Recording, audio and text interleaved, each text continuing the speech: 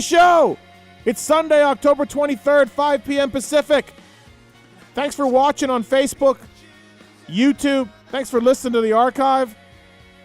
Thank you, everybody, for the support. Nice to have you here. Fun show today. We got the World Supercross to talk about. Second round just wrapped up, and the series just wrapped up. We'll touch into that. We'll touch on some silly season stuff. Got an exciting show tonight. I think we got a couple of great co-hosts in as well. So thanks for watching. Thanks for listening. Cooper Webb will call in tonight. Cooper Webb, two-time Supercross champion. We'll talk to Coop about his summer of fun, his summer of leisure, and getting ready for boot camp with Alden Baker and more. So Cooper Webb will call in. Justin Brayton as well. He is dialing in from Australia, and we'll talk to him about that somewhat heated, controversial race down in Aussie, and his teammate Vince Freeze and him got together in the final main of the SX1 class. So we'll talk to Brayton about that. Josh Woods is coming on, former factory KTM rider and owner of GPF down there in Georgia. Woodrow, friend of the show, he'll call in as well. Logan Karnow is also coming in. Going to have Logan talking about his new deal for 2023, his new title sponsor, and more. So please check out the show and Logan Karnow, a good guy, and everything else. So thank you for that. We'll touch on Life Swap tonight. We'll touch on the LCQ Challenge tonight. We'll talk about a couple co-hosts about what's going on in their industry, in their line of work as well. Thank you to motorsport.com, Fly Racing, Decal Works, Race Tech Suspension and Engines, X-Brand Goggles, Renthal, Michelin Motorcycle Tires, Acherbys, Firepower Batteries and Chains, Maxima USA, Pro Filter Scotia, ORW, OGO Power Sports, FMF, Guts Racing, Atlas Neck Brace, Works Connection, MotorcycleIndustryJobs.com, Get Data, WUSA, Ride Engineering, Manscaped, Suspension Direct, Intense Cycles, Wiseco Piston, Twisted Tea. Check out sponsor deals on PulpMXShow.com to get codes to save. With that, and thank you for people. Listen to me. For coming in. Sunday show, special Sunday show, love it. My two in studio co-hosts tonight. This gentleman is a former Canadian national champion. He's been in the industry forever. He was a top privateer for a long time in the sport. He's a Mission Mafia member. Randy Valade, what's up, man? How are you? I'm doing well. Thanks, Steve. Thanks for coming in. Thank you for having me. Pull your microphone up a little bit. Thank you. There you go. Yeah, thanks for coming in. You got a new job. Lots to talk about with that. I do, yes. Yeah, World Supercross thoughts as well. We'll get into that. I got a lot, yeah. We got a lot, so we'll get into that. Also here, of course, friend of the show. He writes for PulpMX. He writes and does videos for RacerX Online. He's got Keefer Inc. testing as well. The man's very, very busy. Kris Keefer, what's up, bud? How are you? That's a lot going on over here, man. Yeah. A lot. Hey, really cool to be here again. Yeah, thanks for coming in. It's been about a month, a little over a month. You and your wife came up yesterday. We had a nice dinner. We did. And then we gambled a little bit. I came Big night on the tables for you. I've never won as much money as I did last night. Yeah. And it's not that much money, but it's a lot to me. You were stoked. Blackjack. Yeah, $500 I won. Yeah. So that's legit, right? Yeah. Oh, that's a great You're win. a gambler guy, right? I do gamble a little bit, yeah. Yeah. Okay. Yeah. Congrats on to you. Yeah. And then mountain bike ride today on the tasers. Just working me. Yeah. Just Yeah. work me Well, hard. you know, that's what I'm we do. lagging here. So, Um, we had a good time last night. It's nice to be out here a little bit and then do the show and get you riding here next week. So I'm looking forward to that as well. Yeah, World Vet Prep this week. Coming in hot. Yeah, one day we're going to get you riding. Yeah, And then next week you're going to have to ride at least one day at Glen Helen. I'm looking forward to that too. I'm ready. And then you got Galdi coming in. And Noof. And Noof. And Noof, yeah. Lots to talk about tonight on the show. Cooper Webb, Karnow, Brayton, Woods. Brayton has got some things to say, I think. I love it. So we'll talk to him about that. Directing the show over there, holding down things with this new computer and coding away. The Travis Marks. What's up, Marks? Just happy to be here on a Sunday. Oh, my This gosh. is good stuff. He was Sunday night. Sunday show. he was What's not wrong with stoked. the Sunday show? We're getting immediate reaction to the World Supercross. Immediate. Hold on. Tell the people why we have Sunday show, though. Immediate reaction to World Supercross. That's what we're doing. That's why we're here. Listen, people. There's a hockey game tomorrow night. This is why we're here on a Sunday Listen, night. it's the off season. Hey, it's your show. The Toronto Maple Leafs make one visit to Las Vegas, and it's tomorrow night. They only play one time? Well, they only play in Vegas one time. Okay. Yeah. All right. So I'm going to the game. Hey, I was thrown off guard that we were having it on Sunday night. I had no idea why. I just thought it was Sunday night. I'm like, oh, okay, he's changing it up a little Yeah, bit. no. No idea. It's not something we're going to do a lot, but you Hockey. know what? It's the off season, and Hockey. Yeah. I've been here on a Sunday before. yeah, I feel like we've done Sunday Yeah. shows before. Right. And you know what? Coming up here in a few weeks, we're gonna have a Tuesday show. Really? Yeah. So Okay. that's coming up too. So just get ready, everybody.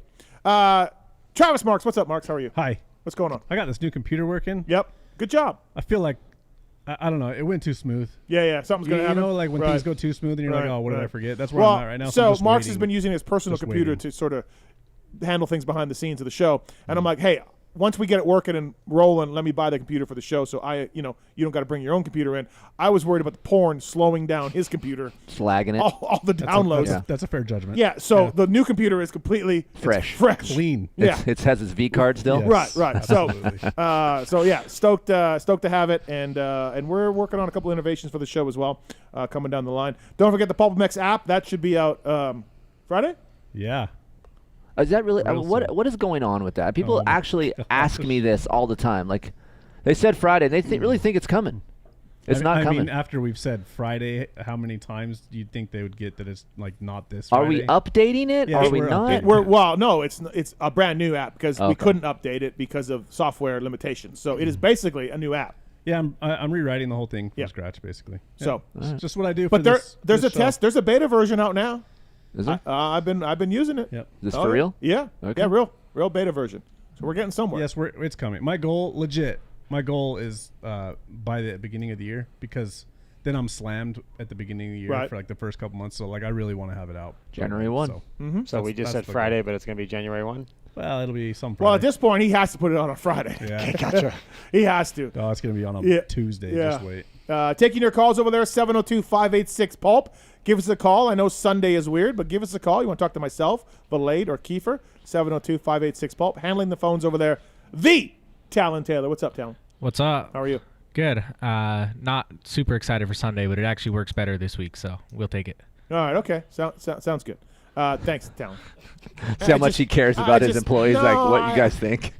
I'm just tired of it. Kris Keefer brought to you by the folks at Decal Works. These are somebody that you work with over there in Illinois. Decal Works, PulpMX is the code to save. Official graphics of the Rockstar NG Husqvarna off-road team as well as Red Bull KTM. If you dream it up, they can design it. And, Die-cut numbers? Die-cut numbers. You love those. Lazy numbers. I love it. I do not subscribe to those, but Are you full preprint? I'm like a half preprint, but I'm not like you. I like half preprint. Yeah. Like yeah. you go from the Right. back to the halfway to the side. I'm a little more than that, but Okay. Keefer just likes the number, like because side panels are curved. I've seen Kiefer's numbers. Yeah, He yeah, doesn't like yeah. Keefer. I don't. I'm not a huge fan. No, I'm with you, man. Yeah, so decalmx.com. Ron and the boys over there helping us out. So thanks to those guys. PulpMX code to get 20% off. Decalmx.com. Expert staff will go above and beyond to make sure your questions are answered. Quality service and knowledge over there. So please thank you to those guys. And every DM I get that people have used Decal Works, they've been stoked on the service and everything else, on the quality. So thank you to those guys. All right. Okay, so Cooper Webb coming up first, but let's get into the Aussie series, the World Supercross Series. It's over. Ken Roczen is the title winner. World. Look, there's a lot of questions, and Tallon's going to ask them tonight because I saw them in the tweets about how do you consider it a world championship when you never leave America over here, and how do you consider it a world championship when you only have 2 rounds? Both of those are fair points. I don't give a shit. Like Glenn Helen has a world championship. It doesn't matter that what they call it doesn't mean anything. Can you really have a world championship with 2 rounds? No, you can't. And can you really have it at 1 race at Glen Helen? No. And can you? But can you really have it when it all stays in America? No. But we all know the best Supercross racer in the world is the one who wins the Monster Energy Supercross Series. That is the best Supercross racer in the world. I don't care that Ken Roczen has a world title or whatever. Right? Well, it's like Heath Voss. No one cared about Heath Voss's world title. Well, right? Yamaha did. They put up a huge banner in our race shop. They seem to care. That banner was probably a couple $100. True. So, anyways, Roczen got a flat tire. A lot of flat tires in both rounds. Yeah. They didn't. I'm sure they didn't travel the dirt from UK to Australia. But dude, flat tires everywhere. Drake had a flat tire, ate crap, I guess. Kenny got a flat tire. There was another a front flat with somebody. Dino maybe got somebody. A lot of flat front tires, and then of course, going into the final one, Freezes up by 1 on JB. Kenny's like 2 back of JB. So it was basically winner take all final round, and Freeze went for the kill. Freeze went freeze. Freeze went freeze. Mm-hmm. What's your take on that, Randy? It was. I was not surprised. I'll be honest. Yeah. But I just thought it wasn't the time or the place, in my opinion. I think we could have maybe got to the first turn before we tried that. Well, but it was exiting the first turn. Sure. But if he had just hung a left, he probably has the lead. I agree. Yes. No. No? Oh, second or third for sure. Yeah, though. second or third. Second or third Okay, for sure. okay. Yeah. JB was going to be on his inside for the next right. Yes. Okay. So I think when we slowed it down today, we really frame by framed it, and he was coming around the first corner. He actually looked to the right because you could see the helmet move to the right. He goes, "Oh shit, hey, there's JB. Bop. Why not just go right over there?"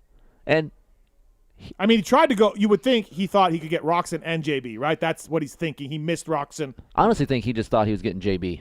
Oh, you do? I do, because I think if he would have got second behind Roxon, he still wins.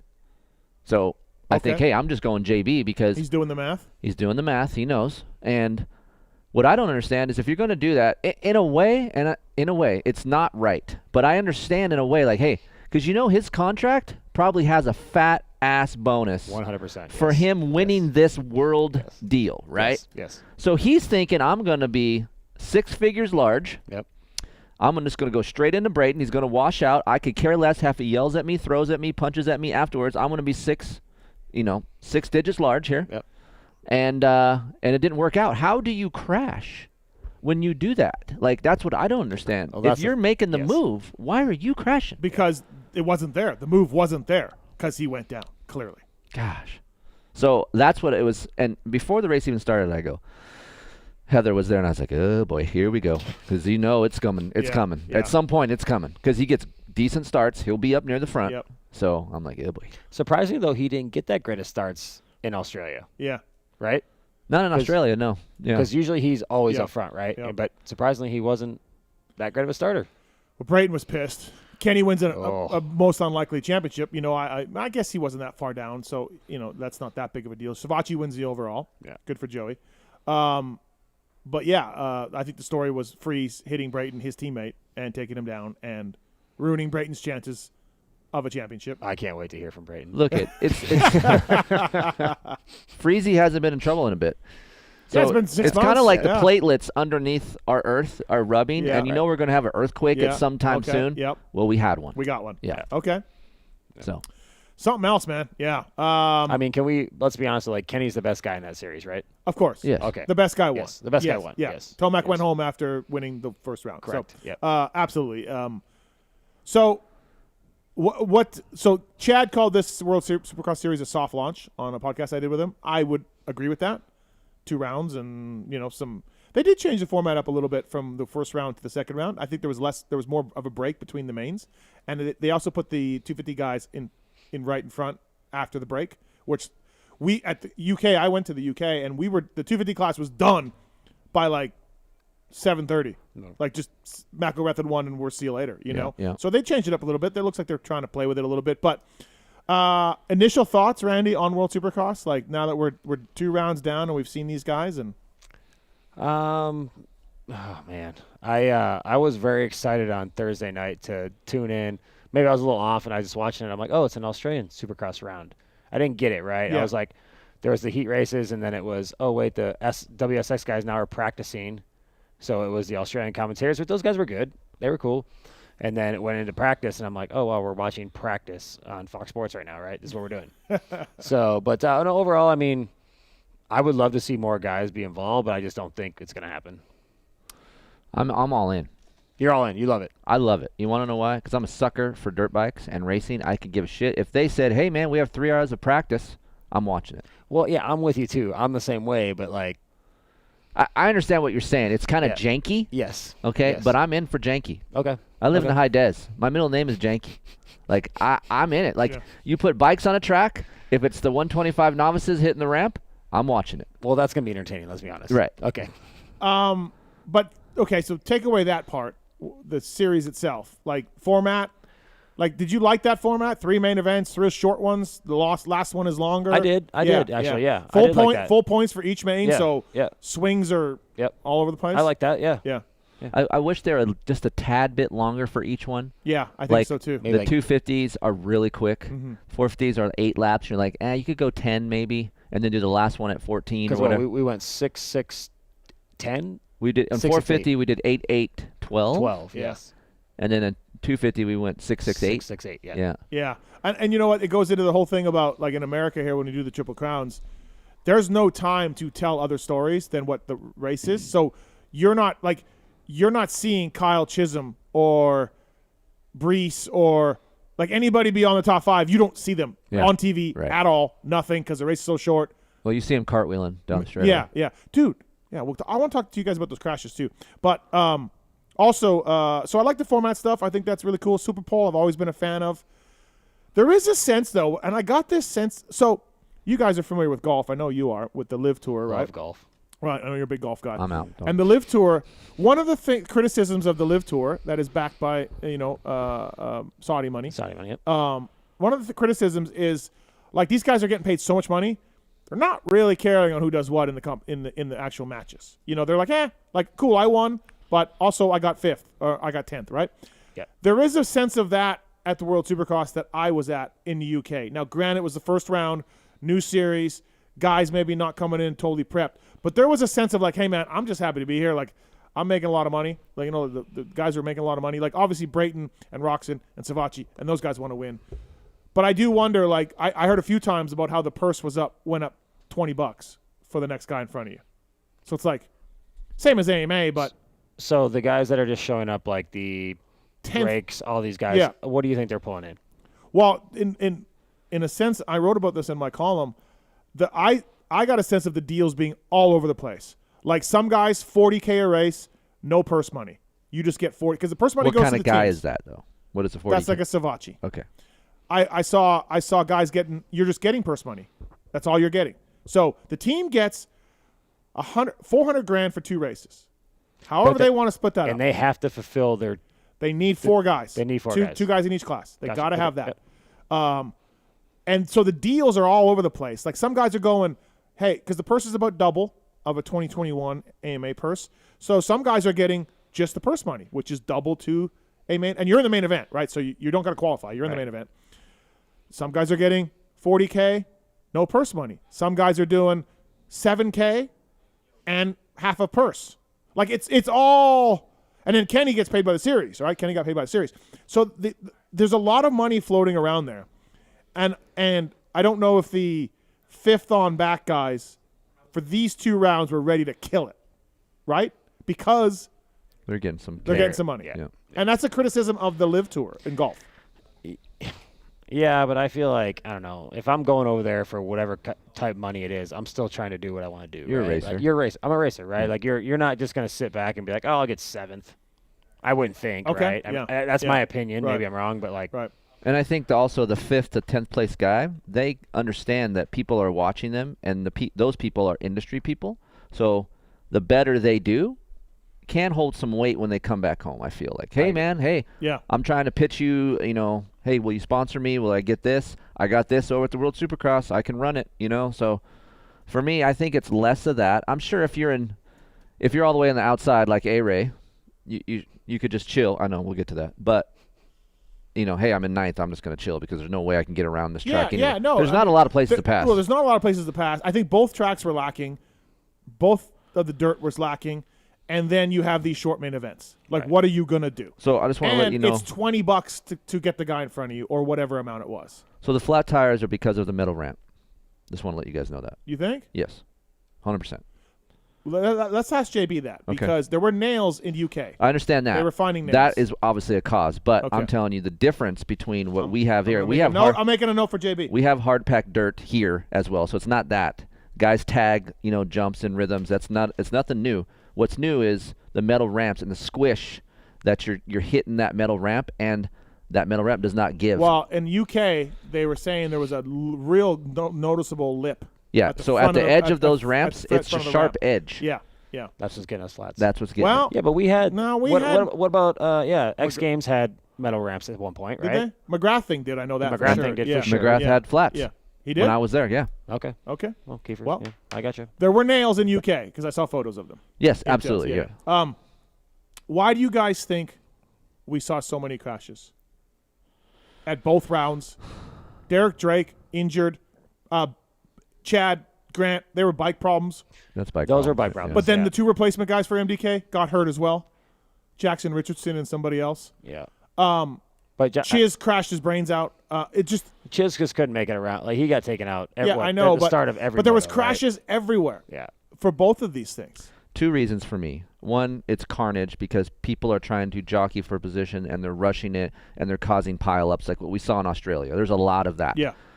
Two is the ground is hard packed, so these guys are overriding the track, and I think they're excited to race. It's a new series. I want to do good, and then you're seeing a lot of crashes, right? Those are the things I think is why we're seeing that. And the Chad thing, the Josh Grant thing, those things, that's just shit happens. Like, that's bad luck. Right.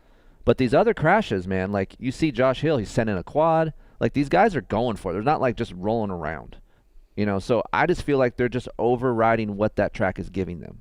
Okay. And then the 250F class, man, I told Heather when I was watching, I go, I feel like I'm watching Aiden's B class at a local race. 100%, dude. Because like, they're Yeah. just Yes. freaking knifing in, Yes. jamming dudes. Yes. Like, Yes. Especially like the first like couple turns. Yeah. It was insane. Like, Right. I mean, Sealy and Chisholm didn't make it around the second turn. I don't think.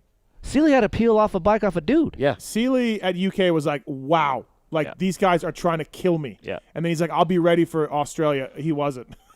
Well, I don't necessarily know if he wasn't ready. Well, do you know It what was- I mean? Yeah, Like, no, I'm he with didn't you. wanna Yeah, play yeah, that yeah, game. Yeah, Yeah, no, but- I know. Yeah, What's frustrating He's- about that he's whole a vet thing? guy. Yeah. You spend 2 months getting ready at the track every day. Yeah. You're doing your grind, and then you go and that shit happens. Yeah. Like, holy, I'm just bumming hard. Yeah. That's Fly across the world. And depressing. And like, let's be honest, like Sealy's a pretty good rider, right? Yes. He's been through it all, and like for him to say that, it's like yeah, yeah. And Sealy could win. 100%. Yeah. Yes. Yeah. Yes. Yeah. Yeah. That's So- what I think. Well, okay. We'll talk more about this series for sure. I want to talk about the TV coverage. I have some thoughts on the TV coverage Yeah. that I watched. But let's get to our first caller of the night here. Oh shit, that's David Bradshaw's bike. I just fucked up. Mr. Side, Mr. Mathis? what's happening? Can I tell a quick story real quick? Yeah. I'm at the Yamaha intro, and me and Bradshaw are eating dinner, Yep. and I have that drop on my phone. Oh, yeah. And I just set my phone down on, like, where we're eating on the table. Yeah. And I just cranked up my volume. I just set it on loop. And it took about 3 fucking times, and he started looking around, and he starts just laughing his ass off, Oh. dude. And he's like, "How is he doing, man?" So it was pretty funny. I thought it was comical. Yep. Crashing Damon Bradshaw. So funny. Yeah. Hey, man. Yeah. What's up? How you feeling? You want to? I'm sore, but I'm good. Not as bad as ML is. So Darkside did a GNCC today. The media, Andy Jefferson from Husqvarna asked certain media to go race the Ironman GNCC, and Darkside and Michael Lindsay from Vital went. Big off-road guy. Yeah. And Darkside cartwheeled, didn't finish. He quit. Wow. Dark Side. Yeah. Yeah, I can't deny it, man. Crashed hard on the first lap. First Did lap. A second lap. A-Ray. Yeah, I did a second lap. Second lap fuck- was very, very slow, very, very sore. Then I racked myself, and I was done. I said, fuck it, I'm out. What class did you guys ride? Industry? Industry. Yeah. Industry. Yeah. So you guys took off right behind the women? I think it was women, and then whatever class, Sportman A, Sports, and then there okay. was like a senior one or something, and then Okay. Who was behind Yeah. you? What line was behind you? like 20,000 people. I don't know. It was fucking row after row after row after row of fucking Here's my people. thing. So And we let's so we get some adversity and we quit. That's what we do. We get some. look. I already ripped into him on the text message. Yeah. Yeah. Okay. All right. here- I'm just I- checking. Look, Yeah. I did a GNCC. I took the white flag, and I was like, I don't have another hour in me, because it would have taken me an hour to finish that loop with the way I was feeling. So I wasn't going to do it. I knew I wasn't going to make any decent time. It would have done no good for me, so I was out. But were you testing a motorcycle? Yeah. Maybe you could have figured something else on the tested last it. lap. You know, maybe that bike could have had durability problems, and we could have tested that. Dark side. I feel like the 350 platform's pretty. It's been around a little bit. I think. Oh, now he's an ace tester. Well, I'm just saying. Now you're going to see a lot of things inside the text of a Vital. You know, test. Hey, I think it's pretty good. I think it would have did this. Can we just get Quitter on the back of his pants for the World Vets? It's a little harsh. If he does it again, then yes. But I Okay. feel like if Okay. he's hurt, I'll give him a pass this time. Listen, I will tell you that, like, at the point I pulled off, my right collarbone, my right wrist, I had nothing left. But I did feel terrible about it. I feel bad about it now. I hate myself right at this moment for pulling off. Let that sit in But, your mouth. Let that taste sit in your mouth. Yeah, it doesn't taste good. So No. next Like, year. but where do you pull off at? Because I've done a GNCC. Like, I don't know where to pull off. Right, I'm just gonna keep going around until I get back to the pits. Right, because I don't know where to pull That's off. a good point. You're right. Yeah. The white flag is on part of the motocross track, and I went over. I took the white, and I found a little trail off where you would exit the track, and I just took a right instead of a left. Isn't the white the give up flag too, like in a war, like you wave the white flag? Yeah. Yeah, Pretty much. Yes. Yeah. Wow. Yeah. Yeah. It was an experience. Got to meet Nash though. That was cool. That was the highlight, maybe. Here's what's crazy about this, Dark Side. You experienced a GNCC. Mm-hmm. We out here on the West Coast, we can't get that many people at a race to save our ass, man. And there is Dude, thousands. Those of people. GNCCs, they're printing money. They just Dude. printing money at those things. Like those people. So Yeah. people are racing. It's just not here. Yeah. Yeah. I thought the works races had big numbers. Not like that. Not like that. Oh. No. The Crawfordsville one is insane. I've been there a couple times. It's nuts. Yeah. They're all pretty. I mean, let's be honest. Yeah. Like, a lot of the GNCCs are huge. Yep. I just Yeah, think I just think for moto people, you pay your $40, you get 8 laps on the day, you sit around for 8 hours. Nobody wants to do that, right? Nobody serious wants to do nobody not serious wants to do that. They can show up at a GNCC, pay 40, get 2 hours in, and go home. Yeah. It's a total win-win. How gnarly are those good guys though, Dark Side? They are amazing. Everybody compared to me seems pretty gnarly, but yeah. Caleb Russell blew by, and that's when I pulled off too. I was like, okay, all the fast guys are coming. It's time to get off the fucking track. He raced. Caleb raced. Yeah, he did the what was it, Michael? The Sportman A with Zacho. Did Michael crash before you? I think his was after. Oh, so yeah, I think so his he was beat after. you, right? So he went further. Oh yeah, he definitely beat. Did me. he quit? I Did mean, he quit? No, he damn sure didn't, and he had a worse injury than I did, to be honest. Oh wow! Well, Yeah. Well, man, Yeah. how deep you're gonna Well, dive now? we got heart and no heart working over Right. at Vital. Yeah, we got a real line of declaration. Yeah. Look, man, I was just competing against myself, Steve, and I failed. Yeah, exactly. You really Well, did. here's the Yeah. thing too. This injury could linger to World Vets. Yeah. I think I'm good. I'm a little sore, but I think I'll be okay. Are you gonna go in the hyperbaric or anything next week, or what are we doing? No time, man. I'm flying back in tomorrow, and then I'm leaving Wednesday for Tampa, and then I'm racing in Texas, and then I'm leaving for Vets. What's in Tampa? Iron Maiden and 83 compound. Changed his life. I changed his life. But you got the guy's a jet setter now. He's getting factory rides. He's showing up and racing. Jet City. It's amazing. It's amazing. I give all the credit to Weege and Michael Lindsay and Keefer started the whole thing. Thank you. At least someone sees this. Yeah, well, Like I you're was right, sat here okay. in this chair and said, you know what, Steve? What if we cut his hair and Oh, gave so him you some? sat here in this chair on this show that I created? Well, I created this show, and you Okay. sat in the show? Touche. All right. Oh, as that's much as I hate to do Touche. it, I do. Chris, Steve has been saying for a long time. He's been like, you need to make a move. You got to quit your Yeah. job. yeah. That's not exactly a game plan. Just quit your job and move. That's not really realistic. But He wanted to get in the You motor have- industry, and I'm like, dude, well, no one's going to call you in digging Right. ditches in Texas, so quit your job, start grinding away, and see what happens. And if everything blows up in your face, go back and dig ditches again. But we can agree on one thing. What? Everyone that we talk to says they will now talk to Darkseid because his hair Yeah. is normal. Yeah, no bandana, Right. no hair. Right, Randy? Like, what, Randy, I you mean, don't know. I'll talk to anybody, honestly. I don't care if he's got a bandana. But you could talk to him but not take him serious. Yeah, I guess. Okay. Yeah. But I've talked to Darkseid, and like he gets it. He's a good dude. Yeah. Yeah. Well, we're just glad you're in one piece, Darkseid, you know? Yeah, I'm Yeah, not happy about you quitting though. Let's be honest. Right. Yeah, there goes your I'm Troy not Lee happy ride. that I quit. Yeah. I mean, you're looking at I'm a not happy Canadian I quit. champion that never quit and dominated Yeah. Yep. his series. Yep. Hey, that gear I just sent you. Yeah. Let's just send it back. You Oh, want you to sent him back? gear? Yeah. Why would you send him gear? He's a fly guy. He works for Vital. Yeah. Oh. You got to be neutral. Oh, okay. Neutral. I didn't know Yeah. that he was on that program. I Yeah. didn't know Mr. Side was on Yeah. that end of things. Okay. He wore Thor I've gear. got- He wore Thor gear, then switched it up today and wore Fly, didn't you? Yes, I did. Mm-hmm.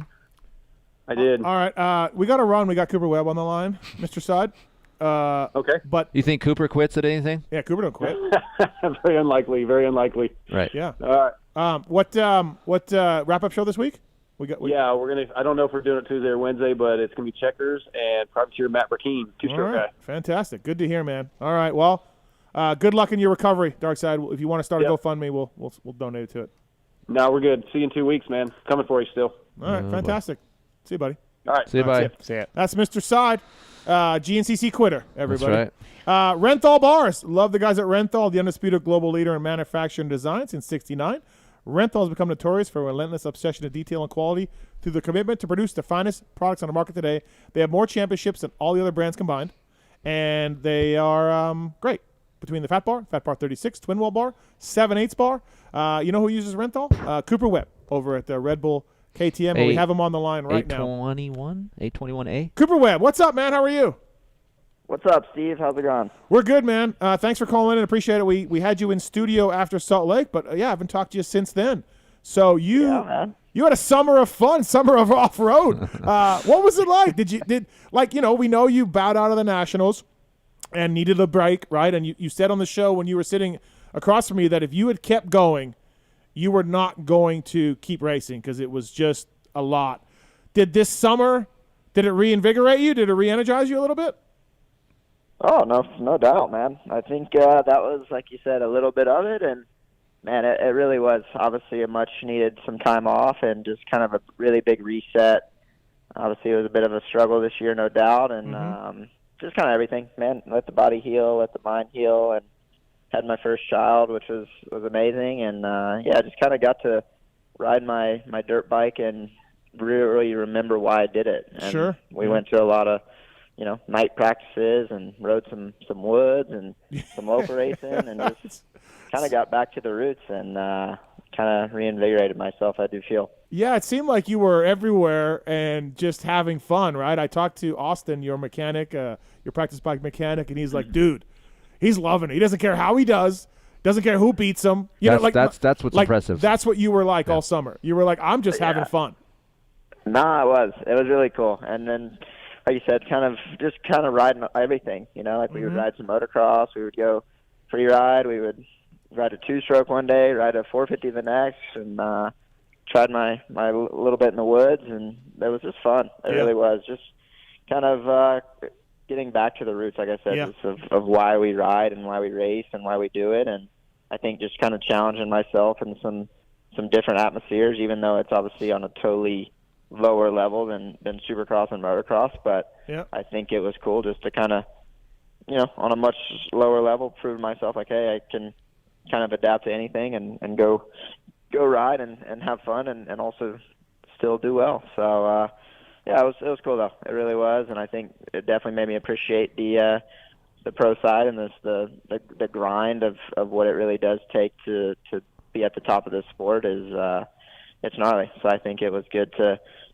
revamp myself a little bit and really get that hunger and that desire of just wanting to do whatever it takes again. Did at what point in time in the series, Supercross series, you kind of said, okay, I think I'm going to do this?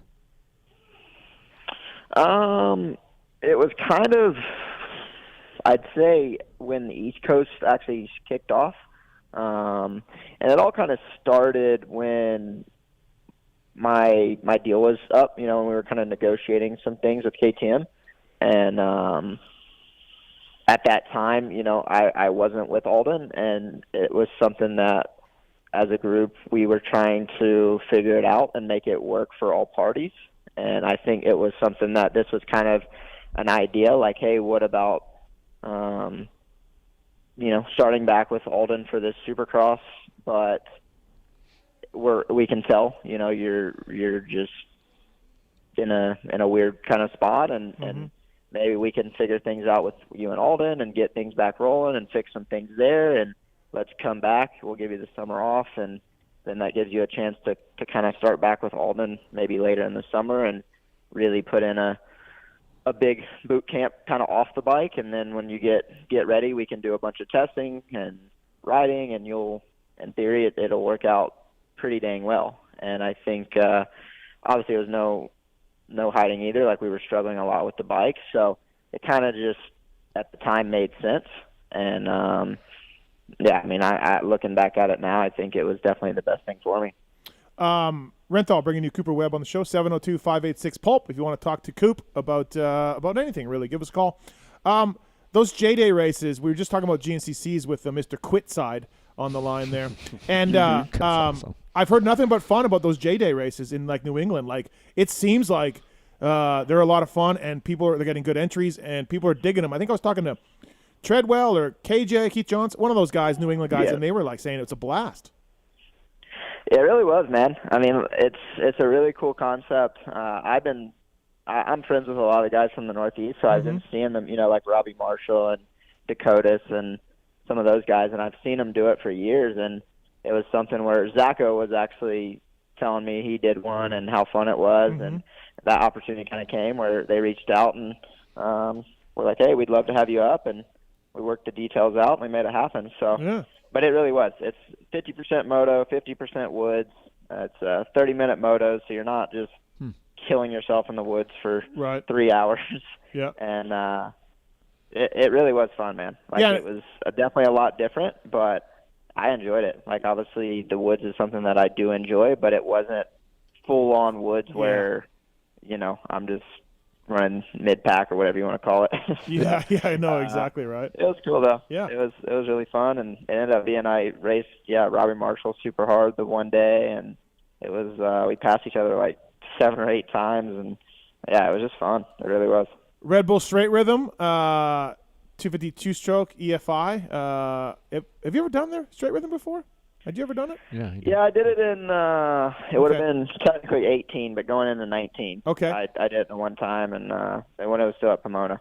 What'd you think this year? What'd you think on the two-stroke and all of that? It was, being in Huntington was unreal. Like, that was something that was really, really cool. The two-stroke thing, I mean, I'm definitely a fan of two-strokes, but it is tough, man. Like, I rode it for a day, not even a day. I did about 20 minutes on it because I was in California to test and fix the 450. Yep. So I rode it the Friday, that we had practice there. And to be honest, we struggled a little bit to get it.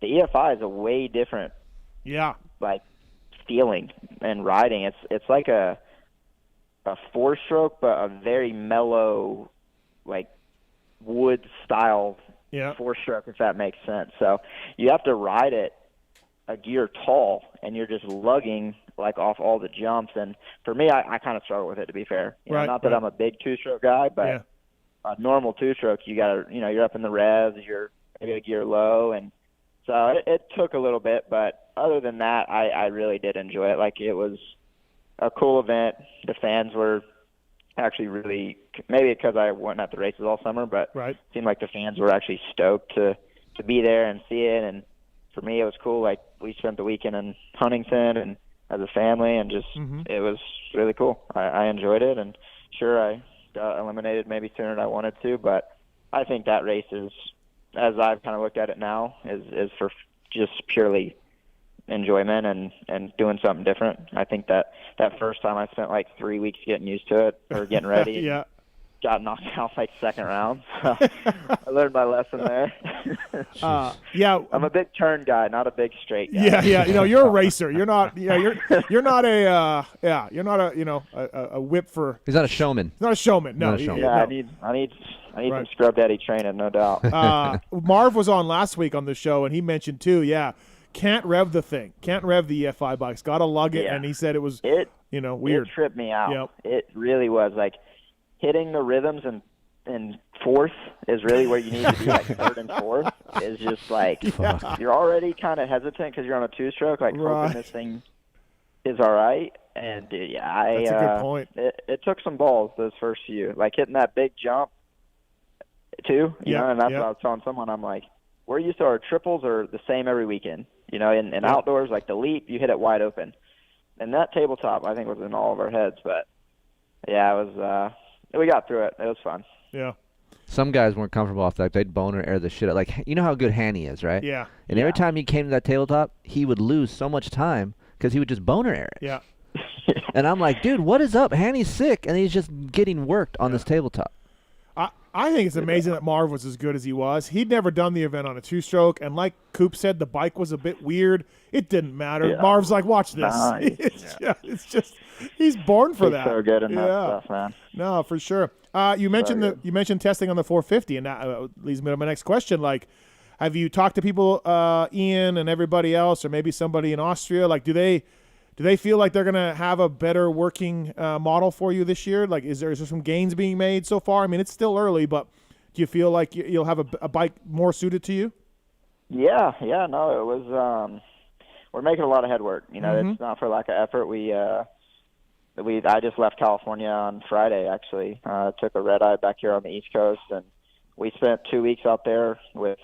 You know, there was probably 10 to 15 Austrians and from every department. Yeah. I mean, we ran through the bike from bottom to top. So we did a lot. We did that's what I was saying. I think Monday, Tuesday, Wednesday, Thursday we tested 9 to 4 every day. Yeah. Straight rhythm, and then we did it all again the next week. Monday, Tuesday, Thursday, Friday. Wow. So, and still, we made a lot of progress. Like, I think we all kind of know the areas now and what we need to work on. And then now I'm back in Florida and hopefully can ride it for, I think give it a good another 2 weeks, start to get more laps in and really because right now I feel pretty good. Obviously, I rode Supercross a little bit earlier than I ever have before, but it was mainly to kind of for this test. I didn't want to just come off the couch and go straight into testing Supercross. So I rode probably 2 weeks of Supercross before this test, and then that way when I was there, I was able to also have a good feel, know what I want to change or fix, and be able to go more than a handful of laps, because I think that's important too, is sometimes you come up with this great setting that's great for a sprint lap, but so anyway, yeah, I think the way we went about it was really good, and I think we all kind of know, for me anyway, what we need to work on and stuff. So, yeah, it went really well, and I think everyone is definitely full steam ahead, knowing that there was some issues that needed to be, fixed, no doubt. And yeah, I think a lot of moving parts. I think there's a lot of pressure on us, from everyone to get this thing turned around. Sure. Coop, where are you guys thinking you're struggling the worst at right now, testing wise? Oh, man. Tough question, I know. Sorry. Didn't mean to put you on the spot. I think for me, the suspension is an area that we were looking to improve, and I think we have.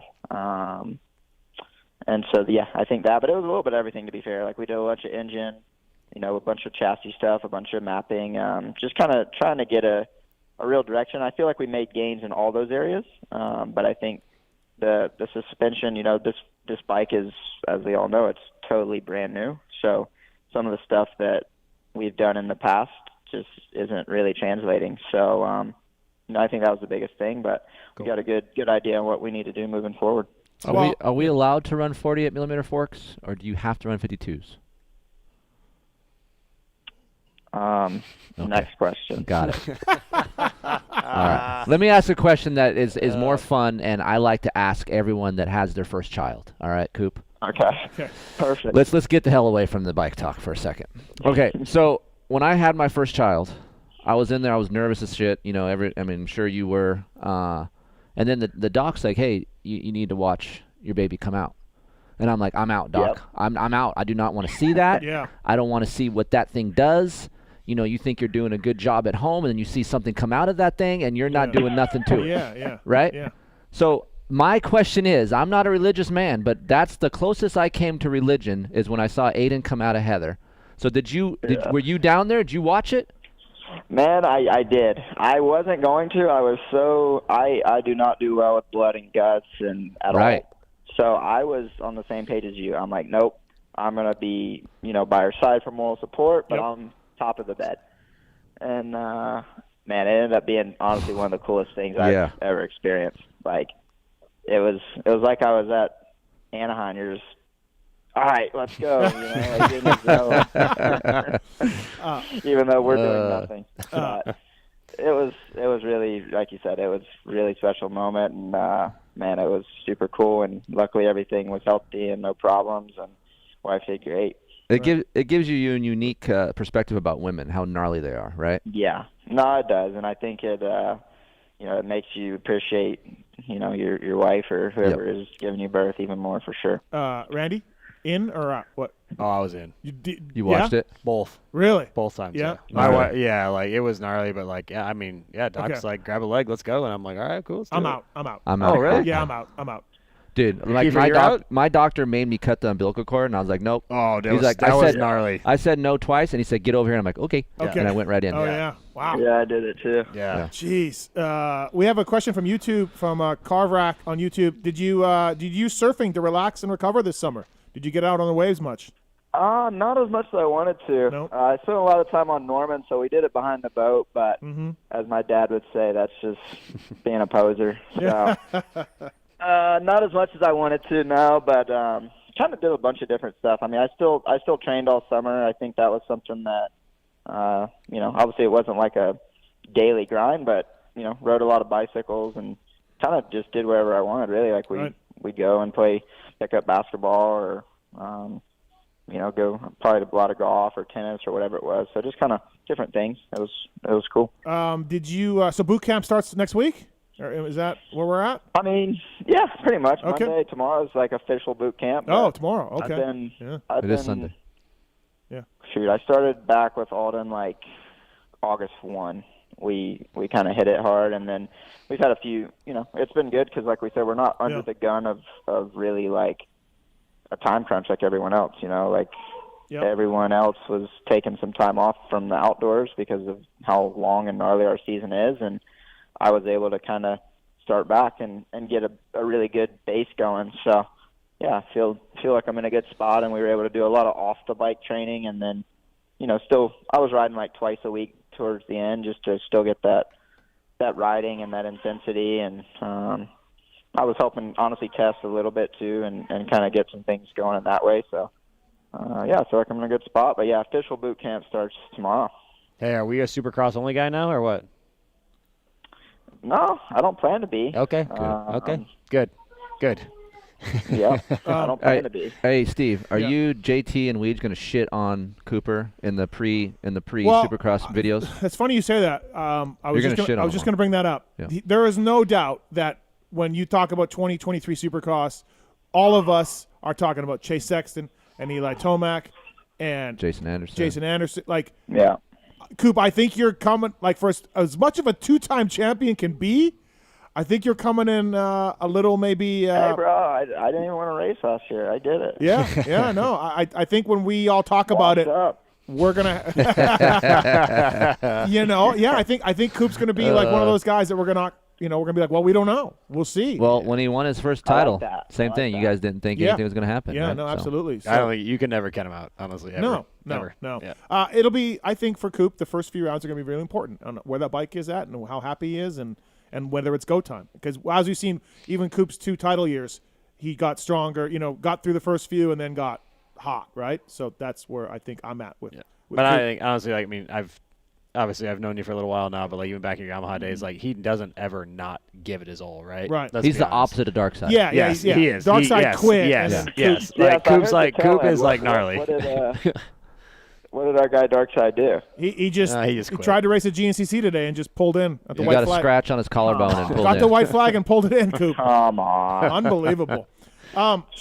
Speaking of pulling it in, 10th place, 59 points, Philip Nicoletti in the World Supercross 250 Series. Where are we at with our guy Philip and his 2 rounds there in Aussie? And Was that 3-digit guy on the Yamaha? yeah, that was him. Yeah, Okay. yeah. Yeah, I mean, I don't know. Me and Rarick actually were talking about this last night. Rarick was kind of hard on him. He's like, dude, he sucked. Like, he should be winning. I'm like, yeah, but for once, he had 0 time on the bike, and like been hurt. But I mean, because I know he'd give me crap, yeah, I think he sucked. Right. Perfect. Yeah, that would work. Yeah. But I mean, it's. Did you watch any of that? Did you watch any of that? I missed Oz. Okay. I need to rewatch it. I watched the first round, and that 250 class, to be fair, was gnarly. Like it was bikes everywhere, riders everywhere. yeah. What is it, like 6 laps, Yeah. It did not look that fun to be a 250 rider, for sure. Especially not the opening lap. So, especially a 30-year-old 250 rider, I'm sure he was snapping on some people. But, yeah, no, Okay. it looked cool, though. I mean, I think for him, like, I don't blame him, obviously, trying to get back out there in the year with some good racing. And knowing him, he made a shitload of money, so. Yeah. That really, I think he just didn't want to hurt his arm, which he got stitches. He did have to take some stitches to his arm, and then He flew off that berm pretty nice. yeah. Yeah, but I mean, that's still, when's he not crashing on Supercross, you know? No, great point. Even though he'll tell you he's a Canadian Supercross champion, which he is. You know, Yeah, apparently, that is true. Yeah, apparently he can't really learn the indoor stuff still to this day. So Are we signed back up on Thor? Yeah, so everything else is good to go. Redid Thor, goggles. Bell, 100%. Oh, okay. A-Star, I heard a goggle. Bull. I heard a goggle rumor earlier. Goggles were. It's actually not signed, but Okay, it'll be but signed any day. Yeah. Okay. All right. Yeah. There was word on the street. Coop could be in something different, goggle wise. But okay. But yeah, re-upped with 100% guys. So that's good to hear. And everything else. So nice. Yeah, everything's full steam ahead. Right. And then we got Paris in a few weeks, so that'll be good. I think Eli and Marvin and Wow. I think Lawrence's, but they're racing 250s. So. No, they're out from what I heard. Really? And the 94 is in. Yeah, that's the word. Oh wow. Yeah, so they'll you, Kenny, Tomac, Marv. That's good. That's good. Yeah. That's gonna be like cool to watch. Yep. I think that'll be good. usually the last few Parises we've seen a real depth and guys who finish all over the place, but I think this one's going heavy on talent and Paris tracks always seems to be better than the World Supercross tracks that we have seen, right? they have been. Yeah, they've been better. Yeah. So Yeah, it's nice that new stadium too, like a bit bigger. Seems like legit Supercross, and I think for me it was one of those things too. I know everyone kind of has their different opinions, but I think for me, not racing in so long, I think it is important to get a race in, and even like we were discussing over the test, like let's see where we're at with this thing. Yeah. You know, we can do 100 laps at the test track, but we don't know until we go race or ride these other conditions. So, yeah, I think it'll work out pretty perfect, to be fair. yeah, they'll have big whoops too. They didn't have them last year because they had a lot of MXGP guys. Like Caroli was there, another Frebber was there and stuff, I think. So they'll have real whoops this year too. It'll be a good test. Yep. Just follow Christian around the farm there, and you'll be fine, Coop. Yeah. No, we're gonna have some speed, man, no doubt. Yeah. Between him and Mook and the whoops. Yeah. There'll be a lot of heaters thrown between those two guys. We're gonna have drag races through the whoops. Yeah, exactly. Hey, props to Thor for the Red Bull straight rhythm gear. That stuff was sick. Yeah, man, it's been good. That was some stuff.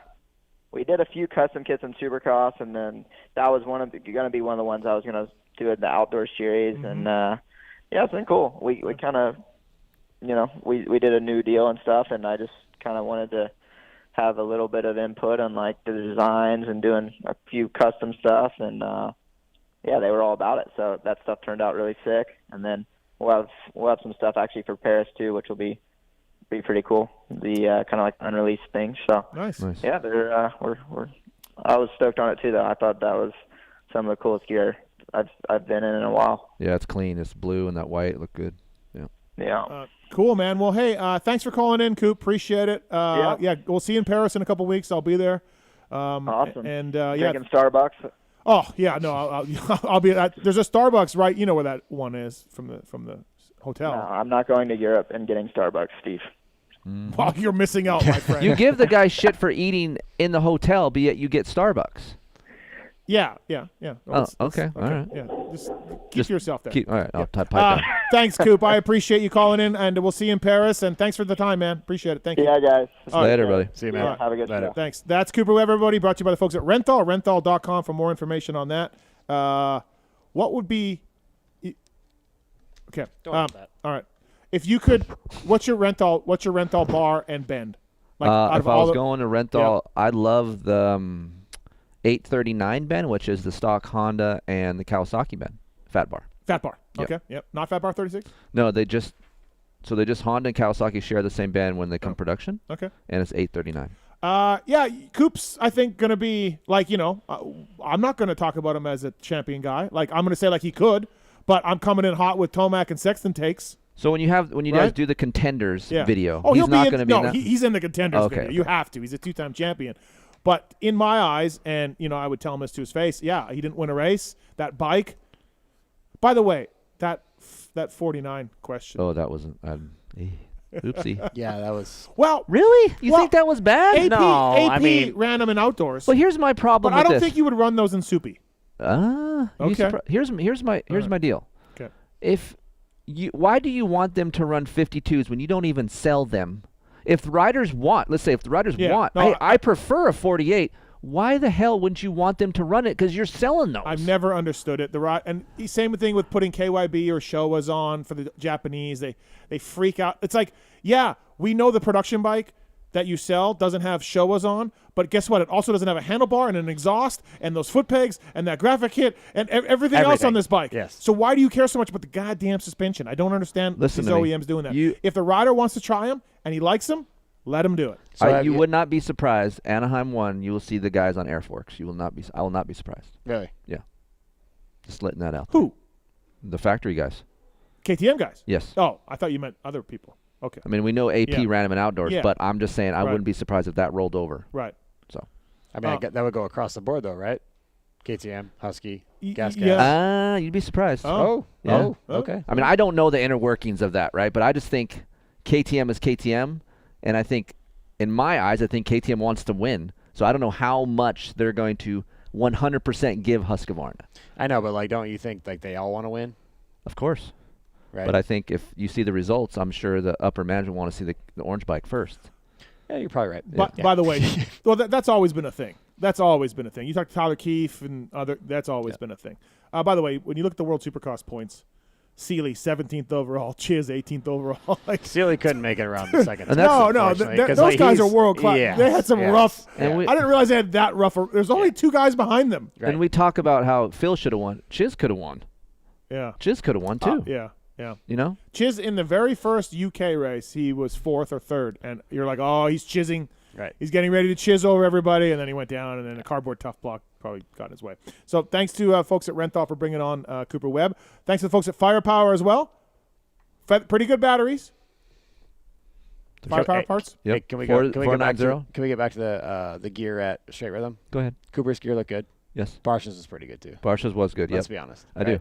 And people talk shit on how tight it is. I like it. No, I think it looks good. That's on my list to talk to you about later. Oh, okay. How Sorry. tight it I is? didn't mean to bring it up yet. I think Okay. it looks unbelievable. Dude, I don't want to see I do. I want to see the mushroom tip. I don't do. want to see that. I don't want to see that. So I don't I'm fine with the mushroom. I don't know what's going on there. We'll talk about it later. Okay. It's on I'm my sure the list. girls are fine with the mushroom too. Okay. Firepowerparts.com. Please check them out. Featherweight lithium batteries, chains made in Japan, and with over 50 years experience in the industry. Firepowerparts.com. Firepower Parts team, Max Anstey, Dean Wilson over there. Mm-hmm. Title sponsor, though. So firepowerparts.com. They got big things happening over there. So please check those guys out. 490-2531. Speaking of big things, Carson Brown and Chris Blows using Michelins in the World Supercross Series. Michelin Starcross 6. That's right. Our buddy Randy was in last week. Please check out the Michelin Starcross 6 at motorsport.com. Keefer helped, well, not really develop these, but No, I kind didn't of. develop. Yeah, I helped test them. test them. Yes. Yep, test them. Michelin Silica technology. The Michelin Starcross 6 range provides up to 11% more durability than the previous generation. Sand, mud, medium soft, medium hard, and hard versions with naming designation corresponding to the type of terrains and conditions. MichelinMan.com/motorcycle. Learn more about Michelin Starcross 6. But, you know, they don't have a U.S. racing effort. But when you look at Carson Brown and Chris Blows, veterans, they got starts. They rode well. They finished on the podium. Carson didn't, but he came pretty close with Michelin Starcross 6, so you know that they work pretty well. So please check that out. And then Michelin mountain bike tires, Michelin truck tires. They make tires for the space shuttle. So if you have a space shuttle and you need some tires, it's They put a. BF Goodrich, I I believe. got some Michelins on my KTM 390 adventure bike. Okay. So. And I just want to let you know, Okay. Blows got 3rd overall in the series Yeah. on Michelins. yeah, Michelin. I said that. Okay, I Not didn't on hear podium. you. My bad. But I thought you meant podium, just that race. Oh.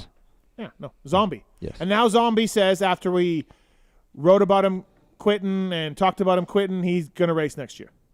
He's amped up. You're just like, oh, thanks, dude. We spent all Is- year talking about your career. Like literally in my interviews, I'm like, hey, man, You're hanging it up, like, you know, blah, blah, blah, blah. And he's like, yeah, I'm going to come back. We had this conversation at my work the other day. Okay. So we were talking about Blows, and I forget who I was talking to, but they're like, yeah, I mean, he's got third. He's like, he's really not that good. I'm like, no, he's actually pretty good. Like, he was a top 10 guy in Supercross. Yeah. All year. Oh, yeah. Like, yeah. all year. Yeah, Blows Like, can get a he's good. top 10 in his sleep, right? 100%. Yeah. And he's good in whoops. He's really good in whoops. Yeah. And but his gear is horrible.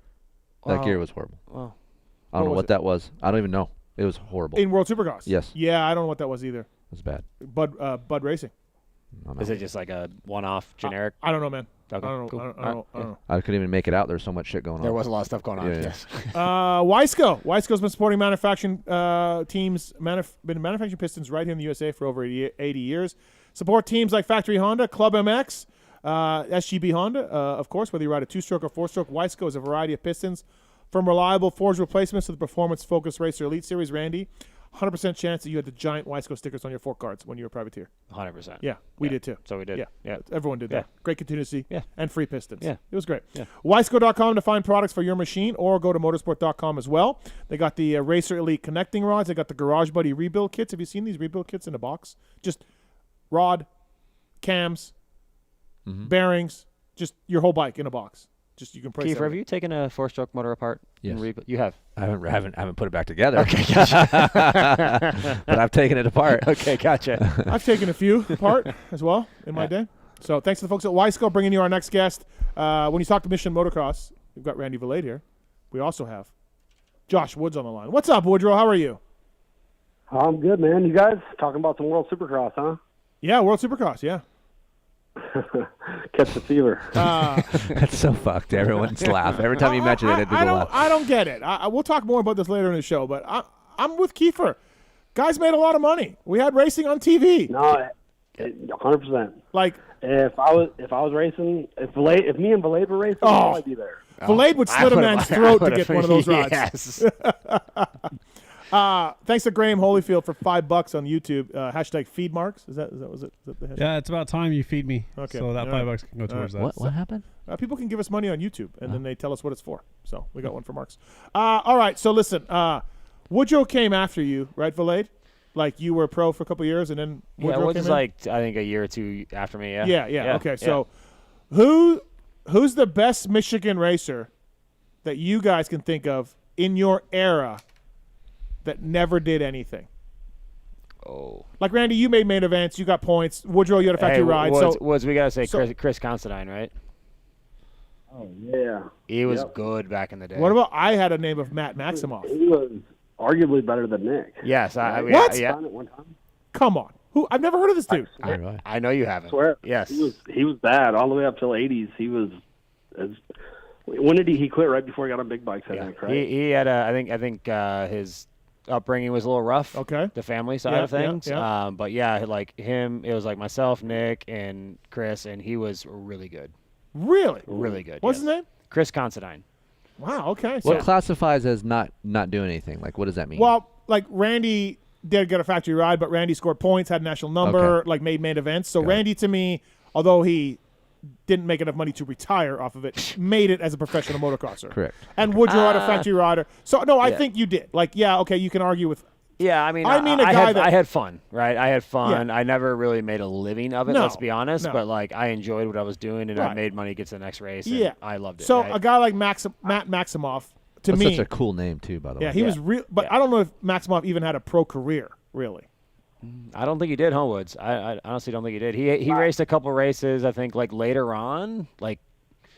But I remember yeah. him coming out the buds a couple times. Yeah, or whatever, yeah, but yeah. I don't. Yeah, he never had a ride. No, which you even He had a ride. he made more money as an amateur than a pro. Maximoff was sick on 80s, right? Yeah. Yeah, Yes. yeah. I remember that. Yes. So okay, so we're going with Chris guy. That's where we're going with both of you guys. Well, I mean, what do you think, Woods? I agree with that. That was a good pull. So Okay. yeah, he's got to be up there, man. He maybe even has Loretta's title or two. I think he does. Yeah. Right? Wow. I'm Yeah. sure he did good. Right. Yeah. So Yeah. he was a bad dude. All right. Yeah. Okay. Good. I did I not don't know expect that anybody. pull. Yeah. Michigan Mafia though in the house, so you two guys would know. Absolutely. Hey, Woods was Did- good. When I remember being up in Canada watching Woods on Suzuki's, and Woods was really good on Suzuki's up there on He was that on team. Cowie's. But he was on Suzuki's at one point too. Yeah, my last year racing, I was Yeah. up there. I did a couple He rounds. was better on Cowie's in Canada. No, he was actually decent on the Suzuki. I remember watching him. Well, Woods is pretty I much got good hurt on everything. first Let's be round. honest. Yeah. Right? Like Something like that, but, yeah. 61 yeah. on the KTM. Yeah. Yeah. It's pretty good. Red Bull gear, like the Alpine Star Red Bull gear. Yep. Good look, Woodrow. You Yeah. had. Woods look good then. With Oxstar boots. We won't talk about the ECC That years. didn't go over too well. We won't talk about the ECC years with Woodrow. No, it was all right. It was all right. I learned a lot at ECC. So Mike, and, Mike Craig as manager. That's who was the manager? And I Yes. always, to clarify, like consider them a pro or if they made it. I always use the rule of thumb: did they make more money than they spent at one time racing dirt bikes? And if they did, then yeah, you know what, you doing something right. So Hey, I'm out. I'm out. no, stop it, Valade. You probably Yeah, championship, you got to make some money. yeah In Canada? yeah. How much you get? 10 grand? 10 grand? No, I got I think it was 5,500 Canadian. For a championship. Yeah. You got fucked. Yeah. Tell me about it. Yeah, I know. Well, and Woodrow had a factory ride, so Woodrow, Yeah. if you do the whole, did you make more money than you spent? Woodrow is fine. Yeah, Woodrow's fine. Yeah, Right, for right. sure. Yeah. It's funny. Like I talked to Nick a while ago. Like to me, and we're all friends with Nick Way, right? We all love the guy, and he's awesome. He's doing great with AC and McAdoo and all that. And like every time I talk to Nick, like just some deep conversations or whatever, he's always like, because I didn't do what I was supposed to do as a pro, and I didn't do this, and I didn't do that. Like he's really hard on himself for his pro career. And yes, he won one race only, right? But he got on a 450 Supercross podium 3 or 4 times. He got outdoor podiums a few times. Hey, but you got to look at too, like Nick, as far as when he raced in his prime, right? Yeah, He raced against Ricky Carmichael, Yeah. and he raced against James Stewart, Right. and Chad Reed, Yeah. right. And so his year on Suzuki, he was 5th overall in both series, or Yep. top 5 in both series, and then got let go because Carmichael was coming. Yep. And more importantly to me, Nick made millions of dollars racing. Like he made it. He got the golden sure. ticket. yes, And he's to this day, I think if you ask him, he's bitter. Nick may be the highest earning guy to come from Michigan ever. Probably. Right. Yes. no, it can't be more than Jeff Stanton. Dude, Stan wasn't making that much. You don't They didn't think? make that much. back Stan then. was making No. $250 a year, Okay. and then Didn't Stanton's told Nick that the day he had $1 million in the bank was the day he retired. Oh, okay. right. Wow. And then he ran his farm from then on. Yeah. So Yeah. So, um, but to me, Nick is a massively successful story in pro motocross, 100%. and he does not feel that way. Yeah. He does not feel that I way. think that's just a racer mentality because Yep. Travis is like that too. Is he? Travis won a championship. Yeah, yeah. And he's still kind of that way. He's just like, I didn't do anything. He's like, I did something, but I was expected to do more. I wanted to do more. So I mean, Nick was highly touted for sure. He was a big deal in amateurs. Like not a Lessie level, but Right. a big deal. But I don't know. To me, close. to me, Nick should be stoked on his whole career. Yeah. But yeah, I don't know if he is. So. I mean, if you're Valade, maybe you're like, yeah, I'm not that stoked on what I did. Like, you could have done more, blah, blah, blah, blah. I just had fun, right? Yeah, And that yeah. was what it was all about for me at the end of the day, right? I Yeah. just enjoyed riding motorcycles, and if I was making money, cool. If not, I work during the week, but Yeah. it is what it is, right? Right. Like, yeah, I had fun. Right. And it all three of us, including Keefer too, you race pro, who can forget? The big boar. a lot of people. But all four of us have made a living in motocross. Like from we stopped racing because we sucked or got hurt or Yeah. whatever, and then you keep going. You were still all in the motocross industry. Hey, Keefer's got a Loretta's title, by the way. To He me, does. like making it to Well, me. Woodrow's got about 14. Probably. Woods has a lot of them, yeah. How many He's- Loretta's titles you got, Woodrow? Just two. Oh, too. Two. Oh. Two. Oh. Yeah. To make I was a late bloomer. I didn't get good until I was older. Like I was 13, I started really doing well there. Before that, I was kind of, I was a 10th place guy before that. So Was Ray was kinda- cracking the whip? Oh, Ray broke down on him. it was when I hit puberty, like it just kind of took off. I started doing it for myself and quit cutting corners and like putting the effort in, So I think from then on, I really didn't have to be told what to do anymore. I just did it. So I don't know. To me, like all of us made it. We're all doing something that we started out because we love dirt bikes, and we're all a part of something dirt bike related. You're in the dirt bike industry. I'm the dirt bike. Same with Steve. Like Woodrow's got a facility. Woodrow's Like got amateur money he's printing money down there at amateur motocross. Like, I mean, just let's face it. Hey, and families are willing to spend. Oh, did you? Let me tell you. I bet you Woodrow has like an underground safe. You know? Hey, but if you look at when you look at facilities, Yeah. and I've been to GPF, right? The facility is top notch, right? I mean, it's right next to MTF, obviously, but just the way they do everything is just top notch, right? Yeah. And the dirt's amazing. The dirt's amazing. The facility's amazing. Everything's clean. Like, they do a great job at what they do. It's not just come here and ride we're going to take all your money. Like, they do it right. Right. you I know? feel like Woodrow, you said this before, like there's like a structure and a supervision at GPF that maybe there isn't at other places. Yeah, like my whole family lives here, right? My parents live here, but their house is right in the center of the property, and they my mom's good at kind of keeping over the facility part of it, and keeping the campground under control, and but I live here on the property as well, right? Yeah. So I have control of it. I was just out there about 2 hours ago yelling at for kids for riding pit bikes on the Supercross track. So. yeah. Right. There's control, right? So we can, versus other facilities where I think at the end of the day they go home, right? And whatever happens, happens. Whatever. Yeah. Go. Yeah. Right? So how close are you to Ricky's place? Like, I was just there, so how close is that to you? 15 minutes, and I'm pretty disappointed you didn't come hang out. Really? You're 15 minutes away from there? 15 minutes. Oh, yeah. shit. Good job, Keefer. Oh, yeah. No, I'm pissed too. Like, I would love to have gone over there. Well, let's talk about the 2023 YZ450. No, let's not. Let's keep talking to Josh. Unbelievable. Hey, let's talk about Josh. He's got a big race coming up. Yeah, what's going on, Woodrow? Yeah, so it's our fourth year doing what we call the Cash for Class, which is a amateur race that we kind of keep trying to grow, and it's a little bit different format where we pay back money in the form of scholarship money. So the past couple of years we've had the purse up to last year the purse was up to 17,000, a little over 17,000. So we have the same purse again this year. Nice. So yeah, it's cool. It's a way we can kind of give back and maybe try to encourage these kids to go to school. We teamed up with On Track years ago, and they kind of had the idea of let's do something with scholarships where we can pay back in scholarship money. And me and my dad kind of ran with it. And so we, came up with a format of how we could do it. And, Andrea Lieb, who owns On Track, she has the, a 501(c) account, which is a nonprofit account, right? So all the money gets funneled through the nonprofit account. And then at the end of the race day, they pay back all the money, but it goes. So basically, the way we have to do it, so we can kind of get around paying amateurs thing, right? Mm-hmm. Is each rider that earns money has to create a 529 account, which is a school account, right? Every bank you can start a school account like that, and it's a tax deferred school account, and so we deposit that money directly to your account, right? So we've had kids that are making, over the past couple of years have made upwards of $1,000 some, so that are in their school account, and that can be used for anything. It can be used for homeschooling, it can be used for trade school, it can be used for college.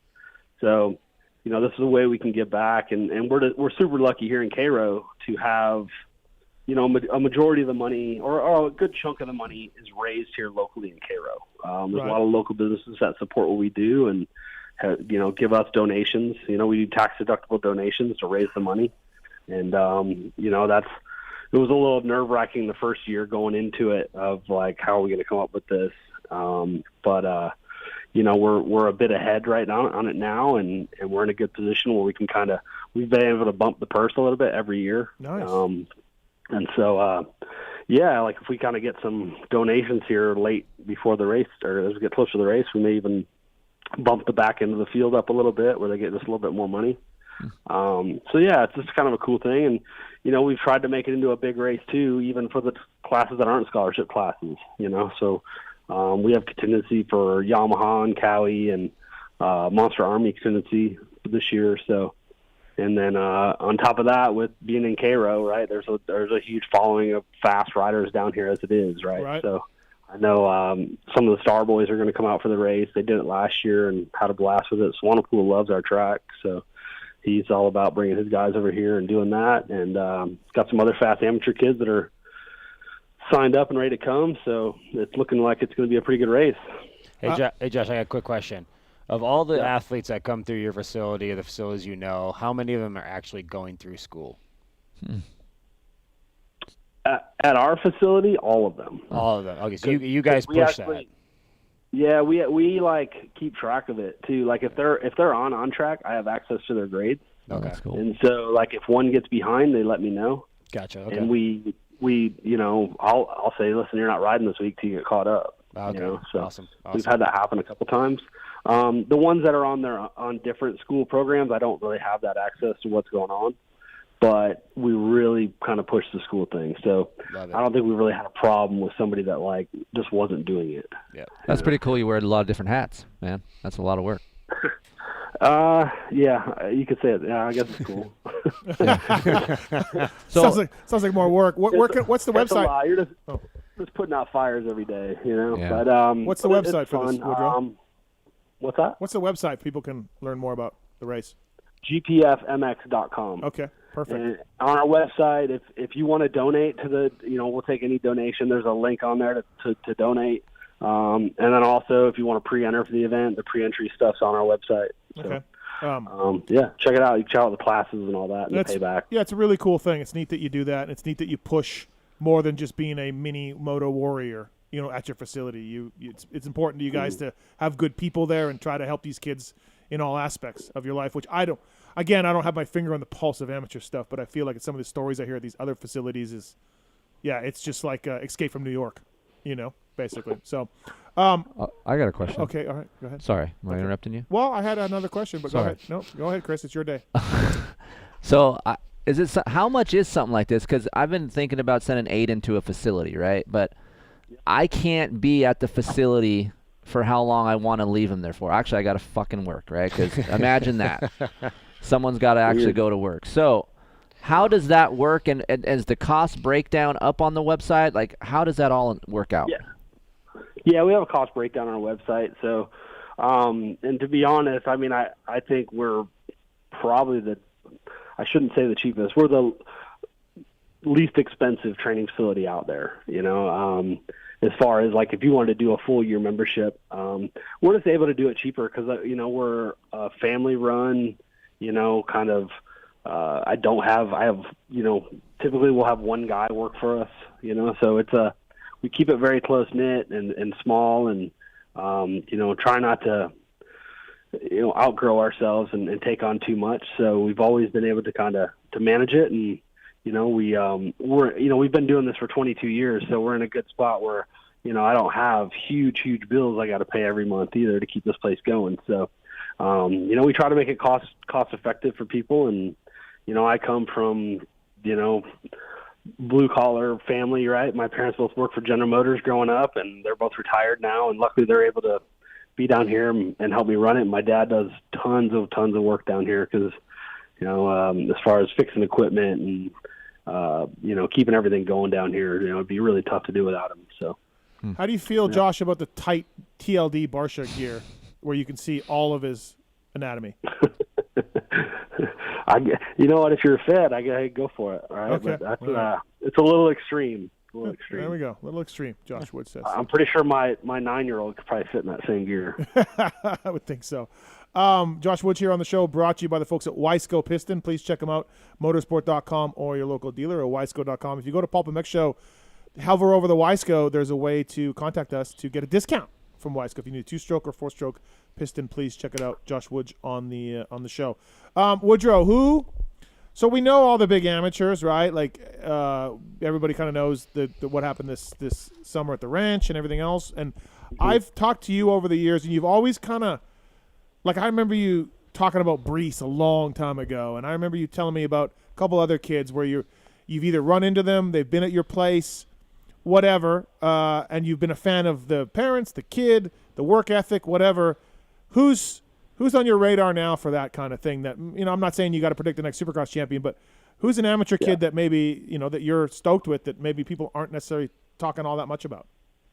I have a kid here who's a Team Green Rider. His name's Christian Janik, who's Randy knows the name. I know him. Okay. He's All good. Yeah, He's good. been hurt a little bit this past year, so he missed Loretta's, but he's fast, man. He's got another year in B, so he's gonna have a good year, I think, with them. Another Team Green Rider who doesn't train here, but he's kind of the next guy on Mitch's radar, I think, is this Drew Adams kid, who's that's like Truman's 14 guy. on a 250X. Yeah. And he's special, man. He still looks like a little kid when you see him, but he can ride the hell out of a 250F. So I'm pretty impressed with how he rides it. So That's Truman's guy. Truman's already locked him down for after parties and press passes and stuff like that. Yeah. No, he's just really good. I mean, I've obviously I sponsored him back in the day at my old company, okay. but like he's really good at what he does, and he moved up to a big bike pretty quick. Okay. And he's adapted Right. very, very quickly. I met him at Ironman with Holiday, and he looks small. Yeah, he looks really small. Yeah. So. Yeah. Okay, so there's a couple of kids to keep an eye open. Also, Woodrow, I meant to get on you a little bit. Last time I saw you, Motocross the Nations, you were camped right by a Mr. Gauld. He was my pit bike of nations rider. And were you responsible for giving him that alcohol? He might have got a shot as he walked by my pit. Oh, okay. So the American Josh Woods sabotaging Team Canada for the pit bike race. I gotta do what I gotta do for the Team America, right? Right. Okay. I honestly don't think even if RV would have drank, it wouldn't have phased him. As much as I've spent time with him last week, it would have been probably better. Yeah, he's right. fine. He's fine. Yeah, he's fine. Yeah, he's fine. What's crazy is he was probably the weak link on the USA team, and he's really fast. Yeah. But Carson Brown and Willie Browning, Right. Yeah, those guys are good. they're next level, right? Yes. Right. So okay, Woodrow. So you really didn't help the cause then, because we had a little incident with Mr. Gauld. You guys are all pussies. That was pretty impressive. I watched his walk back from the pit bike track to his pit area. Uh-huh. I was impressed that he even was able to get on that motorcycle, because he could barely. It was all he could do to get back to his.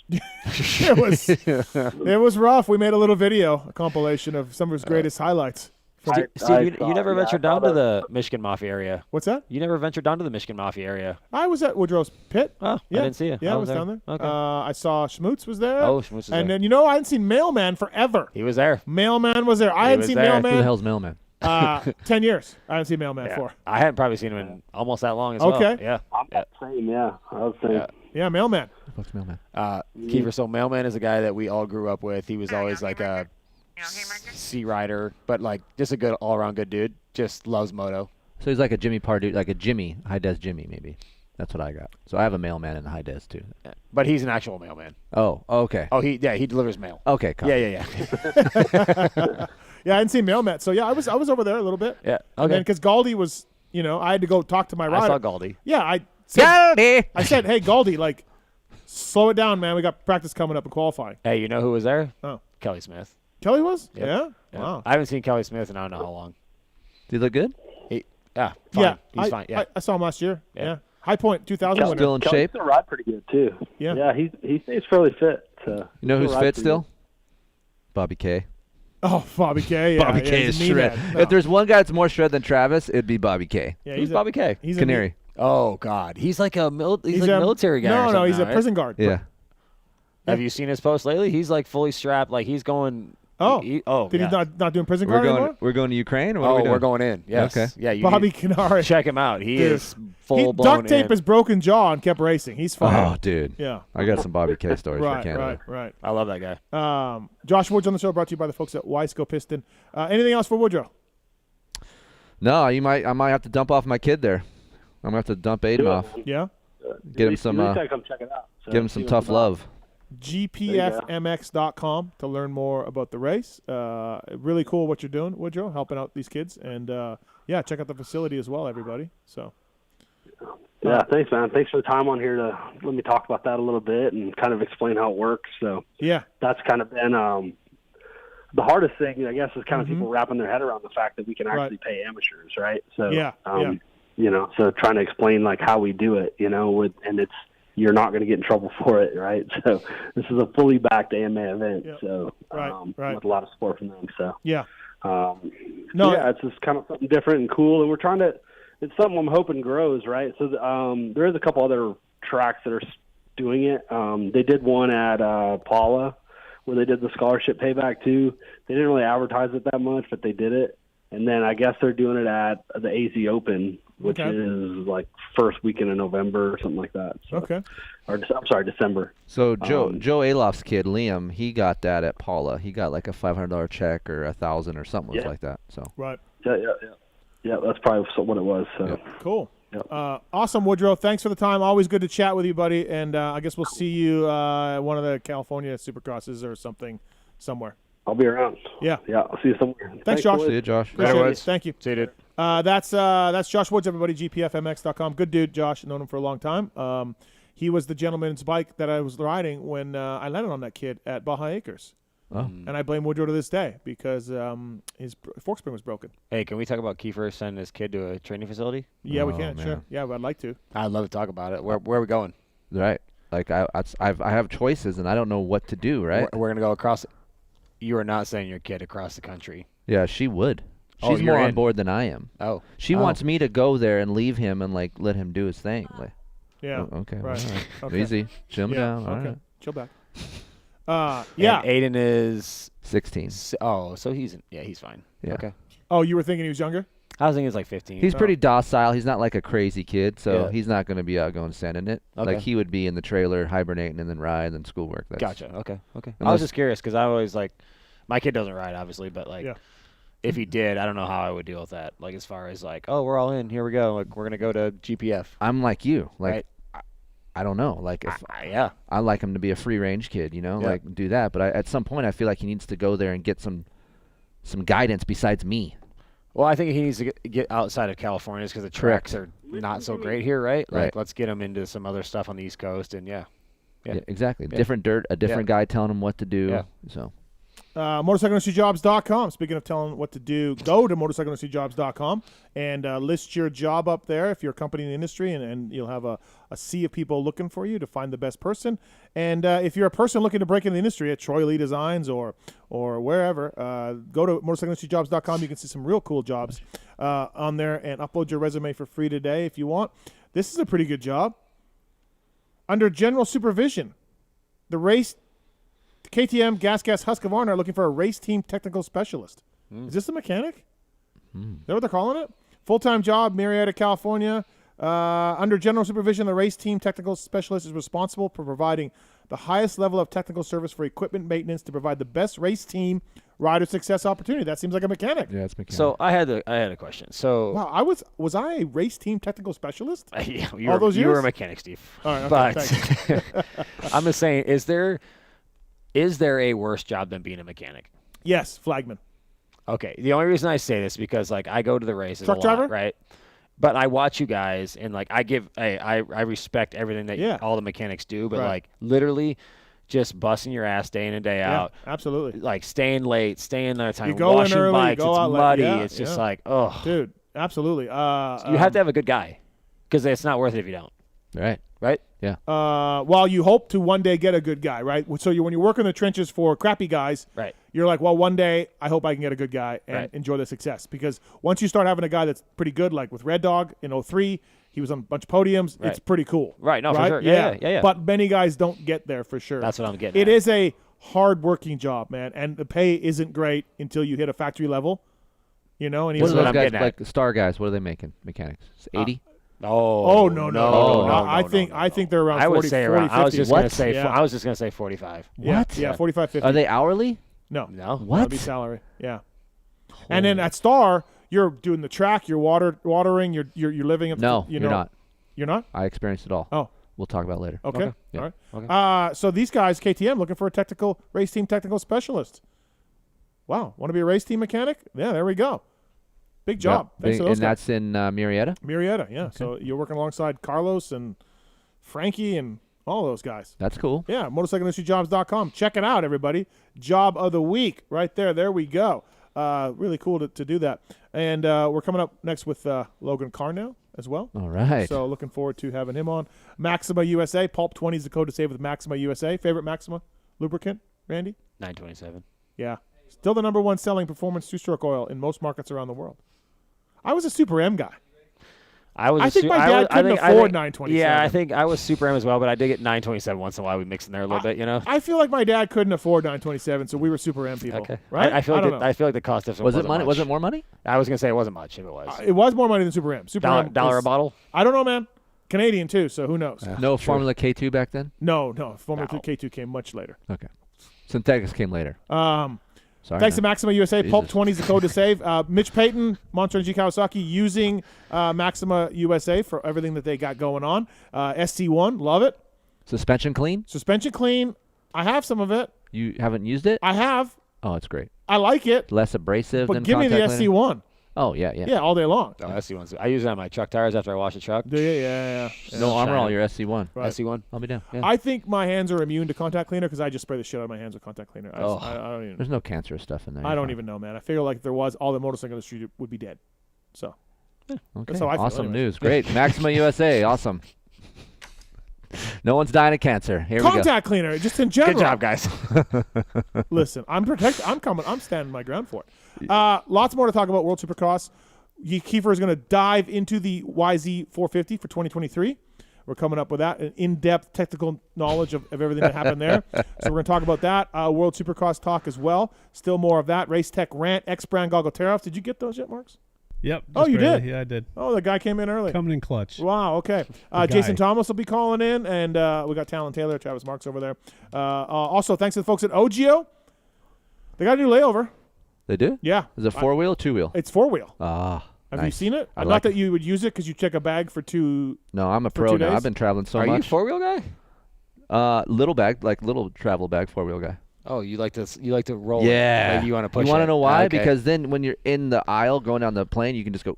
Yeah, Okay. listen, I Okay. was a 2-wheel carry-on guy forever, and OGIO sent me their new layover with the 4 wheels. And first I was kind of sideballing it, like, I don't want to be one of those guys. Do. It's pretty cool. Okay. Yeah, it's pretty cool. Yeah.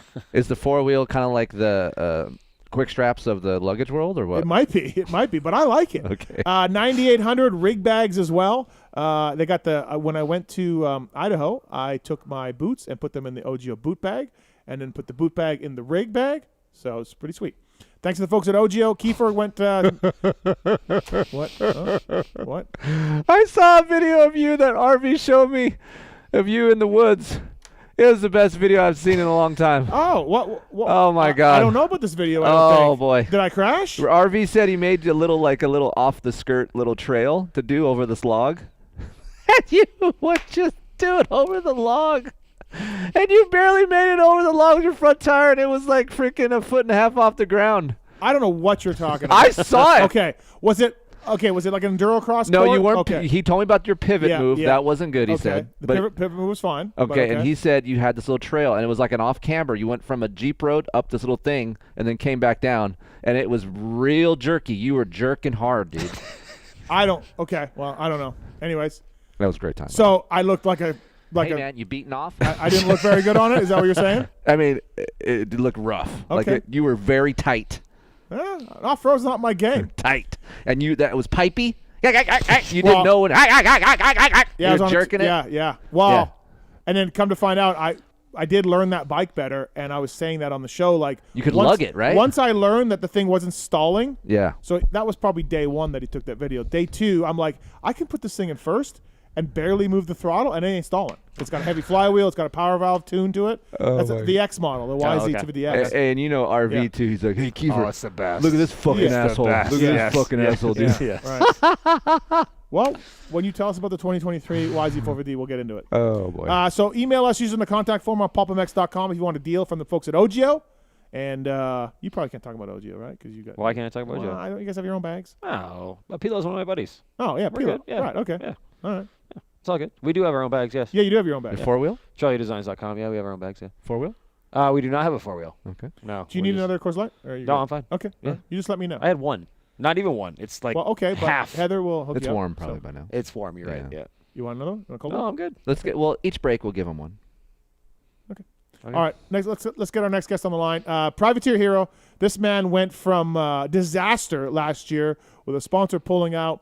The guy, And- Logan should thank that guy, by the way. He should. Yes. And he got a U-Haul, showed up, got some momentum, got some personal sponsors on the KX, and really took it to another level next year. And now for 2023, our buddy Logan Karnow is raising the game again. Welcome to the show, man. How are you? What is going on, guys? Appreciate you having me on, Steve. Yeah, no problem. Appreciate that. So, yeah, we saw the deal today. OnlyFans is your title sponsor. Very excited. Very exciting. So my question, though, now we all know OnlyFans. You know, we know what goes on in that thing, but it's not all sex stuff. It's feet and whatever you want. So, is this your title all year, or will you have the individual OnlyFans girls here and there? No. OnlyFans will be my gig the whole year. Okay. So I actually reached out to OnlyFans Direct. I mean, realistically, I wasn't really expecting much of it. The marketing guy ended up reaching out to me, and we ended up setting up like a Zoom call. And I actually have an agent this year who's been helping me out quite a bit, getting sponsors and stuff, and been helping me out with my program. And had a Zoom call. It went very well. And yeah, dude. I mean, a couple weeks later, I had a contract in front of me, and yeah, dude, that's the gig. awesome. That's the gig for 2023. It's so exciting. Like, I mean, with everything that kind of all the shitty things that happened last year, it's really cool to have something like, super positive like this happen. And they obviously knew what you did last year at all, or did you have to sort of inform them? Here's what I was doing. And well, when I initially reached out, they didn't until the marketing guy ended up checking out my Instagram and kind of going back and seeing everything. And the whole market kind of checked everything out, and yeah, it was sweet, man. I was totally unexpected, but it's gonna be a hell of a year for 23. It's pretty much my dream sponsor, honestly. I mean, with everything that happened last year, like, I mean, how could you not say it's gonna be perfect? Here's what's awesome about this. Some of these privateers bitch. I don't have this. I'm not racing. F this. No one wants to. This is a perfect example of you other privateers listening to this. It happens. You just got to bust your ass, reach out, try it. Worst they can say is no. Yeah. Like, look at Logan. Right. Dude, it's awesome. Well, you got to get out of the norm, right? Yeah. He got out of the norm. He's not going after the industry sponsors. Right. He's going. He's outside. not hitting Red Bull up and being like, "Hey, man, I know you sponsor Red Bull KTM, but you want to help me?" Like, that ain't that ain't happening. No. So yeah, I mean, I thought OnlyFans was like the perfect thing because like I said, if they checked out my social media, they would be like, man, like he's actually. I mean, really, one of the last posts after I reached out to them was that little post. I don't know if you guys saw. It was like I put OnlyFans on Ken Roxon's shroud, and I was like, yo, you want to team up for 2023? Like just as a joke, right? And it so happened like probably one of the first pictures that they saw was that. So I was like, I mean, it just so happened to work out. I mean, just honestly luck, but it's crazy that like in a massive corporation like OnlyFans and a cold DM or cold email, however you did it, and they actually took a look at it and got back to you. Never, and even if they had said no, whatever, I'm still impressed that they took the time to talk to you. And then of course I'm super stoked that they're on board. But yeah, like that's kind of a fluid, really a neat company, a cool company in my eyes to do that. It's crazy. Like it just happened so quick. Like I remember I was laying in bed. It was 11 o'clock on a Wednesday night, and immediately the next morning I had an email. I had a message on Instagram from the marketing guy Dylan, and it just went so fast. We had a Zoom meeting set up for the week after that, and it all just happened so fast, and it was really cool. Like obviously everybody thinks OnlyFans of. Obviously, everybody knows what OnlyFans is. Everybody thinks what it is, and that's not how they want me to promote OnlyFans. OnlyFans was initially made for following, athletes, whatever, entrepreneurs, actors, celebrities. That's what it was for, like to see like a behind the scenes of things that they don't post on their social media, Twitter, whatever, Instagram. So I'm going to actually have one. It's going to be like some kind of behind the scenes things that I'm not going to post on like my social media. So it'll all be really, really cool. Yeah, it's a good point. I do remember OnlyFans when it first started. I remember that, like athletes, they were at, like Jerry Rice or somebody, like was like not when he was playing, but when, like they were going to show you behind the scenes things of some athletes, and then remember I didn't hear about it for a couple of years, and the next thing you know, it's got the reputation it does now. We know where it's at now. Yeah, right. OnlyFans is worth $1 billion. Really? Yeah, I just looked it up. Wow. Yeah. It's a great company. Great company to be a part of, dude. I'm very, very so will you also be like? Will you have like discount codes for guys, like if they want to go to a certain chick's OnlyFans, will they have that, or how does that work? No, dude. Unfortunately, I can't really promote that side of it. Okay, all right. But we'll see. Hopefully, I can maybe do something like that. I mean, I actually do have some OnlyFans, very successful OnlyFans girls that are sponsoring me this year. But it'll be kind of. How did they feel about this? Did they feel like they're like bummed because they wanted to team up with you again, and you went to the corporate world? Like, how did they feel about it? Yeah, so I actually kind of started. We did reach out to quite a few companies, my agent and myself, hoping to get a title sponsor, and we kept kind of striking out. And so at one point, this was probably a month ago, I started getting like title sponsor spots. So I just kind of sat down for a day, had quite a few title sponsor spots sold for the races, and then all of a sudden this kind of came about, and I reached out to all them people, and they were all very excited for me, and yeah, it all just kind of worked out, like I said, so fast, and it's just a hell of an opportunity. It's really, really cool to get a company this big in the sport, and yeah, we'll see where it goes from here. Can we guess, all of us right here, right now, how much you think Karnow is getting from them?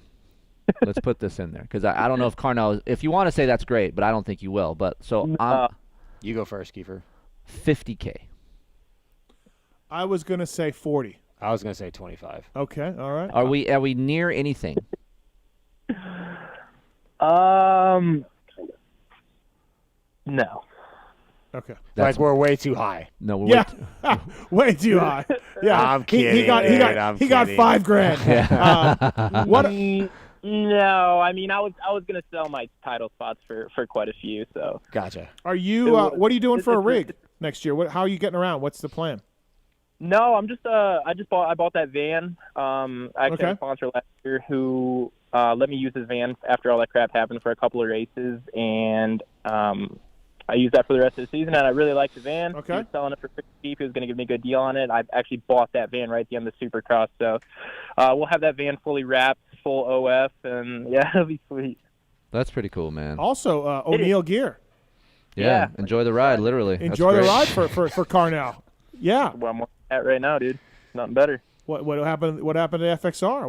We couldn't come to a deal, Keefer? Or what I don't know if FXR wanted. And it takes a special company, and I don't know what FXR told Logan. I have no idea. Right. But I think when he comes with that, like, hey, OnlyFans is my title sponsor, some companies I think might shy away. Okay. I don't know. Yeah.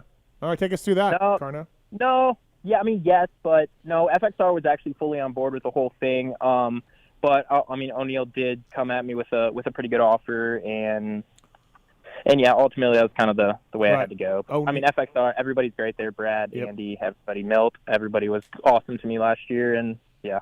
O'Neill, Marvin, and Karnow coming in hot. And Colt Nichols. Oh, Colt Nichols. Nichols. I was told that wasn't done yet. Is that done? I mean, I don't know. Everything I've seen, he has, but who knows? Yeah, I don't know. Okay, all right. Well, O'Neill enjoying the ride. They're just killing it. They're just spending some money this year. Next year. Yeah. I mean, they don't have Wilson anymore, right? So they maybe have a little bit of budget to help a couple guys out. Logan Karnow on the show, brought to you by the folks at Ogio Power Sports, and please check them out if you want a discount from the folks at Ogio. Email us using the contact form on PulpMX.com. We'll pass it on, and Ogio will give you a Pulp Show deal. Logan Karnow, maybe the surprise of the series last year. Yeah, on the line, and now OnlyFans. It's a privateer hero. That's what he is. Yeah. He's a privateer hero. I'm not obviously making money winning main events like a lot of these guys are, but I'm trying to find ways to make money racing my dirt bike, and yeah, it's awesome. I feel like I'm having a bit of luck doing that. So that's the goal, man. That's the goal. And good for you. And you're full-time 450, right? Full 450 this year. Right. For sure, yeah. I feel like my style suits a 450 a little bit better. I know everybody and their brothers say that, but I feel like I do feel like I have that riding style where I'm not a rever. I'm kind of fluent on the bike, and I don't know. I feel like I ride a 450 pretty well. What's your weaknesses you're working on for next year? Well, my starts are trash, so we need to work on starts a little bit. Maybe getting a little bit stronger at the end of the main events. I've been working my ass off so far, and I'm leaving tomorrow. Actually, go towards Bubba Pauly's house to start my training camp with Bubba, and should have some good riders out there. Should be good, and pretty much boot camp starts Tuesday. Same dealer helping you out for bikes and stuff and all that? Yeah. Kennedy Cycles in Elyria, Ohio. They help me out quite a bit. They're such a small dealership that they only bring in a couple 450s. So they actually did give me like a demo 450. They gave me one, and then I needed one more, so I went to actually a different dealership and just bought one for retail. Did you ever ride a different bike to see if you like something better, or has you just always been a Cowie dude? The contingency, man. It's just a contingency. I mean, it helps so much. Like when you make the main events, I mean, it's $800 in your pocket. So yeah. And nitro money. Valade. Well, yeah, you make a nitro, you get $500. Nitro. Yeah, nitro money. Awesome $300 that. just makes I know.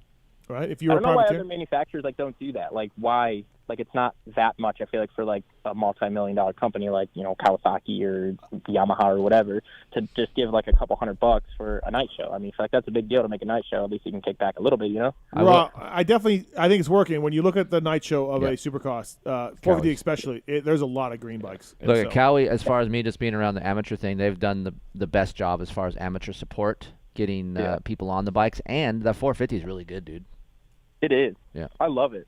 Yeah, I just broke in a bike today, and the thing was, bone stock suspension. The thing was box stock, and I great on it. It felt really, really good. Wow, big thing. Look at Karnow is just the epitome of when life shits on you. Right. Make lemonade. Right. I agree, dude. I agree. I was talking about that today. So the dude that fucked me over is actually a local guy. Yeah. And he goes to a local track that I went and rode today. Yes. So I actually told my buddy Tony today, if he was there today, I was going to walk up to him, shake his hand, and say, thank you so much for being a complete piece of shit because you have boosted my career a lot. Yeah, absolutely. We had you on right after it happened. And, our listeners are like, it's like, what? Like, yeah, it sucks, man. Randy, you've probably been burned by sponsors at some point in one of your... Yeah, maybe here or there. Yeah. Yeah. Guys like you were on Karnow's level, and you're getting sponsors and you're getting promises, and I'll tell you a story after we get done talking to Logan. Yes. Oh, okay. Yeah. Are you in Illinois, Karnow? I'm Ohio right now. I live in Ohio. I live in Ohio. Okay. He's I'll Ohio. be in Illinois tomorrow. What's Bubba Pauly doing for next year? Same thing. Yeah, just running his own program, dude. He's so smart when he's with all that stuff. Like he runs such a good program, and man, I obviously wish I would have stayed with him after all that crap happened last year. But he's very, very professional. He's got a very good program. He's got a nice track. He works his ass off, and we mesh really good together. Do you have a chick? I don't, dude. I'm just playing the field. He's got OnlyFans. Well, no, that's what I'm saying. At one time, that's a great question because I was going to ask the same thing. Well, like you have the persona and you have this, this thing out there like, hey, I'm a single guy. I like chicks. So at one point in time, will that hurt you when you have a chick and you settle down? You think? Yeah. Maybe. Yeah. I don't know.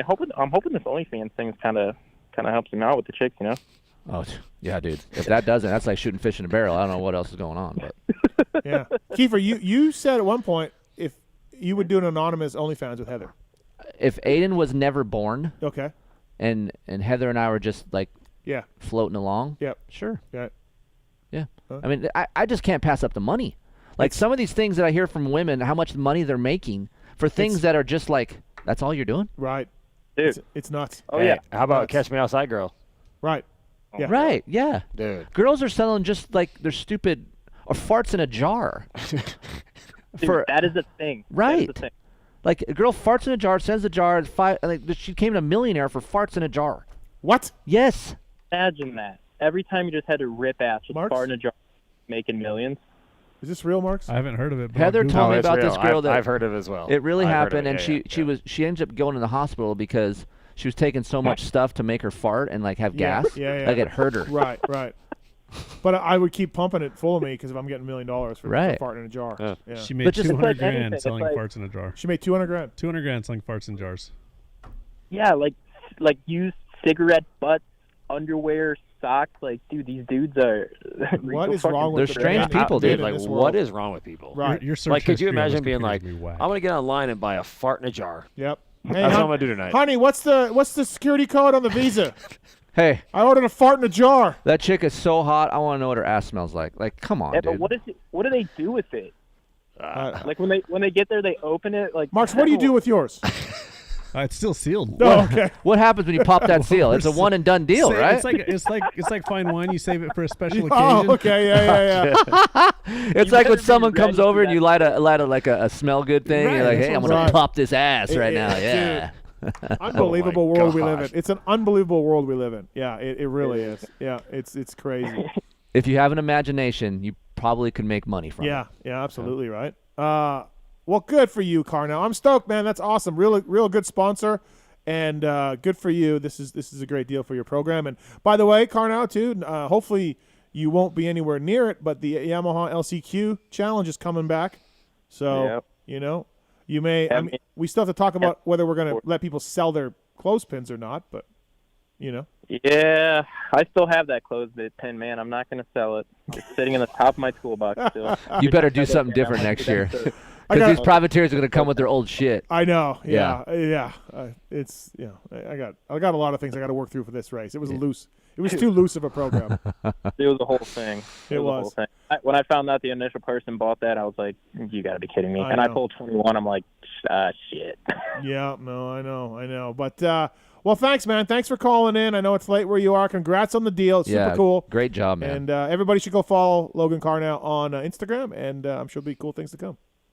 Yeah, I really appreciate it, guys. I'll talk to you guys soon. All right, sounds good, See Logan. ya. See you, man. See you, man. All right. That's Logan Karnow, everybody. OnlyFans, title sponsor. That's cool, man. Hey, Good. you got to give it to him for thinking outside Absolutely. the box, right, dude? I Well, mean, it's what Keefer said. Instead of just Instead of you just know? complaining about it, he went and did something he about did it, it. right? You know, You did it. I look back, I just had to laugh. When I was like 17 and turning pro in Canada, I did these professional resumes up, and I just went to like Subway, like in Winnipeg, in Did the same Canada, thing. and I just went to these random businesses with drawings of what the bike and gear could look like with your logo on it, and just was, where's the man? Can I speak to the manager? How'd There it you go? Yeah, terrible. Never heard back. Never heard back. I was the same way. So, like, I did Yeah. all my resumes, handwritten all my resumes. Yeah. Right. Didn't have a typewriter, or computer, or anything. So, ended up writing like, 20 different companies, and then you would mail them out, hoping you get something back in the mail. Then also in the high des, I went to these local like steel mills and things like that. Hey, do you want to, Yeah. Never, nothing happened. Right, nothing. Yeah. All right, let's do the X Brown Goggle tear off, shall we? It's the X-Brand Tear-Off segment. 15-second rapid-fire Q&A. Rapid fire. X Brand Goggles, the choice of champions everywhere. Freddie Norton was wearing X Brand when Alex Ray savagely took him down 10 feet out of the gate this weekend in Australia. I think Freddie took A-Ray down. That's what I gathered. Ryan Brees, X Brand Goggle athlete. Josh Strang in the woods. Ricky Russell as well. EKSbrand.com. Kyle Chisholm, X Brand. If you don't wear X Brand, you won't win. It's that simple. The Lucid Goggle here in front of me. Great goggle, fantastic. And also the choice of Quitside as well. Quitside wears X Brand. It's a great name. Yeah. I like So that thanks to name. the folks at X Brand Goggles. Pulp Show 22 is a code to save with X Brand. And really appreciate those guys coming on board. These are questions submitted by Corey Moser. Are you familiar with him at all, Randy? Name sounds familiar. Yeah? Yeah. Okay. All right. 30 seconds on the clock. Rapid fire questions. Let's do this, Marks. Steve, what brand of bike does Roxon ride next year? Kawasaki.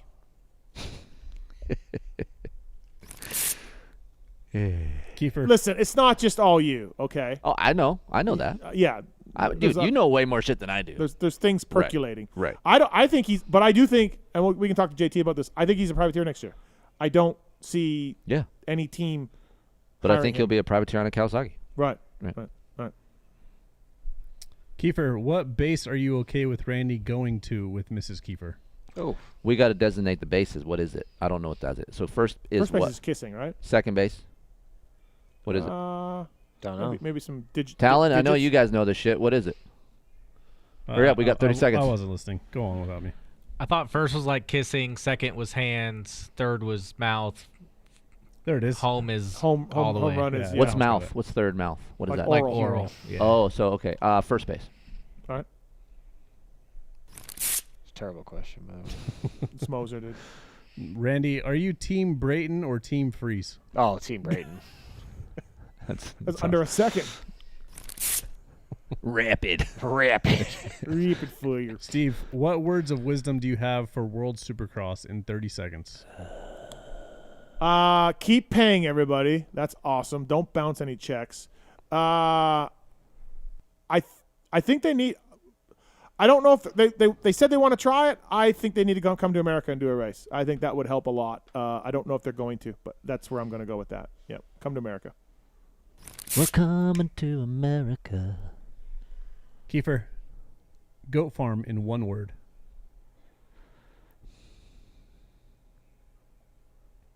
Huge. 5.9. It's a good one. Randy, Monster Cup or Straight Rhythm? Oh, man. Monster Cup. Really? Yeah. Dude, I'll be Monster honest. Cup has been pretty lame. Hey, I'll be honest. The Straight Rhythm event was great, especially on the beach. Like it was it was an awesome event. Props to those guys for bringing it to the beach. But like, I like the real. Like, I want to see a turn. Okay. Okay. All right. I want to see a turn. I'm with you. Like no contest, straight rhythm to Supercross or anything else. But the Monster Cup has had some horrific races and horrific track designs. So I would. Okay. So I say that back. If we could have Monster Cup and everyone participates, okay, then well, let's do that. Yeah. Otherwise, I'd probably do straight rhythm. I just think of Monster Cup at the MGM. That's all I think about when you say That was Monster the Cup. U.S. Open. That was U.S. Open. Same thing. Yeah. Okay. That was great there. It was awesome. It was great there. Yes. Steve, has anyone branded themselves better than Logan Karnow? No, pretty good. Yeah, I mean, I'm sure there's some guys out there like Bubba Pauly does a good job. But yeah, Karnow right now I think is the number one guy. What? 7 Deuce Deuce did. Yep. 7 Deuce Deuce did. Yeah. Keefer. Favorite position with Mrs. Keefer? Oh. Are we really doing this? We're really like this Moser guy's on it. This Moser guy's on it. I'll tell you straight up. And everybody, if you have kids in the car, turn it down right now for about 15 seconds. So Heather on her belly, on her stomach, with her legs closed, with me on top of her, with my legs over hers. Yeah, you like that? Yes, I do. Yeah, right. So what you're saying is behind with her legs closed. Correct. It's a different schematic. Fair enough. Lipstick on your dipstick. Schematic. Riveting. All right, last one. Randy, who's going to win the 2023 450 Supercross Championship? Chase Sexton. 1.7. You guys got no. I mean, that's obviously Eli's going to be very good. That's the popular pick. Yeah, for sure. X Brand goggles, choice of champions everywhere. If you don't wear X, you will not win. It's that simple. Keefer, you wore X Brand. You were better back when you wore X Brand. Okay. Back in the day, and now look at you. Suck. Yeah. Getting smoked by right, Brownie. Right. So please check it out. Pulp Show 22 is the code to save with xbrand.com. We got Jason Thomas coming up. We got Justin Brayton coming up as well. Still on the show. I want to thank Cooper Webb and Josh Woods and Logan Karnow for coming up. Randy Valade, Kris Keefer in studio. Thank you to the folks at FMF for the drop program. Please check that out. Price from $24.99. And FMF ships the drop worldwide. You get a brand new shirt every week? Every 2 weeks? Month. Every month. Yes. Seems like I got them stacking up. They come a lot. Yeah, every month. Okay. Please check out FMFracing.com. Use the link on my Instagram to go through there. Helps us out, too, as well. So please check out FMF Drop. And they always come with a little cool, like that speaker one time. There's honestly, chains in there. It's a cool thing if you have a buddy that loves dirt bikes and, they wear dirt bike stuff. Like, get him a subscription. That's really cool. Right. I'm just trying to figure out if we're coming to America. I got that song in my head now. Who sang that? Neil Diamond? Neil Diamond, yeah. Yeah. Do you know that one? I do know that one, yes. Yeah. All right, we're going to go to commercial break. I don't know if... What's wrong? I don't know. I don't know if the food's here. Are you frazzled? I'm just trying to figure out the show right now. Can I want to mute me and I will go see if it's here? No. Mute me. No. Okay. I'm going to take a gamble that it is. So we're going to go to commercial break here. Grab some dinner. Come back with those guests. Come back with some 2023 Yamaha in-depth testing talk from Kris Keefer. And much more here on the show, on the PulpMX show presented by Motorsport.com. Decal Works and Fly Racing. We'll be right back after this, everybody. Yeah, but they don't know shit.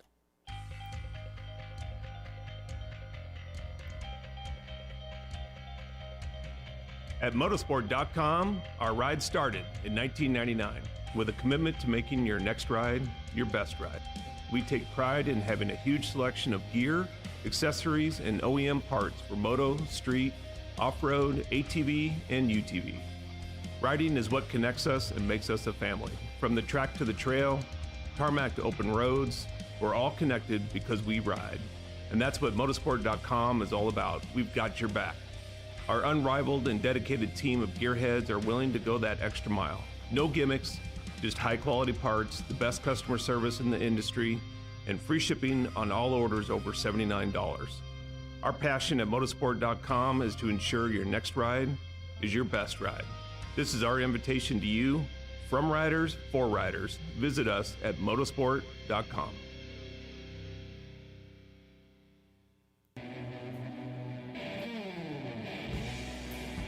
Hey, in case you didn't know, Racetech is the world's largest aftermarket suspension modification company. All Racetech products include award-winning gold valves and settings are 100% guaranteed and made right here in the US of A. Racetech also offers state-of-the-art precision engine services and parts to all engine builders. The staff has over 65 years of championship winning experience. It's so good that many of the top privateer teams such as SGB Honda, Team Solitaire Nuclear Blast Yamaha, and Motul AJE Gas, as well as Jerry Robin, Kevin Moran's, and many more, choose Racetech for their superior performance, reliability, and their customer service. Hey guys, what's up? My name's Kate Clayson, and I choose Racetech because I love their desire to strive for perfection. I think we all know that perfection isn't possible, but getting to perfection is always the goal, and I think that is something that both myself and Racetech have always worked towards, and I think they can help you get there too. Hey guys, this is Alex Ray. I use Racetech components in my SGB suspension and also the Racetech engine. The reason I like it is just because the engine's super reliable, tons of torque, and also on the suspension side, it just gives it that plush, nice feeling. Hey, it's your boys over at Team Solitaire. If you don't run Racetech, here's what you do. Put your hands behind your back and run your face into a f***ing wall. Racetech.com.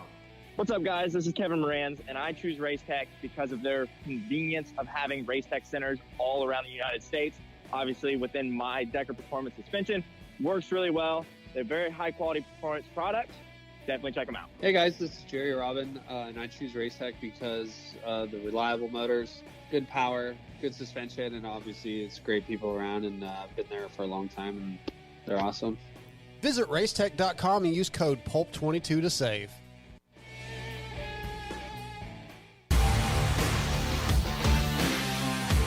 Love the guys at Works Connection. They continue as a 10-year sponsor of this show because, yeah, just like you, they're committed to the sport. For 33 years, they've been designing and distributing leading-edge performance products like Elite Axle Blocks, Elite Clutch Perch, Pro Launch Start Device for performance, radiator braces and skid plates for protection, along with a shock pump, a tack, hour meter, and more for maintenance. Works Connection, great guys up there in NorCal, and super cool company. We're stoked to be associated with them. When you take a look around the AMA pitch, you'll see Works Connection proving ground for products under the canopies of Team Honda, HRC, Star Racing, and other top teams. And the best part of this whole deal is if you use the code PulpMX20, you get 20% off your order. Visit your local dealer, check out motorsport.com, and ask them to see the Works Connection product line for 2022. Great company, great products. Check it out. Thanks to Works Connection for coming on the show. PulpMX20, the code to save. With 80 years of experience manufacturing power sports pistons right here in the USA, Wiseco has evolved into a full range of performance components for dirt bikes and other power sports machines. Whether you ride a two-stroke or a four-stroke, Wiseco has a variety of pistons, from reliable forged replacements to the performance-focused Racer Elite series. Wiseco has recently expanded our Racer Elite line with SX and MX proven USA-made connecting rods. Now adding to the Garage Buddy rebuild kits, clutch and valve train components, and our CV4 thermal protection line, this makes Wiseco your single-stop performance name. Visit your favorite online or local dealer or wiseco.com to find products for your machine. Maxima Racing Oils was created for world-class racers who challenge the limits of possibility. Their demands on equipment drive us to look beyond conventional ideas and to exceed industry standards. It's in our DNA to identify problems, formulate solutions, and execute at the highest levels of competition. Case in point, the championship-winning Factory Kawasaki race team, longtime Maxima partners who extensively use Maxima throughout the bike. Maxima's USA-made products exceed JSO requirements and can be used in all motorcycle brands: Kawasaki, Honda, Yamaha, Suzuki, KTM, Husqvarna, and more. Maxima Racing Oils. Experience the difference. Visit MaximaUSA.com for more information.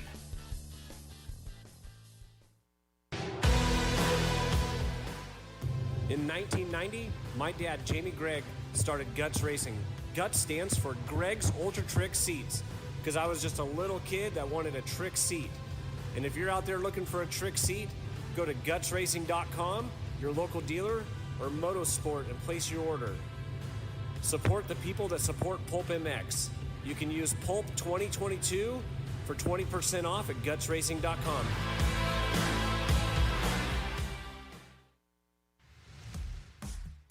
FMF Racing is proud to celebrate over 45 years of fun, building every FMF exhaust right here in the USA. Owner and founder Don Emler may have started FMF racing in his garage 45 years ago, but Don is still hands-on in our 100,000 square foot state-of-the-art manufacturing facility in Southern California. FMF's goal? Design and manufacture the world's best performance exhausts 100% in the USA under one roof. FMF is a proud sponsor of the Lucas Oil Pro Motocross Championship for over 25 years.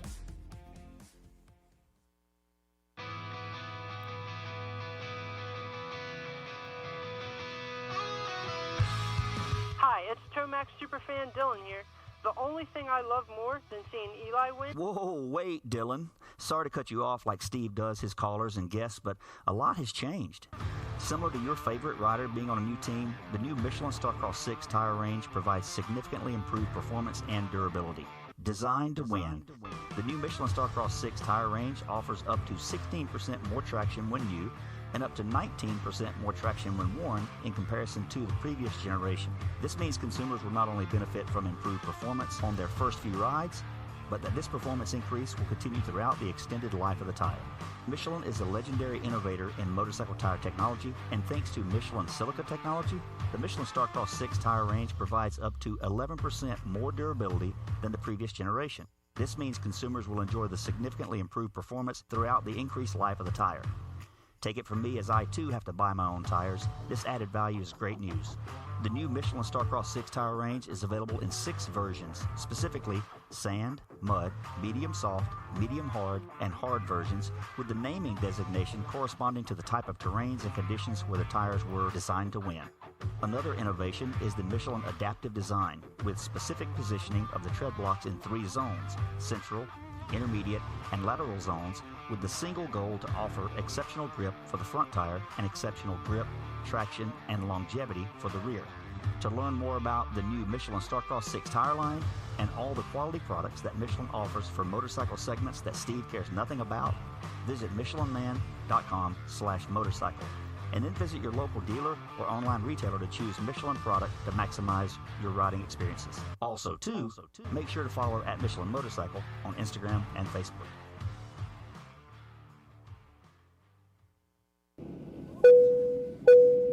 Attention riders! Welcome aboard the all-new Atlas Vision. We hope you enjoy the added mobility, quicker flight time, and additional views. Please follow along as we outline the safety features of this revolutionary device. The first thing you will notice is the added headroom. The fore and aft positions no longer come with annoying restrictions, so feel free to move about the cabin. Quicker flight times can be achieved by unmatched comforts and unencumbered movements. Yes, we're built for speed and comfort. And now available to all customers is a 360 panoramic view. Go ahead and look around the cabin. These new angles are available at no additional charge. Located on the underside of the frame is the gold standard of impact absorption, D3O. In the event we accidentally take a trip to Indonesia, we suggest that you remain with your neck in the underextended position and allow this proven material to do its job by reducing the forces over 50% better than ever before. Although the Atlas Vision will not be noticeable, it will be there when you need it. If you are riding with a child or someone who requires assistance, secure your vision first, and then assist the other person with a Prodigy, Type, or Brole. We ask that you keep your brace on until your moto is finished. We remind you that Atlas makes flexible neck protection. Tampering with, disabling, or destroying the product is prohibited by the limited lifetime warranty. You will find this and all other safety information in the user manual located online at atlasbrace.com. At this time, we ask that you remain standing with throttles in the wide open position with your elbows up and hips fully unlocked, whatever that means. On behalf of the captain and entire crew, thank you for flying Atlas Vision. Enjoy the views. For over 30 years, DecalWorks has led the industry in quality and customer service by offering the best custom motocross graphics, plastics, seat covers, and rider ID products. DecalWorks is officially licensed with Honda, Kawasaki, Yamaha, Suzuki, KTM, Husqvarna, and GasGas. Their expert staff will go above and beyond to make sure your questions are answered. DecalWorks is a proud sponsor of Red Bull KTM Factory Racing and the Rockstar Energy Husqvarna Factory Off-Road Team. Visit decalmx.com and be sure to use promo code PulpMX at checkout.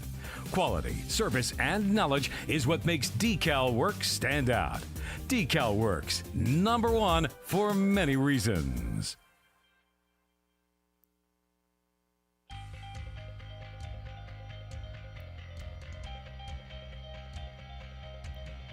At motorsport.com, our ride started in 1999 with a commitment to making your next ride your best ride. We take pride in having a huge selection of gear, accessories, and OEM parts for moto, street, off-road, ATV, and UTV. Riding is what connects us and makes us a family. From the track to the trail, tarmac to open roads, we're all connected because we ride. And that's what motorsport.com is all about. We've got your back. Our unrivaled and dedicated team of gearheads are willing to go that extra mile. No gimmicks, just high quality parts, the best customer service in the industry, and free shipping on all orders over $79. Our passion at motorsport.com is to ensure your next ride is your best ride. This is our invitation to you, from riders for riders. Visit us at motorsport.com. Maxima Racing Oils was created for world-class racers who challenge the limits of possibility. Their demands on equipment drive us to look beyond conventional ideas and to exceed industry standards. It's in our DNA to identify problems, formulate solutions, and execute at the highest levels of competition.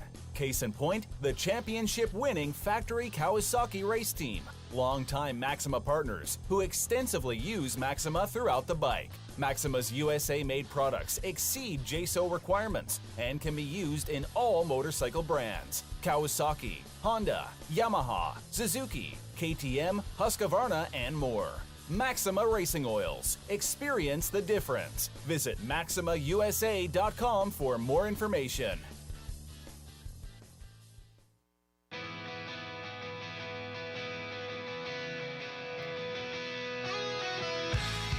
Hi, it's Tomax Superfan Dylan here. The only thing I love more than seeing Eli win... Whoa, wait, Dylan. Sorry to cut you off like Steve does his callers and guests, but a lot has changed. Similar to your favorite rider being on a new team, the new Michelin Starcross 6 tire range provides significantly improved performance and durability. Designed to win. The new Michelin Starcross 6 tire range offers up to 16% more traction when new and up to 19% more traction when worn in comparison to the previous generation. This means consumers will not only benefit from improved performance on their first few rides, but that this performance increase will continue throughout the extended life of the tire. Michelin is a legendary innovator in motorcycle tire technology, and thanks to Michelin silica technology, the Michelin Starcross 6 tire range provides up to 11% more durability than the previous generation. This means consumers will enjoy the significantly improved performance throughout the increased life of the tire. Take it from me, as I too have to buy my own tires, this added value is great news. The new Michelin Starcross 6 tire range is available in 6 versions, specifically sand, mud, medium soft, medium hard, and hard versions, with the naming designation corresponding to the type of terrains and conditions where the tires were designed to win. Another innovation is the Michelin adaptive design, with specific positioning of the tread blocks in 3 zones: central, intermediate, and lateral zones, with the single goal to offer exceptional grip for the front tire and exceptional grip, traction, and longevity for the rear. To learn more about the new Michelin Starcross 6 tire line and all the quality products that Michelin offers for motorcycle segments that Steve cares nothing about, visit michelinman.com/motorcycle, and then visit your local dealer or online retailer to choose Michelin product to maximize your riding experiences. Also, make sure to follow at Michelin Motorcycle on Instagram and Facebook.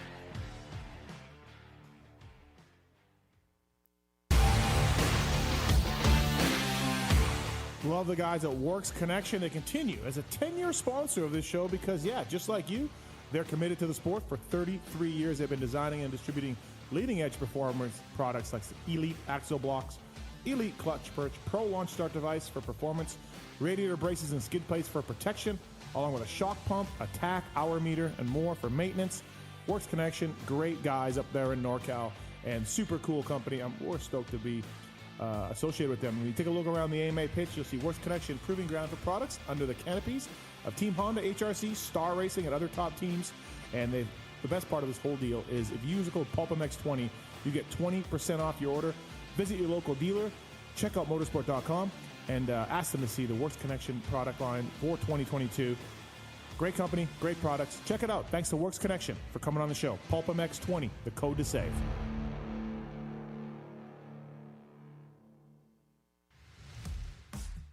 FMF Racing is proud to celebrate over 45 years of fun. building every FMF exhaust right here in the USA.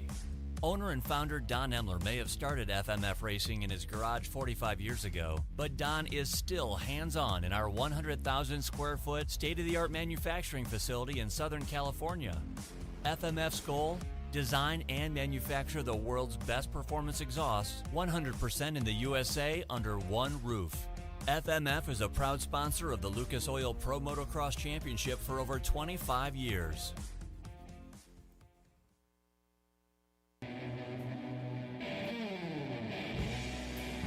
Hey, in case you didn't know, Racetech is the world's largest aftermarket suspension modification company.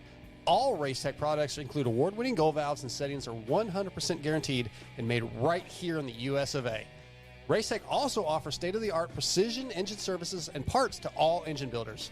The staff has over 65 years of championship winning experience. It's so good that many of the top privateer teams such as SGB Honda, Team Solitaire Nuclear Blast Yamaha, and Motul AJE Gas, as well as Jerry Robin, Kevin Moranz, and many more, choose Racetech for their superior performance, reliability, and their customer service. Hey guys, what's up? My name's Kate Clayson, and I choose Racetech because I love their desire to strive for perfection. I think we all know that perfection isn't possible, but getting to perfection is always the goal, and I think that is something that both myself and Racetech have always worked towards, and I think they can help you get there too. Hey guys, this is Alex Ray. I use Racetech components in my SGB suspension and also the Racetech engine. The reason I like it is just because the engine's super reliable, tons of torque, and also on the suspension side, it just gives it that plush, nice feeling. Hey, it's your boys over at Team Solitaire. If you don't own Racetech, here's what you do. Put your hands behind your back and run your face into a f***ing wall. Racetech.com.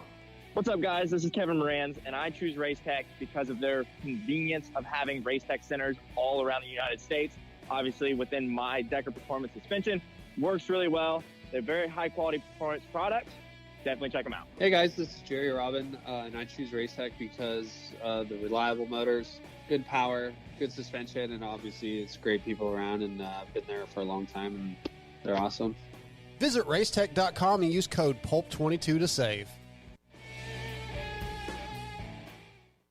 With 80 years of experience manufacturing power sports pistons right here in the USA, Wiseco has evolved into a full range of performance components for dirt bikes and other power sports machines. Whether you ride a two-stroke or a four-stroke, Wiseco has a variety of pistons, from reliable forged replacements to the performance-focused Racer Elite series. Wiseco has recently expanded our Racer Elite line with SX and MX proven USA-made connecting rods. Now adding to the Garage Buddy rebuild kits, clutch and valve train components, and our CV4 thermal protection line, this makes Wiseco your single-stop performance name. Visit your favorite online or local dealer or Wiseco.com to find products for your machine.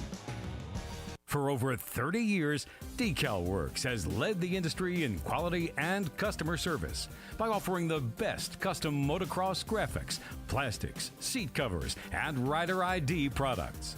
DecalWorks is officially licensed with Honda, Kawasaki, Yamaha, Suzuki, KTM, Husqvarna, and Gas. Their expert staff will go above and beyond to make sure your questions are answered. DecalWorks is a proud sponsor of Red Bull KTM Factory Racing and the Rockstar Energy Husqvarna Factory Off-Road Team. Visit DecalMX.com and be sure to use promo code PulpMX at checkout.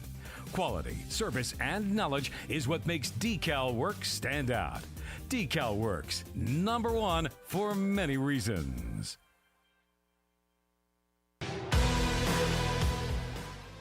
In 1990, my dad, Jamie Gregg, started Guts Racing. Guts stands for Gregg's Ultra Trick Seats, because I was just a little kid that wanted a trick seat.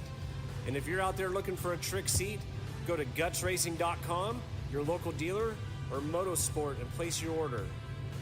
Support the people that support PulpMX. You can use Pulp 2022 for 20% off at gutsracing.com.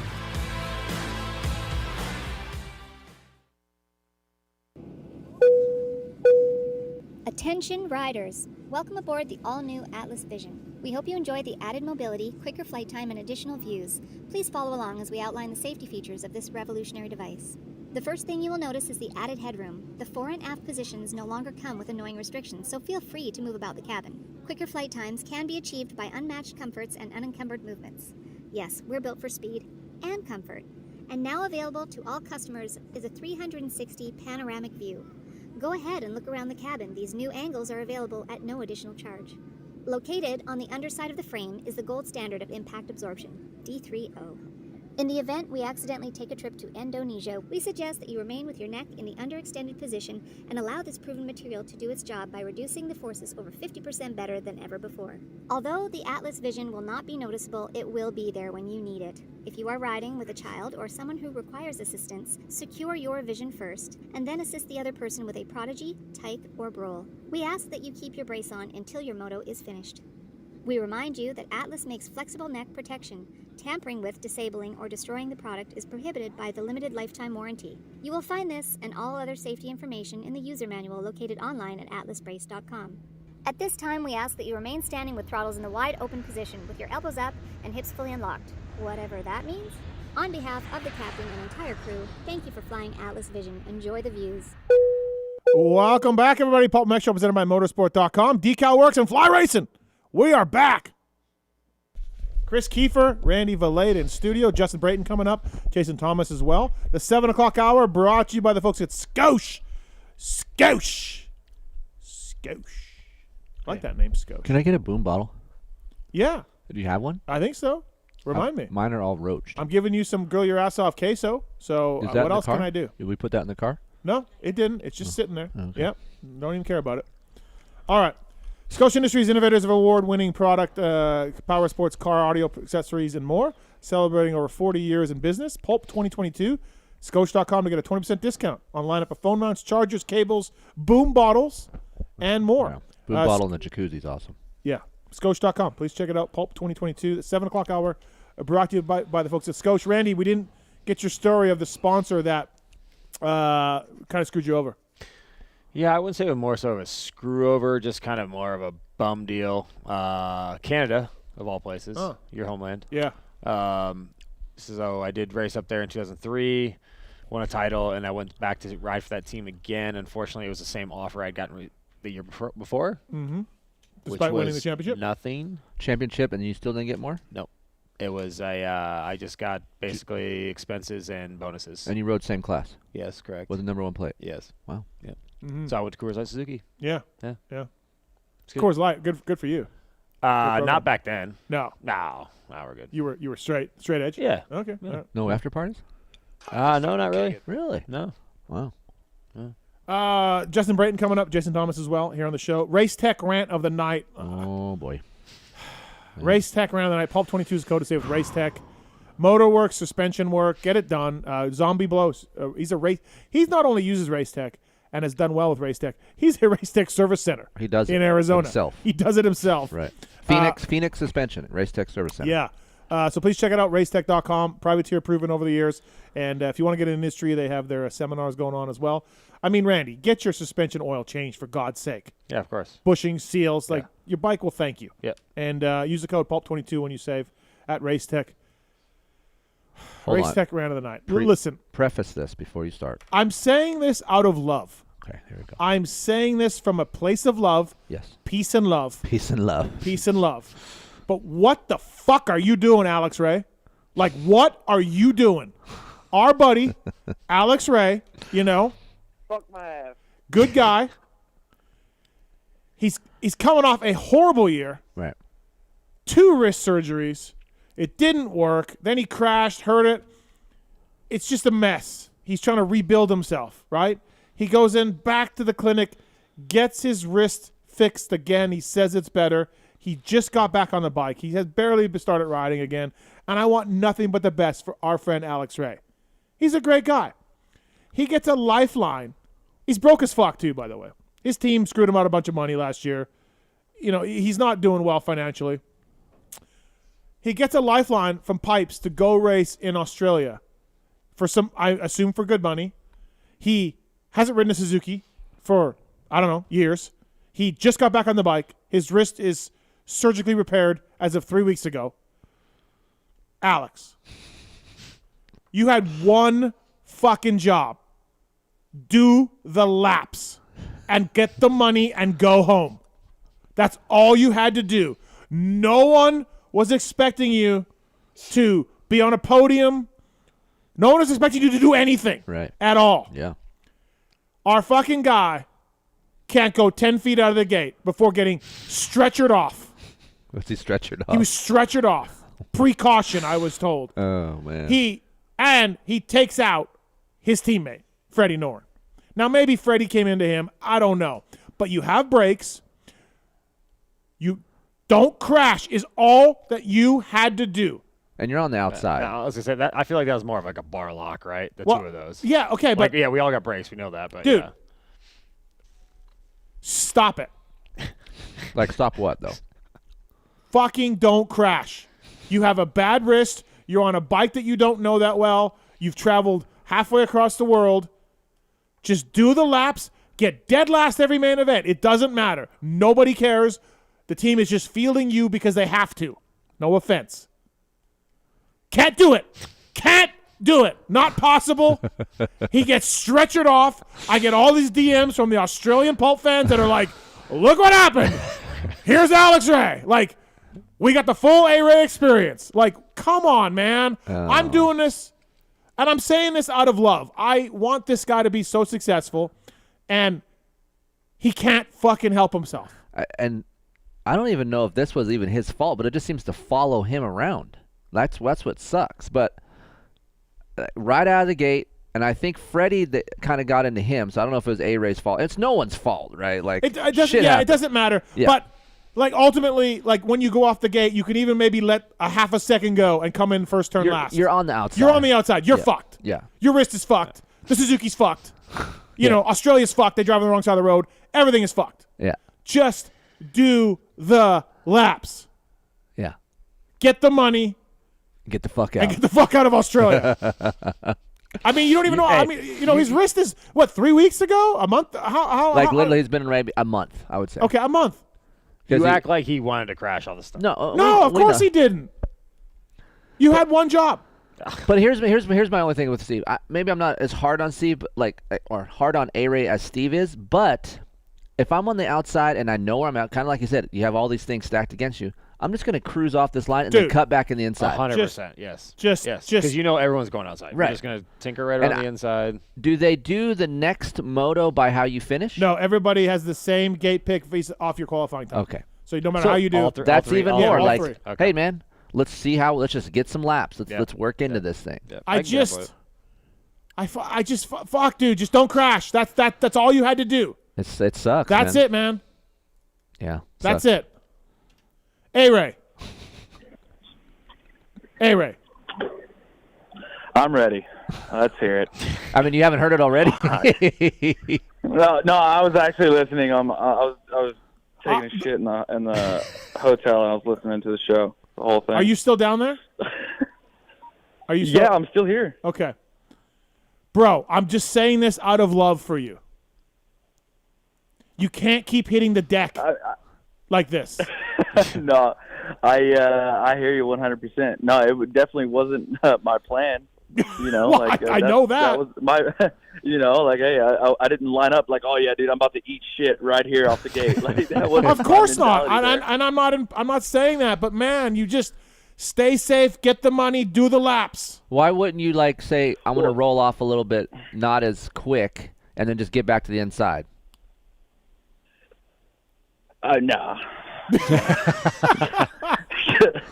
No, man. Like I just wanted to get some gate drops, and you know. Yeah, you got none. You got one. You know, that was the plan. Like the whole plan I had coming in, I was like, hey, I just want to do the laps, like you said. I wanted to use it as sort of as training, right? Because I have been off the bike a lot, and yeah, I spent a few days riding before I left, and I wanted to do the laps. I just. 2 8s and a 12, and we just have a lot of riding. Yeah, but your wrist is not great. The Suzuki, you're not used to. Yeah. You don't know it. Like, there were so many things going against you. You just had to do the laps and not crash, and you couldn't do it, man. And I'm bummed. This is a great deal for you. I'm glad you're okay. You're fine, right? Wrist is good. Head is good, oh, yeah, right? No, wrist is good. Right. Yeah, everything's fine. I'm in one piece. I'm okay. No, before I could even roll over, like I just got the wind knocked out of me, right? Before I could even roll over, dude, they got the stretcher out and like, they locked me on the fucking thing. I'm like, dude, the whole time I'm like, get me off of this thing. Get me off. And they're like, no, we got to get you evaluated. Carried me off the track. I'm like, Jesus Christ, here we go. My DMs were full of shots of you on a stretcher. Dude. Oh, boy. Dude, I got them too, trust me. You want to know what I woke up to? Because I knew this was going to record. I woke up Sunday morning about 6. Just happened, there was a notification on my phone. I go, hope A-Ray's okay, and that's what was on it when I woke up to. I'm like, holy fuck. I'm like, what? Oh my God. I'm not mad at you, A-Ray. I'm upset at the situation. Well, no, like, so when the gate dropped, Tixier on my right, he got a really good jump off the gate, and dude, he just went left, right? And I was like, oh shit. And then Freddie and I were already pretty close because I think that 96 on the Honda went a little bit right. So they both just sandwiched us. And Pipes is sitting there going, I bring this guy over for one weekend, and he takes out Freddie. Yeah, no, like, and did you guys see Freddie? He got up, and then on the third main event, he ate shit. That was bad. Turn again. Dude, that was bad. Yeah. Is he okay, or did he hit his head? Yeah, but yeah, luckily he's okay. You know, it was unfortunate weekend for the AGP Motorsports on the 450 class, but dude, yeah, no, it was. The good news I'm is definitely sore. The good news is your wrist is okay though. Oh yeah, no, I tucked that thing in and took it all to the head. You just had one job. We want to get you healthy, get your career back going, get you back in the main events. And yeah, no, we'll be fine. We're still on track. We just had a bump in the road. You know? Okay. All right. So at no point in time were you thinking like, all right, I'm on the outside. I'm just gonna get right. I'm just gonna cruise out and then get cut right in the inside. None of that was there. Like that's my whole thing. Like, why go for it even? Why even? Like it was like. No, I mean I don't know. I just didn't want to. It's just. Fuck, man, it's hard. It's hard to just roll off the gate like that, you know. Like it just. Yeah, clearly it is. But I can't do it. I can't do it. So man. you went to Australia and got in a qualifier and a super no, you didn't make the Super Bowl, I'm sure. So you got in 2 practices and called it a day. No, dude, we practiced a lot. I rode a lot on Friday actually. Like I was sore because I haven't ridden since Salt Lake, right, dude? I was sore before the mains even started. I was like, holy shit. Yeah, but we rode a lot, and I'm going to be honest with you guys. Please. Keefer, you rode that HEP bike at Glen Helen not that long ago. Yep. That is an amazing bike. They built a great bike. The engine's really strong. So maybe Very that's strong. where you Yeah, got it. that- Maybe that's that's where one you thing. kind of got confused. You thought you could probably jump out there because your bike was good. Well, no, dude. In the heat race, I almost got the whole shot. I just once I got to the turn, I couldn't really turn it. I faded out wide, but dude, I was one of the first turn. So let me ask you this: did you have to qualify to get in those 3 main events? No, Did everybody. not. No, 22 they guys. did. Yeah. No, we Okay. did practice and qualifying in a heat race, but it was just for like gate pick. So everyone that was there in Yeah. 450 class made Yeah, it. It's 22 guys aside. That's Got it. it. That's their format. Copy. And Super Yeah. Bowl's top 10. The Super Yeah. Bowl is top 10. Top yeah. 10. Yeah, top 10. Okay. A-Ray, I'm waking up to DMs of you No, on a hey, stretcher. no, I'm with you. I'm with you 100%. Yeah, no, like that part was shitty. It was unfortunate, but just We lost can't- bars, man. It's just part of racing, I guess. But shit happens, follows you around, dude. It's like a fucking black cloud. Lately, I should say lately, not all the time. Lately. And I thought mean, his home life was what- better, Keefer. Yeah, it is. I thought his home life is great. It is. Yeah. We don't- so you can't judge home life off off-season races. So so now there's a rule of off Yes, season. Okay, all yes. right, okay. Yeah. Well, A-Ray, you're going to Paris, right? I mean, I had the chick. Yes, yeah, I'm going to Paris. No, I had the chick all season at Supercross too. Dude. what's the deal there? I'm talking like, That's so fudge, man. I don't know. Yeah. Think, Right, like, home I- life. All of a sudden, the home life year, theory bro. isn't solid anymore. Imagine Well, here's the deal. You locked it down, so now it's going to be better. Okay, Yeah. all right. that. Yeah, he got engaged. Let's hope A-Ray, so. A-Ray got engaged. Oh, congrats. Randy, yeah, yeah. Congrats. Yeah, and will you be in Paris, Steve? Yes. And Okay, all right. fuck, Well, God Sam and help I you if both you will be fucking there. crash out of Are you- Paris and I'm there. Are you on a Suzuki in Paris? No, I'll be on a Honda. Of course. Yeah, of course. I mean, why pick the same color? Like, we don't want to do It- that. If Well, you I crash hit out up- in Paris, I hit up Peronnard. if I see sketchiness in Paris or a crash out in Paris, Oh, boy. I am going to take one of those club sandwiches from the restaurant and beat you down with it over and over. He's gonna slap you across the face, piece of bologna. Yeah. I'm just glad I have genuine friends that care about me. You know what I mean? I do. I'm saying this because I care. Oh, I know. That's what I'm saying. I'm glad I have Okay, friends all right. that I thought you were genuine being friends. like, joking, sarcastic. No, I mean, I was stoked for you to like get. I said, it wasn't my plan to. Well, I know. I'm not to saying it was your fly plan. 15 hours on an airplane and come over here and eat shit. Like All the Australian fans who listen to our show are like, "Oh my God, this is awesome! I get the whole thing in front of me." Yeah, Sketchy's right there. Sketchy is here. Yeah. He's in my country. Did Phil really say in opening ceremonies the last time I was here you deported me and now I'm back? Did you hear about this? Oh, I don't know. No, I didn't hear that. Yeah, so Phil got deported from Australia. Okay. He didn't have the right visa. Literally got kicked out of the country. So in the opening ceremonies this week, or some interview on the track, he was like, "Wow, you guys deported me last time, so I'm back in now." Oh, that's awesome. So was everything else all right outside of that, the Australia fans and everything? Dude, it was. Yeah, I mean, we got hit up the whole time we were here from, like Pulp fans, and then even Anton. He had fans. Anton had fans. That's awesome. A lot of.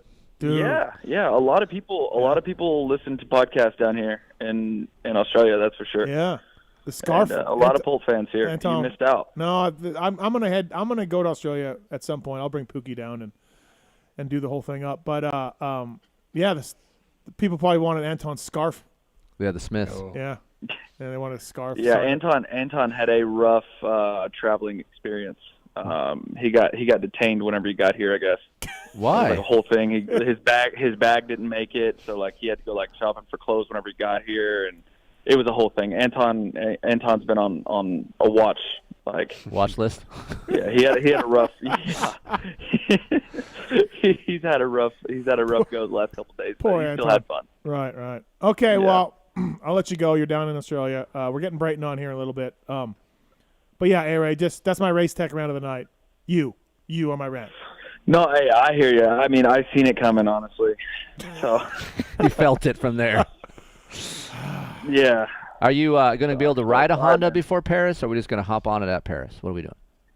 Yeah, I'll be able to ride a Honda before Paris, and then I'm going to bring my own suspension as well. I have some suspension that a friend let me use, so getting that all tuned up right now, and then we'll head over there with suspension. Swap going to give you his Honda? Is that what's going on? I might probably just ride it for a day or two or something like that, and then just cruise over there. Yeah. All right, I'll see you in Paris, buddy. Yeah. Stay safe. All right, man. All Sounds right. good. All right. Stay See you later. safe. See ya. Yeah, he texted me in the middle of the rant and said rent is due. I say it out of and he's probably wondering what am I supposed to do? What do you guys want me to do? Well, and you here's just my, let the pack go. Well, that's what I'm saying. Yeah, I just think okay, this cloud's following me around a little bit here. How do I outwit this thing? Okay, or get it away from me? Yeah. Okay, I need to calm down and just don't rush this. Let me just get in the inside. There's nothing at stake. Right. That's all. Just do the laps. But I understand why he's saying it's tough as a racer. You're going to line up that's very difficult, right? If Yeah. you're no matter where you're at, you still want to try to get a good start, right? You're not just going to be let's come off the gate and then cruise to the inside and then we'll go from there, right? Which is the better plan, let's be honest. But racer mentality, you're I'm going to get a good start and just at least give it the beans halfway down and see what happens. Yeah. Well, he gave the beans 5 feet out of the gate. Yeah, he didn't get very far yet. Yeah. All right, Fly Racing charging into 2023. The Formula helmet's got Rheon technology. Please check that out on flyracing.com website if you can. And Fly Racing, the official gear of PulpMX show and at the World Vets. And this week, practicing, I'll be wearing Fly Racing gear as well. I was wearing Fly Racing mountain biking today as well. What's up, JT? How are you? Not too bad. How are you guys doing? Good. Randy Valade's here, by the way. Troy Lee Designs his own. Randy Valade. Yep. I'm somewhat familiar. Okay, all right, you're somewhat familiar. So did you follow any of the World Supercross? Yes, I would be lying if I said I watched it super closely, but I did follow it. Yes. Did you hear my rant about A-Ray right now? I'm assuming he didn't have a lot of time on the bike, and then he caused a huge first turn pileup, and you were mad that he did that. Sort of. He didn't maybe cause it, but he got caught up in one, and they stretchered him off. And so he didn't race any of the 3 main events. instead of just like, working his way into it and cruising and getting used to everything, he just went for it. Yeah, right no, away. you're a month out of wrist surgery. You're hopping on a Suzuki that you haven't ridden. Why not just crush it in Australia and try to get Yeah. Yeah, he's not doing that. It's a lifestyle, isn't it? It's a lifestyle. It's a lifestyle. You can't. You're asking him to change his stripes, which I'm sure there will be another topic very Right. similar to that. Let's talk. So, did you watch it on TV, JT? World Supercross? Highlights. Yeah. Okay.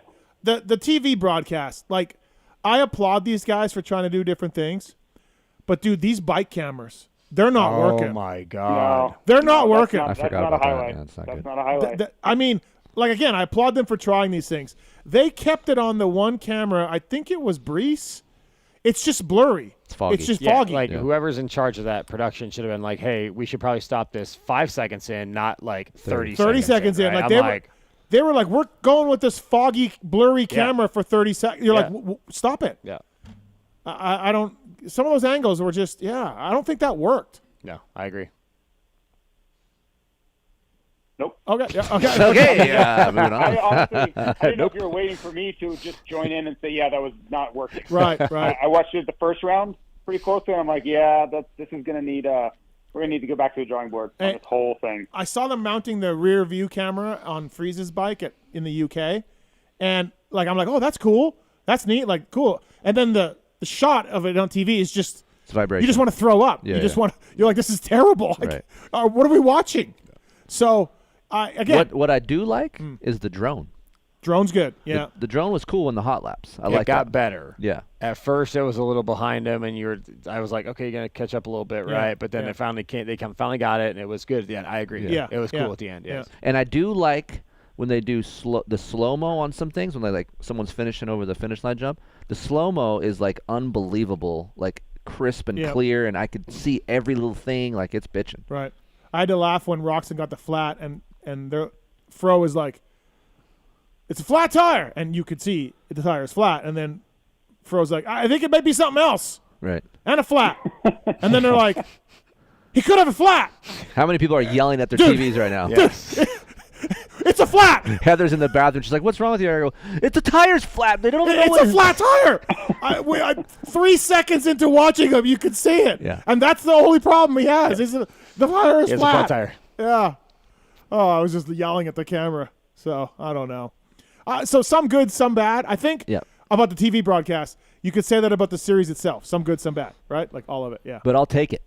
Right. I'll Yeah, take yeah, it. yeah, I'll take it all, the good and bad. Listen, for me. dude, these teams are getting paid. Riders are getting paid. And That's the cool. fans get racing. Right. Either right. boring or not. Yeah. It's racing. Right. I found this quote from Tony Cochran on the press release pretty interesting. He says, Supercross Global President Tony Cochran says, fans across the world were hungry to see Supercross racing. We knew there was a global market out there for Supercross. You need the courage of your convictions to take these things on. We really believe in the product of World Supercross. We really do believe there's a global audience out there. These athletes are so talented, we really believe the world wants to see that. We're prepared to put that to the test. You're going to see, in my humble belief, this championship grow enormously in the next 2 to 4 years. Nothing about that is wrong. Right. The world watches Supercross. I mean, in America, right? It's the second biggest series to MotoGP, I would say. Two-wheel. Two-wheel, yeah. JT, would you agree? Oh, yeah, I would agree. Yeah, Right, World Superbike is pretty big, but Supercross is bigger. Yeah, so, these guys could have a hit if they start going global, which is what they want to do and bring these series global. It may not even matter that we're not taking it like a world championship. The fans in UK and in Australia and in Saudi and in South Africa next year are going to see, Supercross racing. Right. So, yeah. I don't know. My big thing leading up to this past weekend, right, was when it was the Freezy Roxon, like, who's going to win? Like the eye faces, like looking at each other. Yeah. I mean, Ralph is going off talking points. Right. Back it down on the world championship thing. Yes. Over and over and over. Yeah. I get it. It's an FIM world championship. Only because Feld kicked the FIM to the curb. But here's my thing. Isn't, like, he instructed to say these things? Isn't he said, hey, man, you've got to push this? Well, I would say he is instructed to drop that, but he's have to drop it as many times as... I'm with you, Randy. Like, soft launch, let's not do the Freeze-Roxon thing. Right. And let's not use the word World Championship 800 times. So basically, for a 2-round series. World Supercross needs to be more like what we think A-Race should be like. Let's roll out of the gate a little slower. Let's roll out of the gate and just go to the inside. Are you with me, JT, on that? Yeah, I mean, there's a lot of agenda pushing going on, and I think Ralph is very okay with pushing whatever agenda is put in front of him. You could tell him that it's anything that's not offensive, and it's going to get pushed. I just think that's how Ralph is going about this. So I don't necessarily blame him, but I mean, you have to understand what they're trying to accomplish too. They're trying to have this thing be, they're trying to have validation and credibility added to it. And the World Supercross part of it, the FIM part is probably the biggest feather in their cap, or so they think. I would have to think that. So of course they're going to put their best foot forward. They didn't get the races this year that they wanted. I think it was supposed to be 4, and then it went to 3, and then it went to 2. So, that clearly wasn't the most ideal situation. It's really hard to have credibility as a world championship with 2 races. Well, that's what I mean. So should they have soft pedaled all that? I don't think they can. I think they have to just go as hard as they possibly can, because to me, long term, this thing it's pass fail, right? With the amount of money they're investing in this thing, it's going to have to work, because they're just throwing money at it. And the teams and the riders and all, that's great. I am very, very happy for them. I'm still very confused on how this thing ever becomes profitable, though. Oh, this series reeks of JT going to race it. Oh, Back JT in the loves day. these series, right? He's like dreaming of Germany right now. He's on some French Honda team where he's got to wear their Wolf Sport gear. He's in. And he's getting paid. No, I always wore Fly. I never wore anybody else's stuff ever. Oh, you didn't? Okay. Never. No. Well, you did. You wore Answer, but yeah, I'm over saying, there. But I never wore anybody. Like, if they told me I had to wear a different sponsor, I was like, well, see you next year. Right. I never did that. What's your theory, JT, on the amount of carnage we saw? I mean, MDK's fill-in riders for Grant and Reed both got hurt. Derek Drake broke an arm, I heard. Chiz crashed, like Randy said, every single time. Seeley finished way back. There was a lot of carnage from a lot of guys, and our buddy A-Ray and Freddie and all of that. Yeah, the dirt looked slippery. That was certainly a big part of it. I thought the track was actually really technical in Melbourne.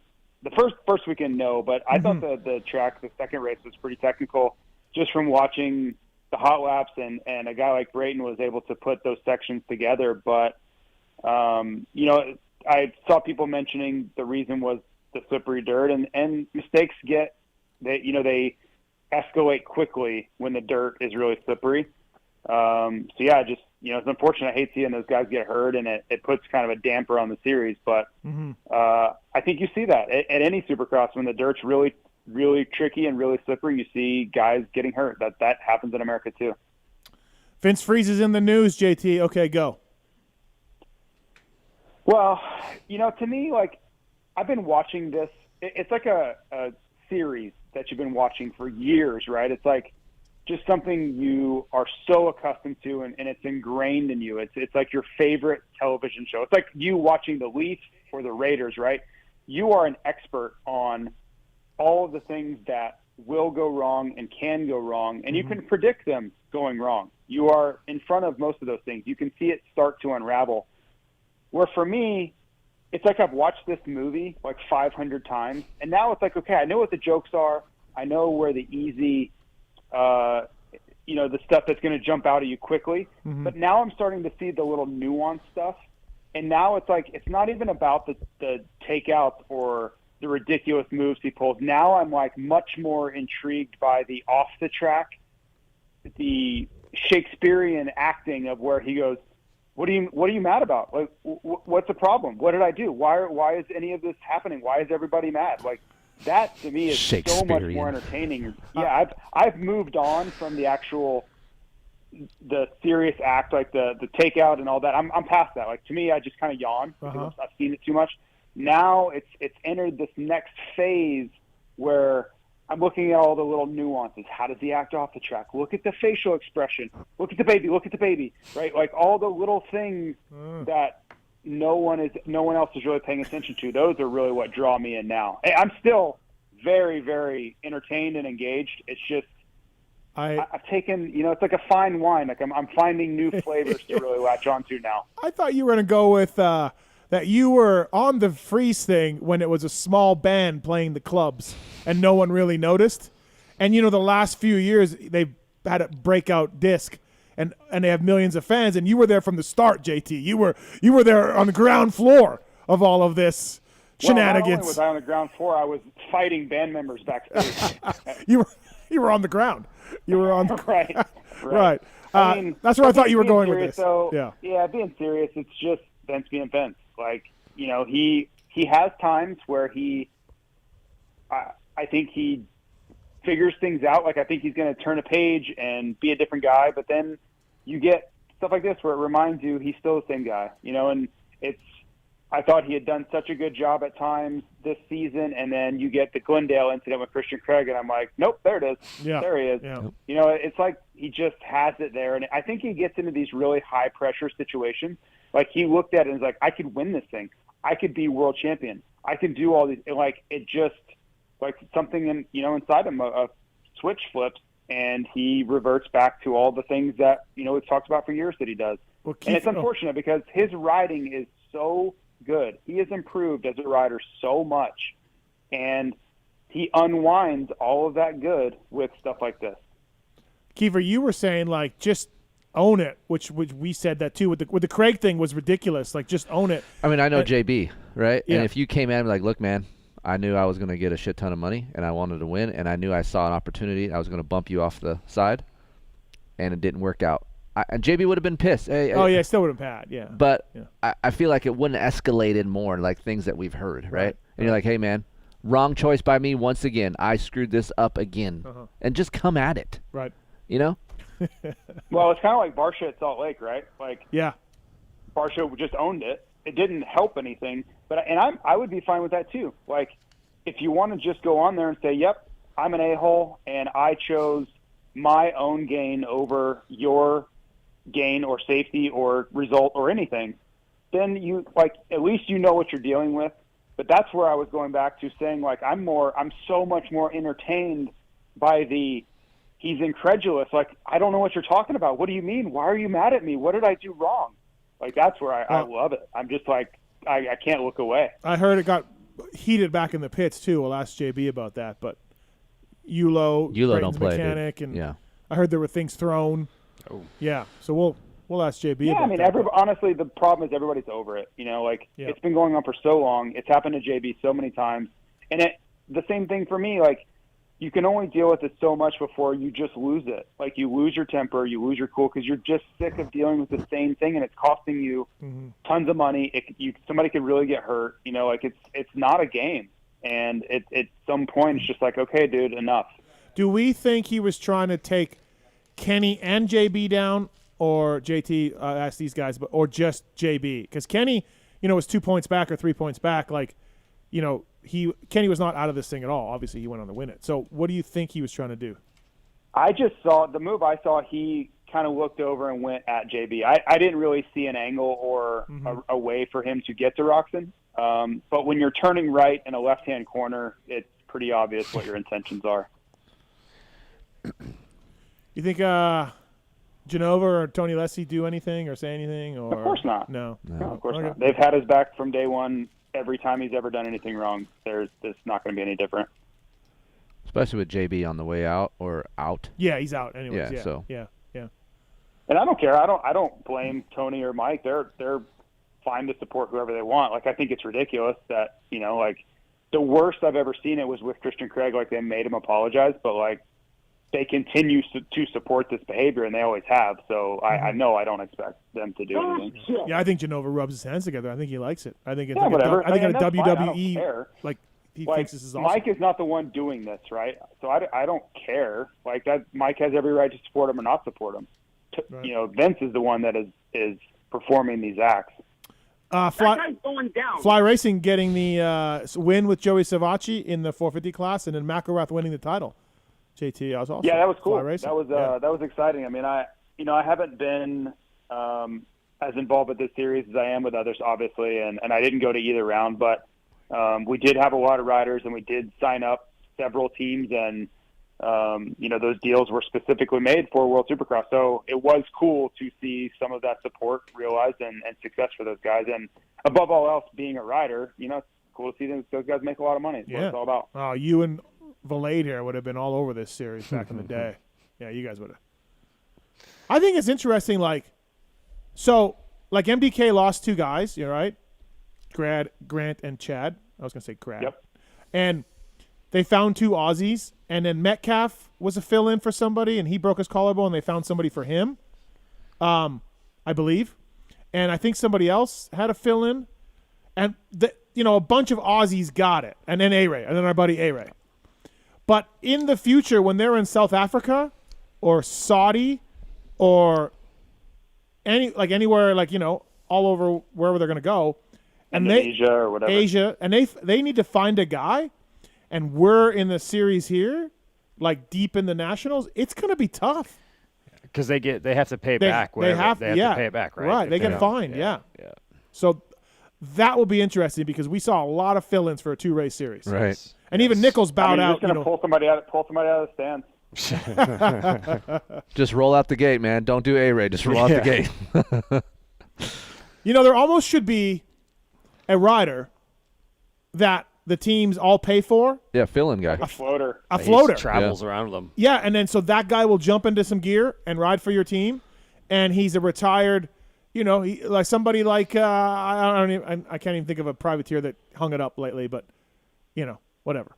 So let me ask you this: so A-Ray gets hurt, does the team get fined? No, because he started. Yeah, he started. Okay, yeah, so once you start, yes, you have to get somebody for the beginning of the next round. Copy. But find somebody like A-Mart or somebody like that. Yeah, sure. Yeah. Maybe he's too good. Yeah, he might. I was gonna say he's a little too good. I'm thinking of a privateer guy. I don't know. Find one of those dudes. Ben LeMay, right. You're our guy, and you're gonna go around. You're like on a practice squad, and you can get pulled up. Yeah, and any team that needs you, you're on standby.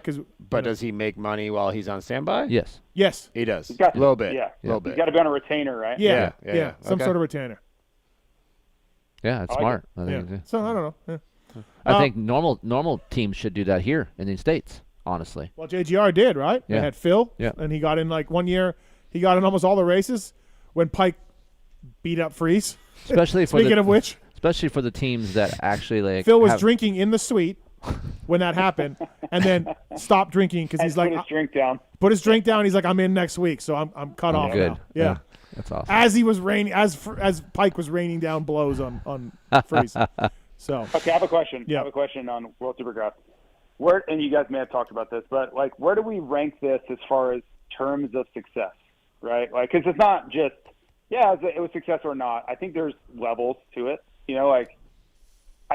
For me, it's not an overwhelming success because they weren't able to pull off enough rounds for that to happen. I think the rounds that they had were good.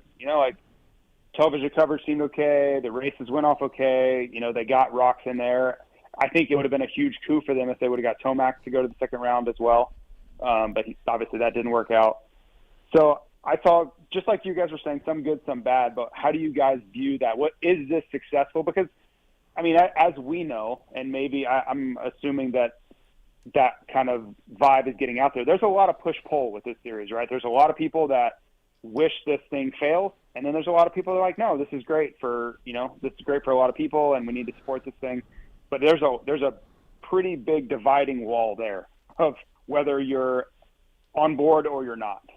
So I kind of wonder how each of those sides view this. Do Adam Bailey and Cochran, all these people, do they think this was a gigantic success? So they nail it, and do Feld and everybody else that are at odds with this thing, do they think that they failed miserably, or do they nail it? How do you guys view all that?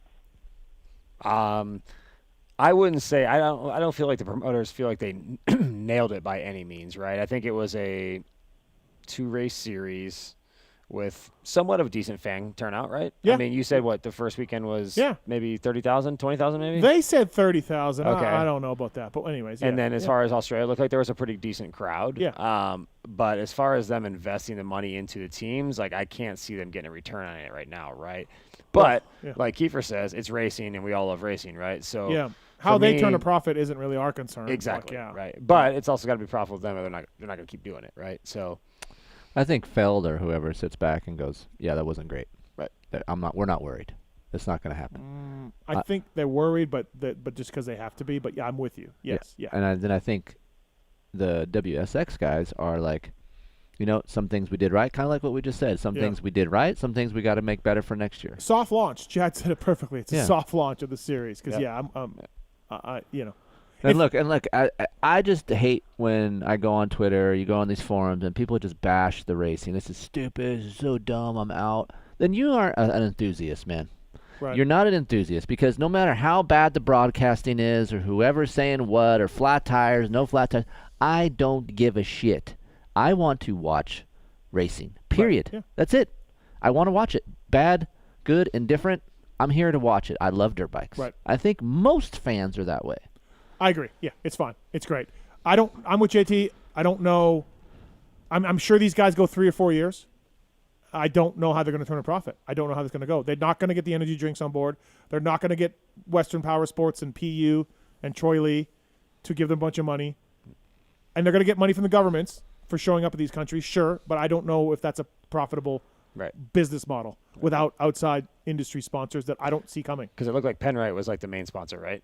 Yeah. Right? Like both rounds. Oh, I didn't see Penrite in UK. Oh, you didn't? No. Okay, just in Australia. Yeah. Okay. Yeah. Okay. So, I hope it sticks like around. I get excited when I see Supercross on my guide on my TV. Yep. No matter what, I get excited waking up. Hey, I got a Supercross to watch. So I can drink some coffee and watch some Supercross. Right. Yep. I think you're right. I think I'm there, but I don't think the Feld guys need to be worried at all. Not right now. Yeah. No. I mean, their move on that Wednesday prior to the first round pretty much was like, hey, here's where we're at. Right? Yeah. Launching of and done very much on purpose, by the way. And here's my and this I guess the question for you and JT: why, if this series does not overlap theirs, why would they be worried anyway? They want to be the end all and be all of Supercross. Okay. They just want to be. Well, you're way, also competing for the same riders and the same teams, so yeah, you should be worried about that. Yeah. But the riders and teams are going to still race your series anyway on that time. Not if you have overlapping schedules. Well, that's what I'm saying. They're not going to overlapping. have. Yeah, they're not going to have overlapping. But they're talking about starting it earlier and having more rounds, right? So it would July. But no, July is going to be when they start. Okay, so it would overlap. I mean, then. July's a problem. Yeah. No. Feld. Kiefer saying Feld. Supercross people. This is Super Motocross, bro. It's Super Motocross now, yeah. Yeah, I guess so. Right. Yeah, it's incredible how we don't want any more races has turned into let's add 3 more races.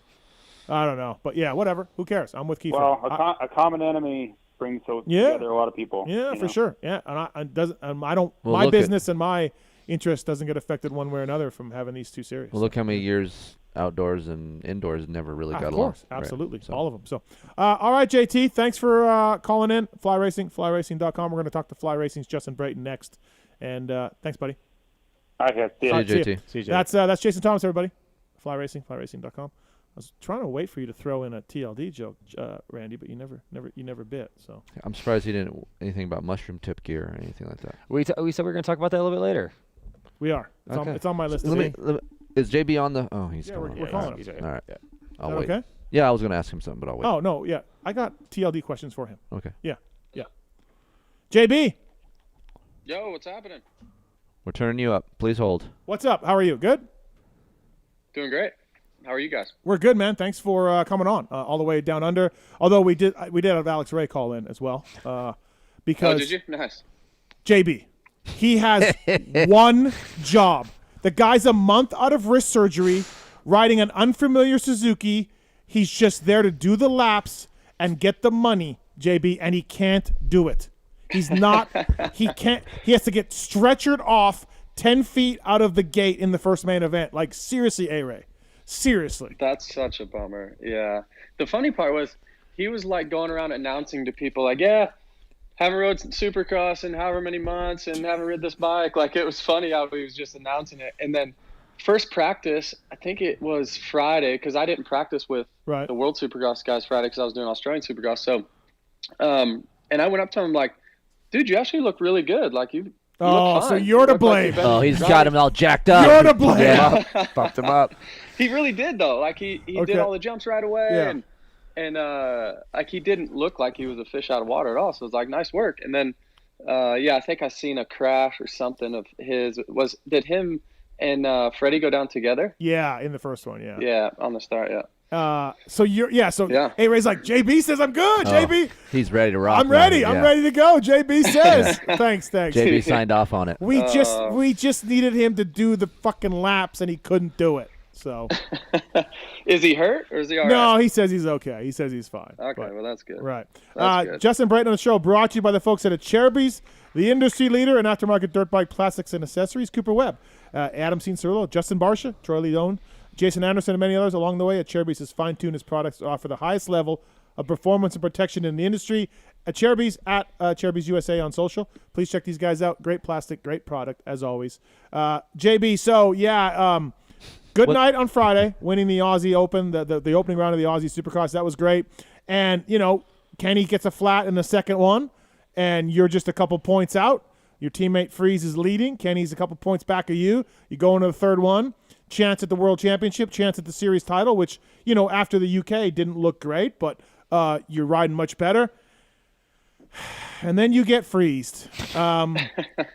We watched it. We slowed it down today. You were mad after the race, and I think rightfully so. That was he went right on a left-hand turn, and it's crazy because you're his teammate. Yeah, I mean, I guess where do we start? I mean, the hard part is. Well, I guess we'll just start with the incident. Yeah, I mean, we go into it. Sean, my mechanic, tells me, well, even rewind a couple days. Tony had all the math. Tony being Tony, super prepared, knowing all the points and all that. So went over the breakdown and to be quite honest, like it wasn't that important to me. Like there was no money on the line. There was no money on the line for us to win. The team championship thing was kind of cool because obviously the team puts in a lot of hard work. The world championship thing, look, it's better for everybody if Ken Roxon wins. It's better for the series. Of course, it'd be cool if I won, but there wasn't a lot in it for me, to be totally honest. So I really wasn't that concerned going into the weekend. And I'm like, well, yeah, just go and get a podium. And was really focused on the Friday night race as well. So once that went good and I was feeling good. So first two mains went fine. Third and the second, obviously with Kenny going out with the flat tire. So going into the last one, Sean is like, hey, do you know where you are points wise? And I'm like, yeah, I think Vince and I are tied or something. He's like, well, you're one back of Vince. I'm like, okay, so cool. Well, I'll try and get a good start. And the first two, I'd beat him pretty good. And it'll be no problem. So going to the first turn, had a good start, and yeah, I just get totally. And what's funny is like you see the pictures and you see it all, right? Well, me being in it and like hearing, and so you just hear his bike get wound up, right? And bang, I'm off the track, and I just kept saying, I'm like, you've got to be kidding me! You've got to be kidding me! Like I couldn't believe it. I seriously could not believe it. And so I just kind of ride around the rest of the time, whatever. And I really didn't know where I was. So coming off the track, yeah, I was mad, man. I'm just like, it's just not called for. Like, what are we doing here, And to be teammates, and then from all the years, like the thing he doesn't really realize either is how much work I put into the team to get him what he's got. And me and Mike Genova are super close. I love him like a brother, like me. I mean, me and him are really tight. I've got a ton of respect for Tony. And the amount of hours I've spent on the phone with Honda, organizing Showa stuff years ago, a lot of support for the team, develop like the stuff that I guess he doesn't even realize. And then to do something like that. And then don't even think, the hours I spent trying to help, and the amount of times he's done that to me is probably 4 or 5 now. I mean, he broke my hand in 2020 by just T-boning me the last lap at Daytona, and then COVID hit, so you don't really hear about it much. And I just continue to forgive and forget. No, he's a good guy off the track and this and that. And then we go play golf together, and it's like I don't mind him off the track. I feel like he started to become somewhat of a friend, and So there's so much backstory to it, right? It's not just that incident. That incident was no big deal, really. Like, he didn't hit me that hard. It was just the principle of it and the principle of everything that has kind of went in to the team and all of it. And then just to do that. And then on top of it, what really, really fires me up is lying. Like, if somebody starts to lie, my blood pressure just starts to boil. And if I came off the track and he said, yeah, man, I tried to T-bone you. I tried to, like, it was me and you for the world championship. I tried to T-bone you and Genova gave me a $50,000 bonus and this and that. I'd probably be like, I'd still be pissed, but I'd be like, right. All right. Yeah. But the lies and like oh, my front tire slipped and I went into you, or, oh, Savachi kind of messed me up. Like, none of it's true. It's just, it's not true. You can see him look right. The in facts the are turn. the facts. He looks right. Yes. He sees me. He gasses it, and he flies into me. Right. Those are the facts. That's purely the facts. So that's what made me even more mad is like, and it's not just me, right? He never really owns up to any of them. So that was the problem, and it bummed me out for not only myself, for the team, for Genova. He's not been able to be here because he's been injured, but so he just took me and both of us out. Like, now neither one of us got a chance. And you won the team championship, but what if you lost it because of that? You know, like yeah, exactly. Right. And man, it's a pilot season. Like, come on, the world champ. Like, I love these guys over here, but like, come on, we all know what it's a 2-round series. There's marketing in the world championship thing. You know, I understand all that, but come on, if we're going for millions of dollars and it's a true world championship or something, like, but it's just not, you know. And so there's a long backstory to it. That's what really got me fuming.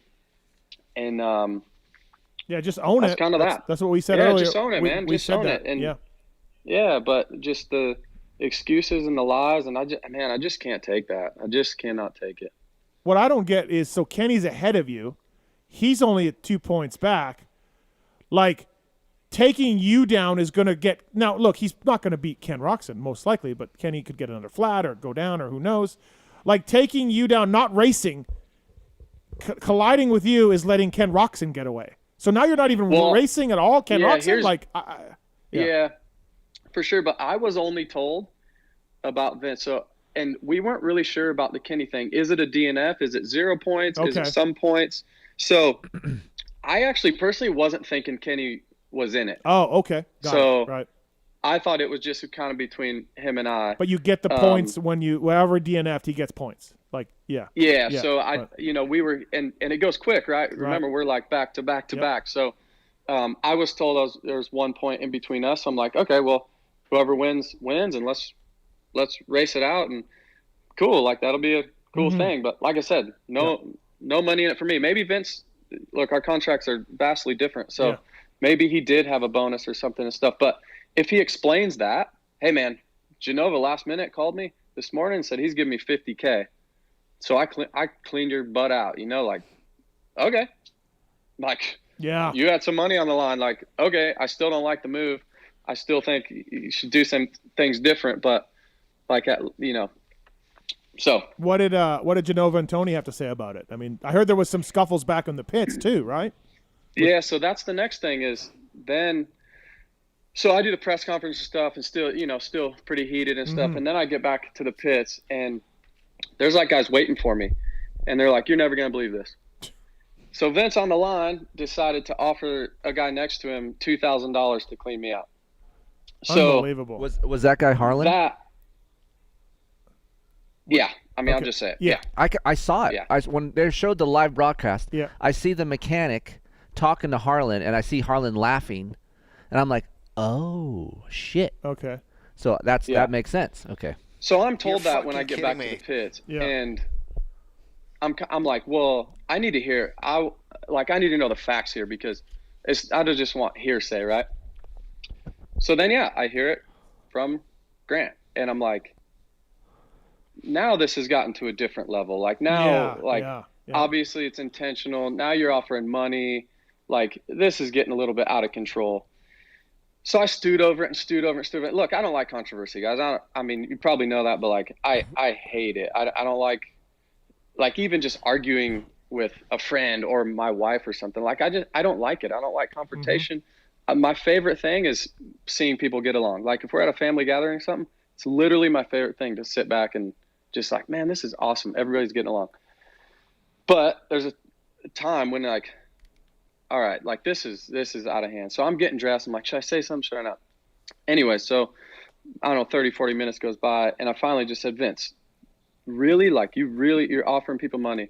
And he denied it and denied it and denied it. So that just got me more and more mad. And it's like, yeah. And then he's, and then saying stuff like, I'm just mad because he's a better rider than me. And, you're just a baby because I'm better than you. And like, it's just like, come on, and then, so then Yulo had enough of him basically,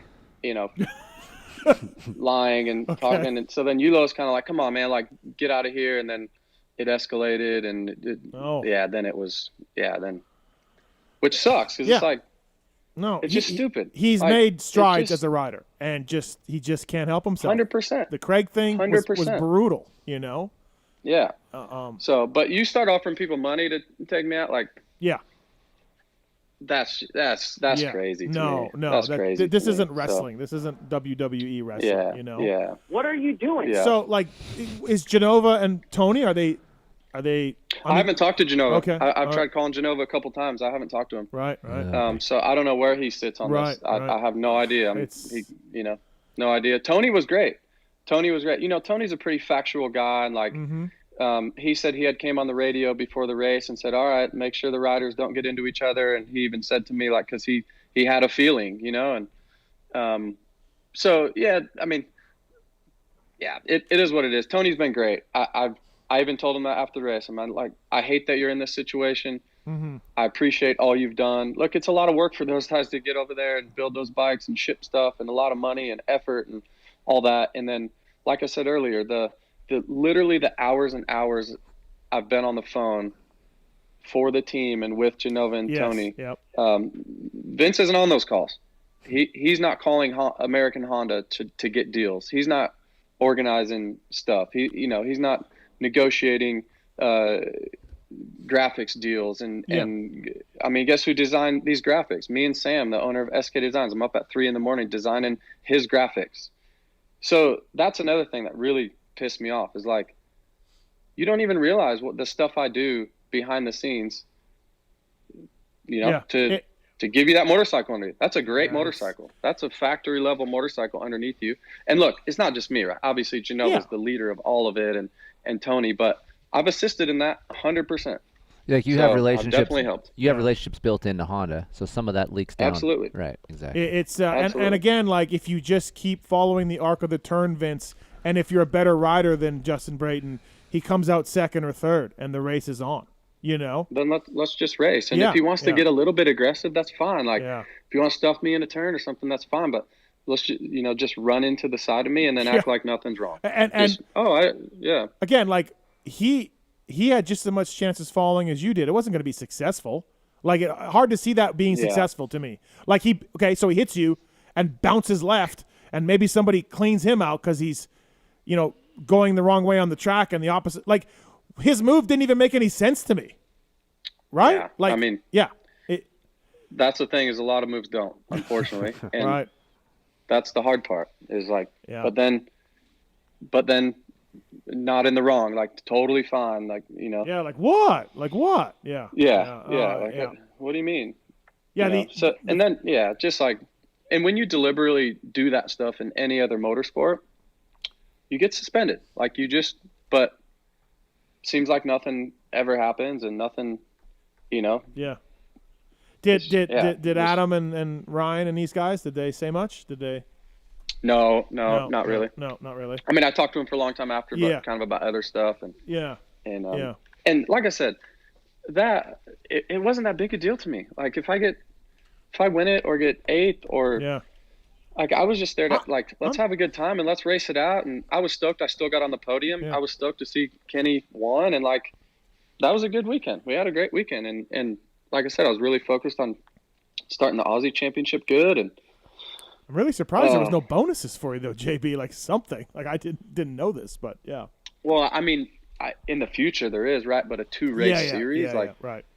I mean, So Yeah, and again, Keefer said it earlier. Just own it. And just own it. I mean, it's a greasy move. Look at you f up. Yeah. Everyone screws up, and we know he does several times. But if he just came out and flipped the script one time and was like, "Hey, man, you know what?" Just like what JB did. But we talked about. Hey, I got 50K, dude. I lost my mind. I saw red. Boom. I smacked you. I screwed up. Even the Craig thing, which was egregious and brutal and terrible and almost undefensible, was more of a racing incident, quote unquote, than this one. Yeah, this was a hard right turn. Look right. Yeah. Turn right, go into your teammate. At least the Craig thing, which was brutal, and you could somewhat say, well, you were in the race and you just, I don't know, had your throttle stuck or so. I don't know. I don't fucking know. But, this was worse. At any point in time when you're on the line, obviously you didn't know anything what was going on behind, what he was saying to Grant or anything. But where you're like, oh, shit, this might go down some crazy crap. Man, not really. No, I really didn't, which is shame on me, right? I mean, the thing is we're pitted next to each other. We're getting dressed together. We're talking. I mean, but then I don't know, man, something changes when he puts on his helmet and goes racing. But I really wasn't thinking too much about it. I was thinking because I had gotten decent starts, or I started ahead of him in both motos. I'm like, all right, you really got to focus on this start. And I mean, I guess I don't think about those things. So maybe I should have been more aware. And look, I thought I'd at least get past the first turn, but maybe as the race came to and he was behind me, for sure, I would expect something, but I definitely didn't expect it right there. That's for sure. Jeez. Justin Brayton on the PulpMX show, presented by Acherbys at Acherbys USA. Check them out. Disc guards, frame guards, chain blocks, slider kits, and, of course, replica plastic. All available at Acherbys USA. Well, JB, let's move on from that. Do we have anything else about that incident with JB? Or No, okay. I think we're all good. So 2 rounds, like you said, World Supercross. Some good, some bad. What'd you like about it, JB? What would you change? What's your pros and cons from the Global Supercross guys? The pros are like Adam and the crew, and you know Steve. They're really, really eager, and the communication lines are totally open. The 10 teams are super involved, and they keep saying they're partners of theirs, and so I think that's cool. They're very, very eager to take Supercross around the world, which I think is awesome. The cons are probably just some of the racing, just to fine tune, right? I get really bummed out when people say, compare it to Feld. Feld's amazing. They've done, in my opinion, it's the best series in the world right now, and obviously the best riders, and they've been doing it for years and years and years, and those guys are awesome too. And but they're comparing it to that. It's okay, if you've got a 30-year business or a startup business, which one's going to be better? It's pretty obvious, right? Mm-hmm. But Adam and the crew, they're awesome, man. They work super hard. They're a young group of people that are very eager, and that's awesome. So Cardiff was a learning experience with, I think, for everybody, but mainly with the racing. The 3 races in a row they're really gnarly, and I just think that the time in between for the fans and the riders and the teams could have been a little bit more, which it was this weekend. Yeah, they gave you more, right? Little more time. Yep. Yeah, and the main reason for that is just to set the stage for the fans and then we can kind of do the calculations of okay, if you get X, or for instance, the last race, if you could have hyped that up, Ken is 4 back of Vince and I'm 1 back of Vince, and if this happens, the subplots, right? They could have said, get it going. Vince is an animal. Vince could take anybody out. They could have started yelling at. Set the stage rather than just so quick. Yep. And then, because when I'm watching the 250 race, I'm confused. I'm like, okay, wait, Shane got that, and Mitchell. Okay, well, well, what if, and it's if I could see that, in my opinion, hire somebody in the wherever they are. They're in charge of calculations. There's got to be some sort of a spreadsheet that spits it out after the second race, and okay, these are the calculations, and if this guy does that, and a bunch of hypotheticals, right? So I think that would be cool. So even if there's the first 2 are back to back, 5-minute break or whatever. Yep. I think if you gave us more of a break for the last one, The racing's going to be a little bit better. You're going to set the stage. The riders and teams are going to be able to come up with some strategies on, okay, well, this guy's got that guy's got this. If this guy beats you, you're off the podium or whatever. So I think that would be pretty cool. The tracks needed some work for sure. You know, the tracks are they were very, very easy. Both of them super basic tracks. And the dirt wasn't that great. The dirt this weekend was a little bit better, but so yeah, I think if it's on the world stage, let's have world-class tracks. And look, Jason Baker does an amazing job. The finishes of it are great.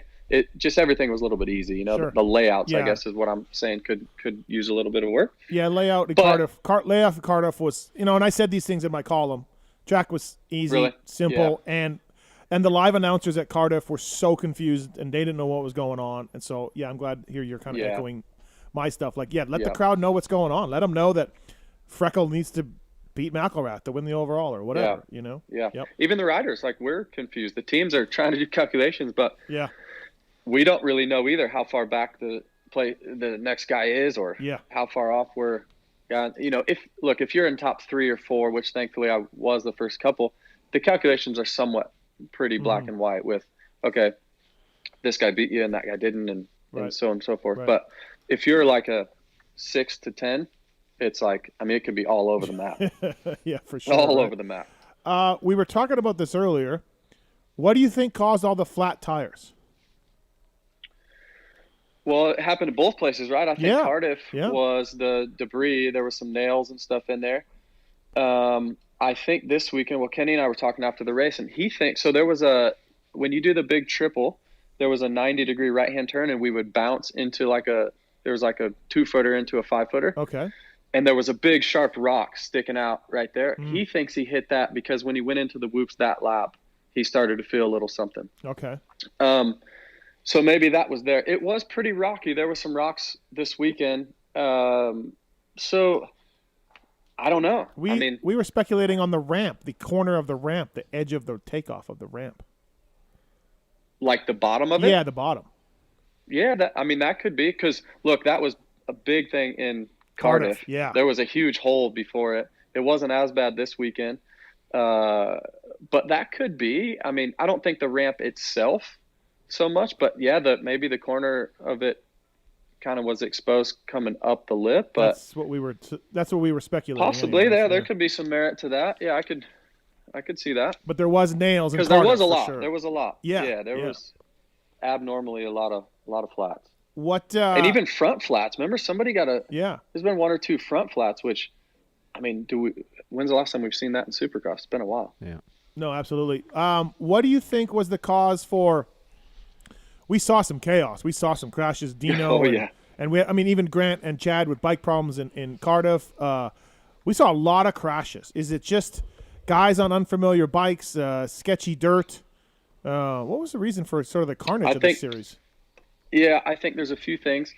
When you have these short races, right, you get there's so many different levels. Like, I think from the first place guy to, say, the 15th place guy, like, there's a pretty big gap, right? Even in the 250 class.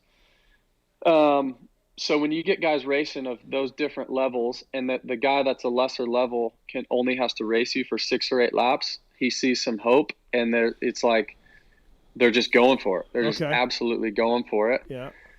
And then you get some more, you throw in the dirt, which was very, very slick and unforgiving. And this past weekend was very similar to Dallas. So you know how Dallas can look really, really good, but then it gets edgy and hard packed underneath. Or even like the old Houston used to get like that.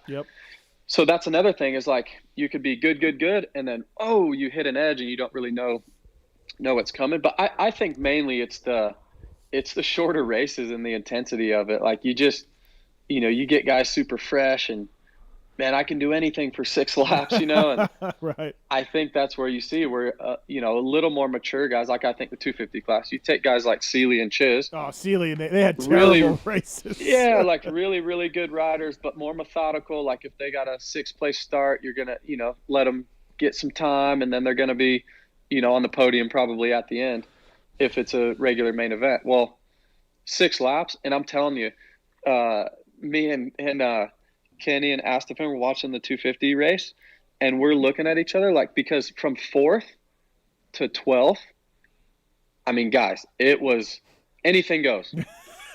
Literally anything goes. You can cross jump, you can block, you can, I mean, off the ramp every lap, we're just like grabbing each other. We're sitting in the seats like, oh no. Because it was chaos. And then bang, the checkered flag's out. And it's like, holy smokes, where, you know, you're not worried about a longer moto. So I think that's part of it. I'm sure our friend Philip really enjoyed it back there.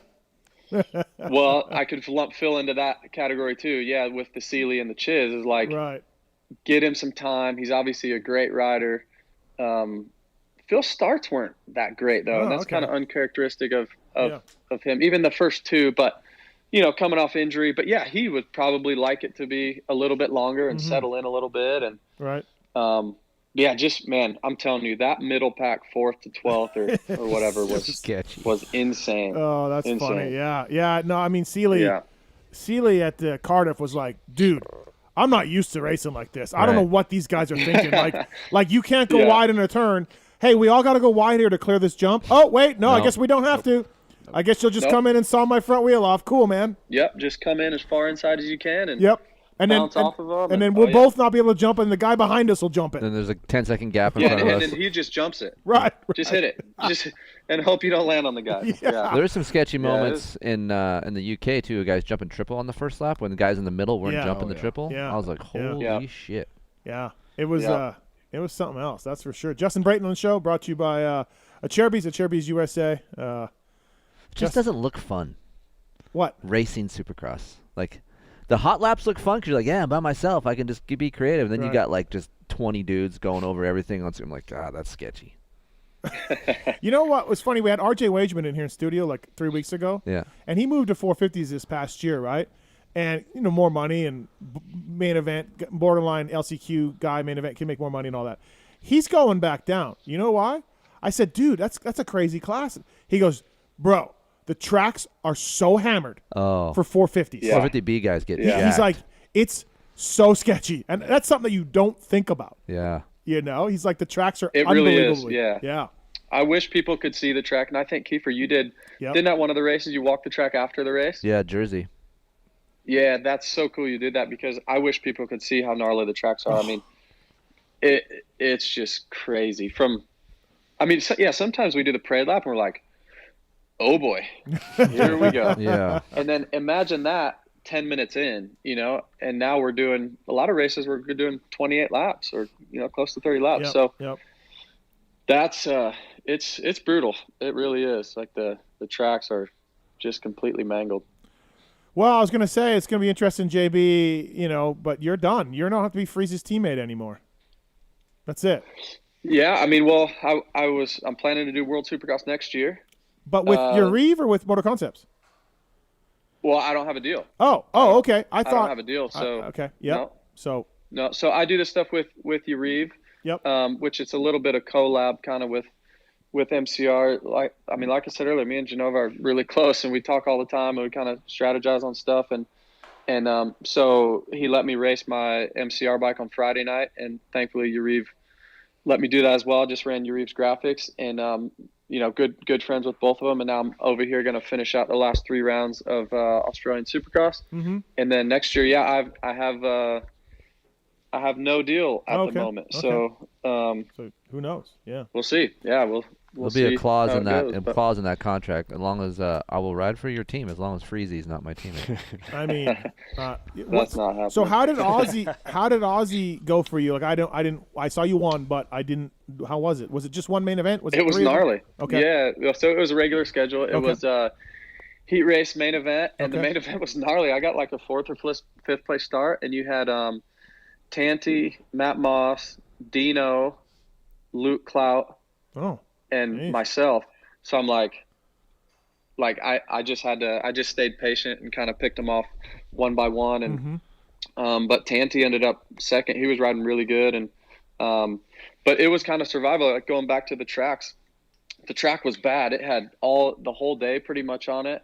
And then World Supercross practice and then plus our racing. So by the time the main event came, I mean, there was plywood showing all over and the guys were going for it. The first 10 laps were like, all right, like I just need to chill here for a little bit. and was able to pick the guys off, and I won by, I don't know, like 8 or 10 seconds, something like that. Oh, but okay. Yeah. So the last 5 I just kind of cruised, but the first 15 or the first 10 for sure had to be really fun to watch, because those guys are good. I mean, Mossy and Clout and Tanny, obviously Dino, like they're really, really good riders. So it was no easy task. How many rounds are there? There's 4 rounds. 4 rounds. God, Dino. So I'm actually staying this week in Melbourne. Then we race in Adelaide this Saturday. I fly home Sunday, and then I'll be back home for 3 weeks or so, 3.5 weeks, and I fly back over for 2 weeks to finish out the last 2. So. World Supercross next year, they want to go 8 rounds starting in July. That's kind of what the word is, right? That's the word. They had a press conference over here, and I think 8 rounds. I think that would be good. I think that would be the sweet spot, is go to 8 really good ones. Because the travel's brutal, man. Like, the travel is absolutely brutal. So if we could get a couple weeks off in between, or, if you did 2 a month, something like that, I think that would be good. And then the teams can learn more on how it all works. And I think it could be good. The timing for me fits in really well to kind of keep racing a little bit. It's, it'd be, like I said, 8 races. I can do 8 to 10 a year, for the next year or so. Right. What do you think Ken Roczen does next year? I don't know. We've talked about it a lot. Oh, I'm sure you probably do know, JB. I bet you do know, but yeah. I mean, next question, Steve. Next question. That's the second time we had this. All right, I got a question. Oh, he had Cooper Webb. We had to move on from a question from Cooper Webb. Oh, really? That's 2 tonight. Yeah. Are we back in North Carolina? Are we done? What are we doing? Iowa's gone, or? So we sold our house in North Carolina. Next question. What's that? Next question. Oh, yeah. Sold our house in North Carolina, and we've had a house in Iowa for a few years, so we moved back. And I mean, we're loving it there, but with 10 cycles, own a KTM Husky gas and specialized e-bike dealership there in Charlotte, and we're expanding that here really soon with another brand, and we'll see. But I'm pretty sure it would make the most sense to move back at some point. Like I said, we love being around family and stuff, but I think there's more opportunity and look, I didn't think I'd be. I mean, I feel like I could maybe do the world stuff for another couple of years. Yeah. So riding out of Iowa is a little bit tough. I built a track, but I've got my buddy Mark helping me, but he's out there watering and the owners of the track, the Almondsons, they'll help me out with some prep every now and again. But I mean, me showing up early, having to water, and staying late, having to water, and like, it's starting to get a little bit old. So that didn't take long. Yeah, and then also doing my own bike work. So I've done everything. I'll fly Yulo in every few weeks, but I'm doing all my own bike work, which honestly isn't that big of a deal. Like, I kind of enjoy it. I've got a little shop there where we live, and but doing it to the level that I'll need to do it next year and possibly the year after, I don't think I want to do that. So okay, going back, we'll see. But Valade, you got any racing JB stories? I do not. You do, like the summer fair race? No. Valade, who did you ride for when you won the championship in Canada? Blackfoot Honda. Blackfoot. Yeah. So I think, what year was that? Was it like 01 or something? 2003. 2003. Yeah. So right around that time, I think, because I was doing arena cross, and I'm pretty sure, gosh, who was the Blackfoot guys? What was his name? Jason Mitchell. Jason Mitchell, that's right. Yeah, he had reached out at one point and offered me maybe something around that time, because I remember you winning it, and there was I think there was some talk of me riding for them, and I was like, no way, dude, Blackfoot Honda. Like, I thought it was so sweet. Mitchell's right. This Valade guy, we're going to replace him. He sucks. He's out. But I would have thought you would have showed up Des Moines. You would have showed up to Des Moines to, no, you never did? No? I don't think I ever really went that far, no. Okay, yeah. I did some arena crosses, Blade? Yeah, I did some. I did remember they had those regional ones? I did a lot of those regional ones, but never too many of the main ones. Right. Yeah. Okay. Yeah. There's almost Jim Chester and Jim Neese just my crushing God. the regional. You're 100% right. Just crushing it. Has there been two guys that have raced against each other more than Neese and Chester in the history of our sport? Probably not. Like, seriously. Hey, Chester was dirty too. I heard it. He didn't give a fuck. I heard Jim. Jim is the fly guy, right? He's the fly rep now. Yeah. Right. I get them all mixed up, but Jim I heard was greasy. Yeah, Oh, Neese? Yeah. Neese wasn't so clean either. No, he wasn't. I raced Madison, Wisconsin. It was like, so they had Des Moines Arena Cross in November, and then I would do some of those regionals mixed in. So the regional Arena Cross was like the next weekend in Madison, Wisconsin. And I get the whole shot in the 120. I don't know if it was a heat race or main event, but 124 class. And Jim, I've still never been hit so hard in my life. I mean, Jim Neese absolutely drilled me. Like half my handlebar was stuck in the berm. I couldn't get it out. Oh, it was like unbelievable. So now I always joke with him when I see him, but now his son Luke rides at PulpMX all the time, and I love telling the story. I'm like, dude, your dad hit me so hard. And Luke rides pretty well, right? Yeah. He's good. Yeah, Luke's a good rider. Yeah. Really good definitely. rider, yeah. Big PulpMX fantasy guy. Luke Neese sometimes. Yeah, he's done well for fantasy people. Wow. All right. Anything else for JB here on the show? No, I think we covered it. Keefer, are you going East Coast, or you want to move to North Carolina? Or are I you do. Florida guy now, or what are you doing? I've been back there, and then I was like, man, it's nice back here. The dirt's just so good. Like, I come back home, I'm pissed off because I got Red Glen Helen. And I'm like, well, dude, I saw your tweet. Is there seriousness to that, or that's just a joke? no, Your high des for life. there's seriousness. There's some talks with me and the wife. So, but it'd be tough to do everything that I do back here over there. That's the downside. Well, you got to remember too, when for years, for decades, you had Sunrise and you had Comp Edge. I'm losing track. And you had Glen Helen. Yeah. And you know what I mean? You had Milestone. California, Southern California, we're losing a lot of tracks. Yeah, it's not Dude, good. Comp Edge and Sunrise were two of the best. Yeah, I love those. Great dirt. Yeah. When Comp Edge was watered and prepped, it was pretty good. Hey, Milestone was really good when it first opened before it got hard, right? Yeah. Like when it was kind of sandy. Well, even then, like State Fair was good. Like even though it was small, but like they were just slowly losing all these tracks, and now everyone. Comp Edge still my favorite. When it wasn't windy. Yes. Yeah, true. They had a super which track was like, there for a while, right? 3 days a year. Yeah. Yeah, when I was racing Supercross, we had a Supercross track There's there. a Supercross track down there. That was a track that they said, somebody told me Tony had Mike and Jeff in full football gear, blitzing whoops.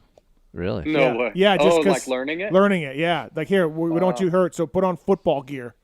He did that at Sutter's, too. Okay. In the 805. Yeah. Sutter's had just a set of whoops, and Mike used to go there, and Mike would be crying. And Tony said, I don't care. You got to ride it. And Mike would be bawling his eyes out, but he'd have to hit him. Yeah, in football gear, though? Just everything. Yeah. Every kind of pad you have on it was on. Keefer, still to this day, the biggest set of whoops I ever hit was up in the high des. There was a Supercross track up the road from Sunrise in probably like 2006-ish. Okay. What would that have been? There was like a bunch of us there because, it would rain back then, right? And then everyone shows up. Yeah. And it was only there for like that year, but it had the biggest. I thought it was a rhythm lane when I showed up, and it was a set of It was a rhythm lane. Like, what is it, babe? You're like, oh yeah, you got. I don't remember that. I don't. Is it off 395 near Sunrise? Yes. I feel like it was past it, kind of on like a. Was it Alessi's place? No, it wasn't Alessi's place. Yeah, that's what I was gonna say because Mike's place. There was another. Mumford's now, right? Yeah. I don't know. I used to ride with Wyndham and Casey Johnson. We had a place in Victorville. And it was just like in some guy's backyard. It had a semi-backyard, and Wyndham and Casey used to come up, and we would ride, and that was right off of 395. And TP had a track in his yard? TP had a track in his yard, too. Yeah. You jumped the driveway or something? You triple over the driveway. Triple over the driveway. Yeah. Nice. And he would tell you about it, too. Like, you going to come to the ride at my house? I'm going to smoke you. Like, it didn't matter who it was. Like, you talk to good guys. Like, Travis would be talking shit. Right. Yeah. JB, thanks for calling in from down under. Really appreciate it. And bummer about the weekend. In a sense, you still did pretty well. Like you said, you rode well. You got freezed, and that happens. Awesome. Thanks for having me, guys. Thanks. Cheers, man. Good luck down there, man. Thank you. Man. See you. All right. Thank you. All right. See you. That's Justin Brayton, everybody. Brought to you by Cherubies USA. Hey, no money on the line for that, huh? No money for him. You can guarantee there's money. No. Yeah, but for him, yeah. No money. He's just, and then he's like, it'd be great to see Kenny win it. It's good for the sport. Yeah, it's good. It's good for the sport to have Kenny win it. That's JB. Here's the thing, because I don't think they get a blowjob before the main event. Because there was a good chance of Justin winning, so there probably was no clause in there like, hey, we're not going to give you any money. That's true. I doubt Kenny got money from anybody. Like he just probably got paid straight 2 races, show up, here you go, right? Yeah. I like JB talking about whoops. Like he's one of the baddest dudes to hit whoops of anyone, right? Like he's good. Yeah. Dude. Yeah. Always good. Yeah. I'm really surprised there's no Valade Brayton. Yeah. I feel like we're kind of similar age, right? Yeah, he's that's what I mean. a little bit younger than me. Yeah, though. but still, Yeah. How old is JB? 38. 38. Yeah, 38. Hey, by the way, we got some money from YouTube. Stallion Imaging gave us $5. He says, Keefer, question for you. Can the KTM 300 be competitive in 450 Supercross? No. Okay. No, and to get your $5 worth, really. just like what Coop was saying, that's worth $1. You gotta there's not a lot of bottom end, so you can lug these bikes a little bit more. Okay. And there's just not enough torque there to compete. Jake Tyrones gave us $5. Thanks, Jake. Muppet gave us $5. Says thumbs up to your Canadian rider Cole Thompson at the Aussie Supercross riding for Sherco. It's Serco. It's Serco? Serco Yamaha. It's spelled Serco, and I thought it was Sherco. It's SERCO. Yeah, but is there not a Sherco? Well, a Sherco's a... They're not racing that. Okay, but there is a Sherco. Yes. Yeah. Okay, so there's a Serco and a Sherco. Yeah, Serco is a guy named Gavin who manages that team for Yamaha. Okay, well, not thumbs up to Cole Thompson because he sucks. He rode good. No. We don't like him. That's why. No, we don't like him. He Okay. sucks. My bad. He's an idiot. My but bad. but that's cool that for your guy. What's his name? Gavin. Well, he's not my guy anymore. He was my guy back in the day. Okay, But yeah, I still like him. He's a really good dude. Runs a really good job, Gavin. Yes. Shitty rider. Good job on your bike, though. Yes. That's awesome. Yes. So thanks for that. And then we have Quentin on one as well. Quentin, what's up, man? How are you? Oh, not too bad. What's up, Steve? Not much. So you raced GNCC with Quitside? Hello? Gavin? Quentin? Oh, I think we lost him. Quentin? No, he's gone. Ain't gonna be no. He got mad, I guess. Maybe because I called him Quitside. Maybe. Okay. By the way, 8 o'clock hour brought to you by the folks at ORW. This is that ORW butt patch on the back of Kay Clayson and Grant Harlan. $2,000 to take out. I mean, that's not enough. You're gonna take out one of the nicest guys for in $2K? For $2K? Come on. If you didn't know him or didn't care, like really? But yeah, Grant's not that way. Yeah, Harlan. Yeah. What? No, I'm just saying I get You it. would do Like, it? No, I would not. Oh. I would never. No, I would laugh, but I'd be like, no, I'm not fucking. Right. But he did laugh because you could literally. I was watching the broadcast and I was trying to I go, something's going on, because they're talking to Grant and I'm like, and he let this weird look and then he laughed and he didn't know if they were serious. I just was reading that and then. But he said even if you're Vince and you're like, I was just joking, don't do that. That's terrible. But what? So let's just say he did do it. Does he get his money? Vince gonna cough up his money? You think? I don't know. It's hard to say, right? That's a sketchy and bet. Harlan's sitting it's a there. sketchy bet. It's so stupid. Yeah. So stupid. Stupid to say if you're joking or not. Yeah. Ridiculous. It sounds like he wasn't joking. No, I bet he wasn't. Yes. Right. But his comeback would be now. I was joking. Oh, of course. Yeah. He also his front wheel washed out. That's why he ran a JB. Yeah. Quentin, you're back. Yeah, sorry about that. No problem. So you raced GNCC with Quitside? Fucking insane. Yeah, I seen him up there on the line. He was a few rows ahead of me. I rode Sportsman B 25 plus. Okay, yeah. So what'd you think? Their start was good. Michael Lindsay, he had a really good start actually. I kind of lost dark side, but watching him go around the first turn, but I caught him towards the end of lap one. I guess I heard he said he had a pretty good get off on lap one, but he looked like he was struggling a little, Steve. He's your buddy, All right, he was on the struggle bus. You can't take Mr. Side from the wide open plains of Texas and throw him in the woods of Indiana. Yeah, he doesn't know what's going on. He doesn't know what's going on. Well, and honestly, and with GNCC, I've done 2 of them. Slower is faster. Yeah. Just calm down. Yeah. And yeah, today was. It's been so dry here. I mean, they didn't even allow anybody camping to have fires up there at all. Oh wow, yeah. Usually it's raining up there, right? Yeah, that one's usually a mutter. When I did that one, it was a mutter. Yeah. Well, last year it was literally, dude. All the pros were literally shutting their bikes off and pushing them across the creeks so they didn't suck water in. Right. Right. Jeez. But this year was complete opposite. I mean, there was a couple bottoms of a few of the hills were like knee deep. What did powder. it feel like catching a celebrity like Mr. Side? I hollered at him when I went by. I don't know. I mean, obviously he doesn't know me, but yeah. But yeah, no, it was cool. I seen him. You know, I didn't get a chance to talk to him. It was just obviously a busy morning. So many damn people there. I would have offered you $2,000 to take him out. Right. Yeah, that's what I would have done. Yeah, I heard that part while I was on hold. Right. Man, that's a little wild. You know, never been a Freezy fan. No. Yeah. The only time I was a fan of him was when Weston Pike was beating the hell out of him. Jesus. Nice, Quentin. Thanks for calling, man. Anything else? Just tell Darkside to heal up and come back next year. right. I'd like to go meet him. Maybe you show up. I'd like to see you guys. It'd be cool. Well, you'll see us at Glen Helen. We'll get there when it's time. World Vets. Yeah. Come on out. Well, it's a long ways from Indiana. Yeah, that's true. Thanks, Quentin. Thanks for listening, man. Thanks for calling in. All right, man. Y'all have a good one. You too, man. Thank you. Off-Road Warehouse. PulpMX is the code to say. They got locations all throughout America: Temecula, San Diego, Vegas, Corona, Phoenix, Georgia as well. They sell a bunch of truck parts for truck, Jeep, Overland, UTV, and racing products, and they also install them as well. PulpMX is the code to save.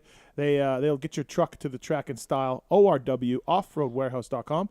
Check these guys out if you can. And the 8 o'clock hour is brought to you by those folks at Off-Road Warehouse as well. All right, moving on. 2023 Yamaha 450. You went out to the goat farm and you rode it. Yes. You tested it. You spent a whole day on it. 4 hours worth. 4 hours on the bike. 4 engine hours, yeah. And now you were going to tell us how the bike is. So I'll give you the floor now. How was the 2023 YZ 450F? Keefer, go ahead.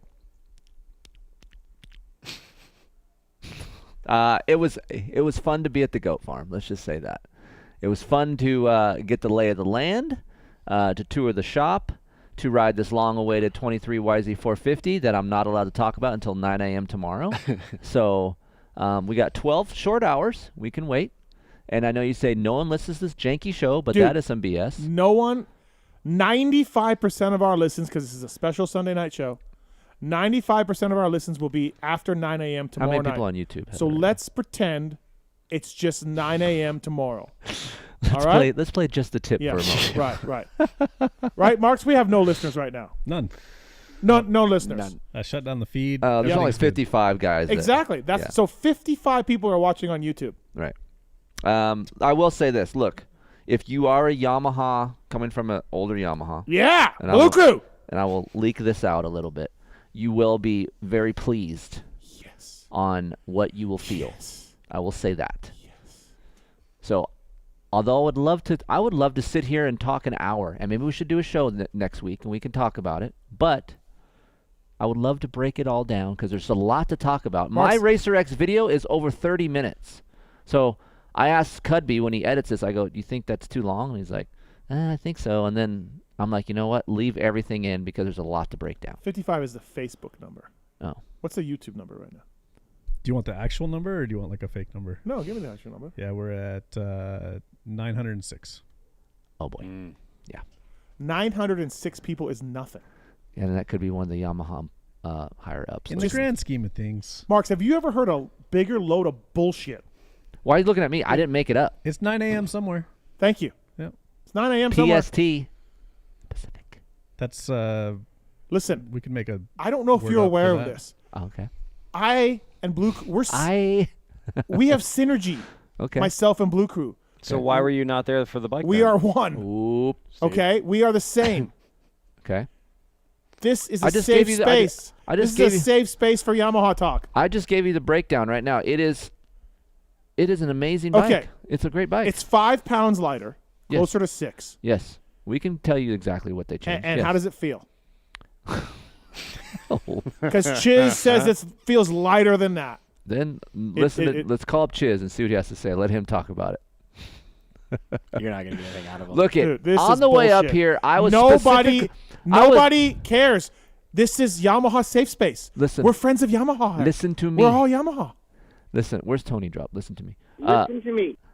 On the way up here, I got a call from a Yamaha guy and said, please, for the love of Christ, rein That is Steve in." not true. I don't think you're telling the truth. I really don't. I do not. She is going to back you no matter what you say. She is Switzerland. No, she is not. She has your back. We've gone over this 100 times. You could have No. You could have murdered a family of 4, and she'd be like, "Well, they kind of had it coming." You cannot go with what Heather says. You cannot go with what she says. I will say So- he just said, "Hey, so don't have Steve lead you off the edge." There's no way he said that. Yes. Oh, you're right, Marks. Here we go. PST is Perth Standard Time in Australia. That's what they meant. Perth Standard And so now it's good. So we're fine. Oh, because my in God. Perth, it's Let me just mid-afternoon tell right you, now. can I tell you a story though?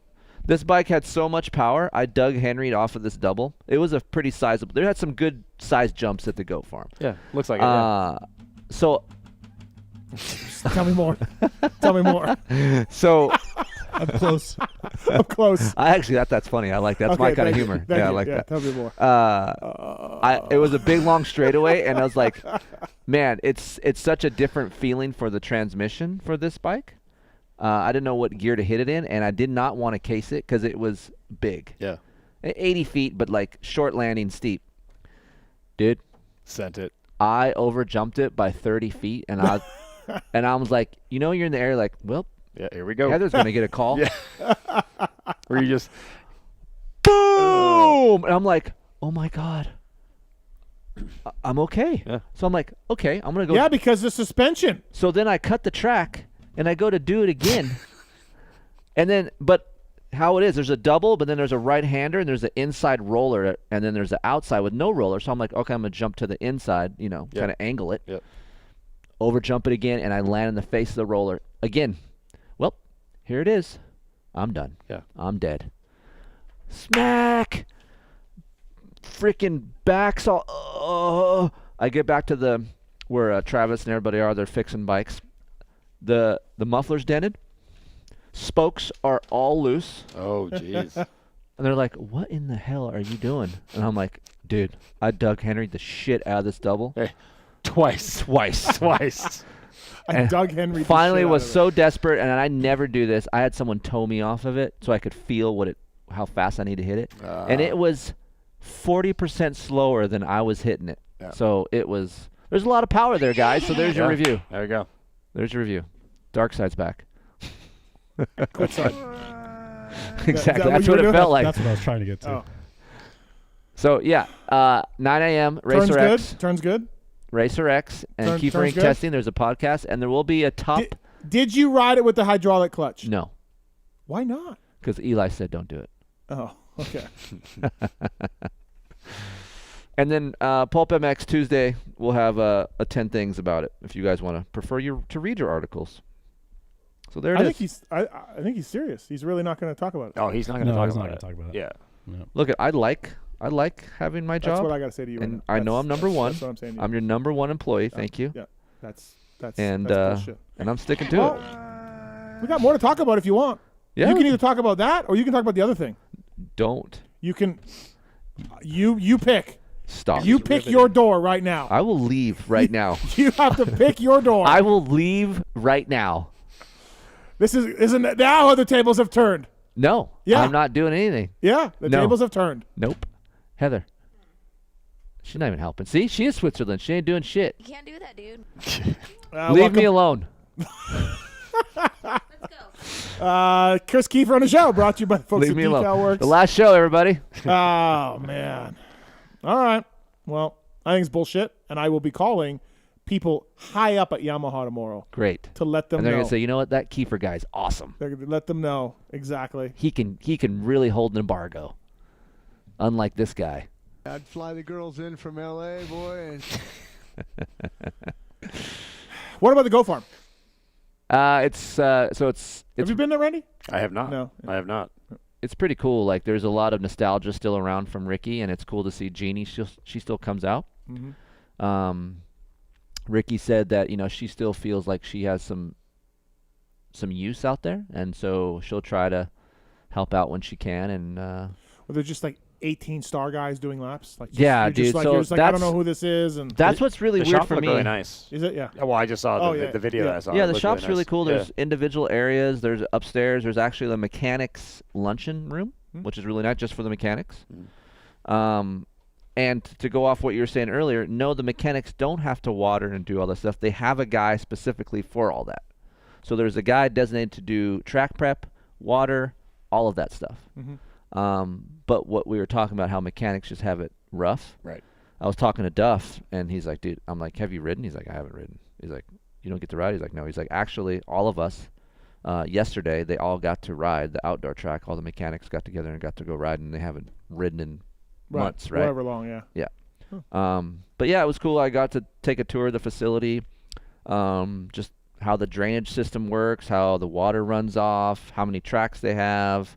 There's 97 acres. It was cool to see these pine trees up on the east side of the track. There's really tall pines, and they were telling me that Big Rick and Jeannie planted those when they first got the property 20 years ago, and now they're humongous. Right. Just kind of shit like that. That was interesting, you know? Right. And the dirt, I thought the dirt was going to be better than what it was. And it was still good, but in comparison to some other places I've been in Florida and Georgia and North Carolina, it's not the best. Right. But man, the track is just fun. You got big jumps, flowy jumps. Yeah, it was a really good time. And then Yamaha did a great job as far as explaining the bike to us, breaking it all down, why they changed the certain things that they changed. Oh, you know, so they gave us some backstory on. Bike. They gave us some backstory on what they thought their weaknesses were and how they went about it during pre-production testing. That's what we do. That's what we do. And they had all the Japanese engineers out, so we got to talk a little bit about what they thought they wanted to do with the machine. So yeah, I mean, it was a good couple days. My only complaint, and I told Ulrich and the guys, I just wish we had more time to ride. Right. I mean, I was shocking. You didn't like the riding time. I had to laugh at Preston's Instagram. There's a photo of your bike. I think it was a story. I don't think it was an Instagram post. There's a story, 165 bike, and your gloves were on it. And Travis's caption was, "Shocking who's ready to ride first out of anybody, all the media guys." Yeah. And your gloves are on your bike like you're just. No, I'm ready. Yeah, let's go. There was supposed to be a breakfast at 8 o'clock there inside in the Star Racing facility, and I was dressed at 8:15. I didn't want to eat breakfast. I was ready to go riding. So shocking. Do we like this bike better than the old one or no? Yes, I will say I do like it better than the old one. Okay. Yeah. That's all we're gonna get out of them. Hey, I was gonna say, can you please put more hours on this new one than your old one, please? Well, now that I have the thing, I'm ready to ride. Oh boy, I can't wait to talk about that. Yeah, we will. Do you even know what that thing is? No, I don't. Yeah. I should tell you off air. It's awesome. Okay. I'll show you. I can't wait. Yeah. I'll show you. I'll show you. Well, so the next show, we're off next week. The next show will be the World Vet post show. Yep. Goldie and Noof will be in studio. Got it. Yep. And you will call in. I will. Yes. Hey, I will be at World Vet. So. Oh, you will be? Yes, I will be. Racing. Negative. Negative. When's the last time you rode a motocross bike? Like 2 weeks ago. Oh. I did a photo shoot. Oh yeah. Yeah. For Troy? You know what I rode? What? Suzuki 250. Oh, you can't stop. It's not horrible. It's not awful. No. But I had to kickstart it. Yeah, that kind of sucks. Yeah, it did kind of suck a little bit, but yeah. But think did about you wear mushroom tip pants? I did not. I like to use mine a little bit bigger. Okay. I'm not really into the. All right. We can get into that if you want to. Yeah, let's get into that. Okay. Anything else, Keefer, about the? No, that's all I got. Okay. Well, fuck you. Okay. Okay. Thank you. Fuck you, because, I mean, this show was supposed to be Monday night. And that's on you. That's your hockey team. But the Leafs are in town. Right. So I kind of they even created this embargo, from what we were told. They created an embargo around your Monday show. That is not true. That's what they said. I do not believe that. By the way, did you tell Brad I said hi, or did you just give him the middle finger? No, I did not say anything about anything. All right. Okay. I would have just done that. Really? And just moved on. Yeah. Motorsport.com, Fly Racing, Decal Works, Race Tech Suspension and Engines, X-Brand Goggles, Renthal, Michelin Motorcycle Tires, Cherubies, Firepower Batteries and Chains, Maxima USA, Pro Filter, Scotia, ORW, OGO Power Sports, Atlas Neck Brace. Our buddy Noof will be in next week, or next show, I should say. Atlas.com for more information on that. Logan Karnow running the Atlas Neck Brace. Guts Racing, great company. You got anything from Guts lately? Yeah, see, on my race bike for vets. It's Guts. You got tall? No, not tall for me. You need to tall. FMF, Works Connection, PulpMX 20 is the code to save with Works Connection. You in the corner. Ask him the question about the Works Connection pegs when it came in. Got it. Yeah. Because that's something you helped develop. MotorcycleIndustryJobs.com, Ride Engineering, WUSA. W is inducting, or they're a big sponsor of the World Vets, and McGrath's getting inducted into the Wall of Fame at Glen Helen at the World Vets. And he's racing. And he's racing, right? Yeah. 125, he told me. Really? Yeah. I thought he's racing 40 Pro. He's told me he's doing the 125 Pasha race. Oh, that's on Sunday. Oh, okay. But he's doing 40 class with me he is? on Saturday, yeah. Should be fun. All right. Get Data, Inten Cycle, Suspension Direct, Manscaped, Wiseco Piston, Twisted Tea, all on board with us as well. Hey, go through the banner on PulpMX.com for Motorsport to help us out, and it takes you right to motorsport.com. Great guys, OEM parts, aftermarket parts, and that helps us out as well. It's the Amazon widget, of course, on PulpMX.com. If you're going to shop on Amazon, go through the widget, make your purchase of like lube or furniture or whatever, and help us out while you can, and we'd appreciate that. Randy Valade, Kris Keefer in studio here.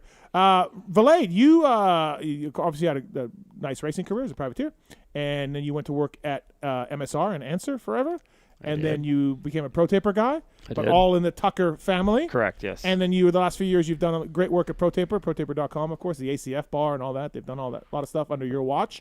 Parabinos was before you. He was, yep. And then you left, and you went to Troy Lee. I did. What yes. what was that like for that move? What was the story behind that? I was actually asked to move to Texas. Okay. If I wanted to stay at Pro Taper. All right. Wasn't really something I wanted to do. Mm-hmm. Obviously, I have a wife and 2 kids here in Chuck, California. Chuck was on his way. Couldn't help him. Yeah, I think Riley likes Texas, and Right. then obviously Chuck's from there as well, Yeah. right? So it just didn't work out. So I started looking, and then the Troy Lee popped up, and I worked with Dave Casello back in the day. Yeah, and Dave used to work at MSR and correct. Answer and all that. Yeah. Yep. So over at Troy Lee Designs now. It's good. And how is it? How do you think about It's it? actually awesome, Yeah. and I know people always say that, but it's like, honestly, the group of people that we work with are like so passionate about what we're doing, where I didn't have that for a long time where I was at, right? So, no, I'm happy, man. It's everything's good. I go to the office a couple days a week, and obviously working with Troy, I mean, the guy's insane, right? Okay, so Troy sold his company a few years ago to a private equity group, right? Sure. Kept a small ownership part of it, or maybe the majority of it. Then it sold again. And Troy, he's created this iconic brand, right? Correct. Yeah. I would think Troy would take all of his money and not be around much. Maybe paint some helmets, maybe design some stuff, laugh a little bit, and then walk out. Like still heavily involved. Yeah, Yes, I'm surprised at that, to be honest. Yeah. yes. I mean, that's awesome. just- Don't get me wrong. I yeah. just would think if I'm in his position, cash out, man. Yeah, I don't mean. Yeah. Hey, I think he loves it, right? Right. I think he's got a good group of people around him, and he loves motorcycles. Yeah. He loves. So did you mountain know him biking. before? I did not know. So what's he been like to work with Troy Lee? He's good, man. He comes in, Yeah. he lets you know what he thinks, and and then he Laughs? He does laugh. Yes, yeah, he laughs yeah, all the time. Yeah. No, he's a good guy. It's like I said, he comes in, lets us know where he's at, and then he's out. Okay. So, yeah. Yeah, I did a podcast with him. I've wanted to do a podcast with him forever. Yeah. I had him on the show one time or 2 times, but 20-minute interviews. And I always wanted to go longer in depth with him. And all I could get out of, I think Tyler Keefe arranged it. I don't think Casella did, but I think Tyler did. And it was like, dude, you got 30 minutes. And then Troy will just, like, you don't have him for, Right. he ain't going to sit down for more than 30 minutes, right? And it was awesome. But I was like, dude, what about the Aero 2? Like, that visor was phenomenal. It changed the world. And he's like, yeah, that was pretty cool. That's it. And I didn't, there was a little bit more than that, but I was like looking for an in-depth story from Troy Lee about. Right. And dude, I didn't get a. You Yeah, didn't he's get just it. like, yeah, that was pretty cool. Huh? It sold a lot. I had one, man. Oh, everybody had an Yeah. Aero 2 visor, right? But anyway, so yeah, just And an then the iconic. fin. How about the fin? The fin? I never had a fin. Never did the fin either. I never did the the fin either, but no. I'm saying that was huge for a It while. was, yeah. The fin was huge. Yeah. Of course, there's iconic paint jobs and everything else. Yes. It's funny because when I first started there, like, I go in and like I go to the paint shop because I'm just like, it's just rad, right? I mean, the guys they have working there are unbelievable. Super talented guys, and it's just cool to see what they're doing, just the pinstriping or whatever it may be, right? Because we don't just do moto, right? There's heavily involved in bike as well. Yep.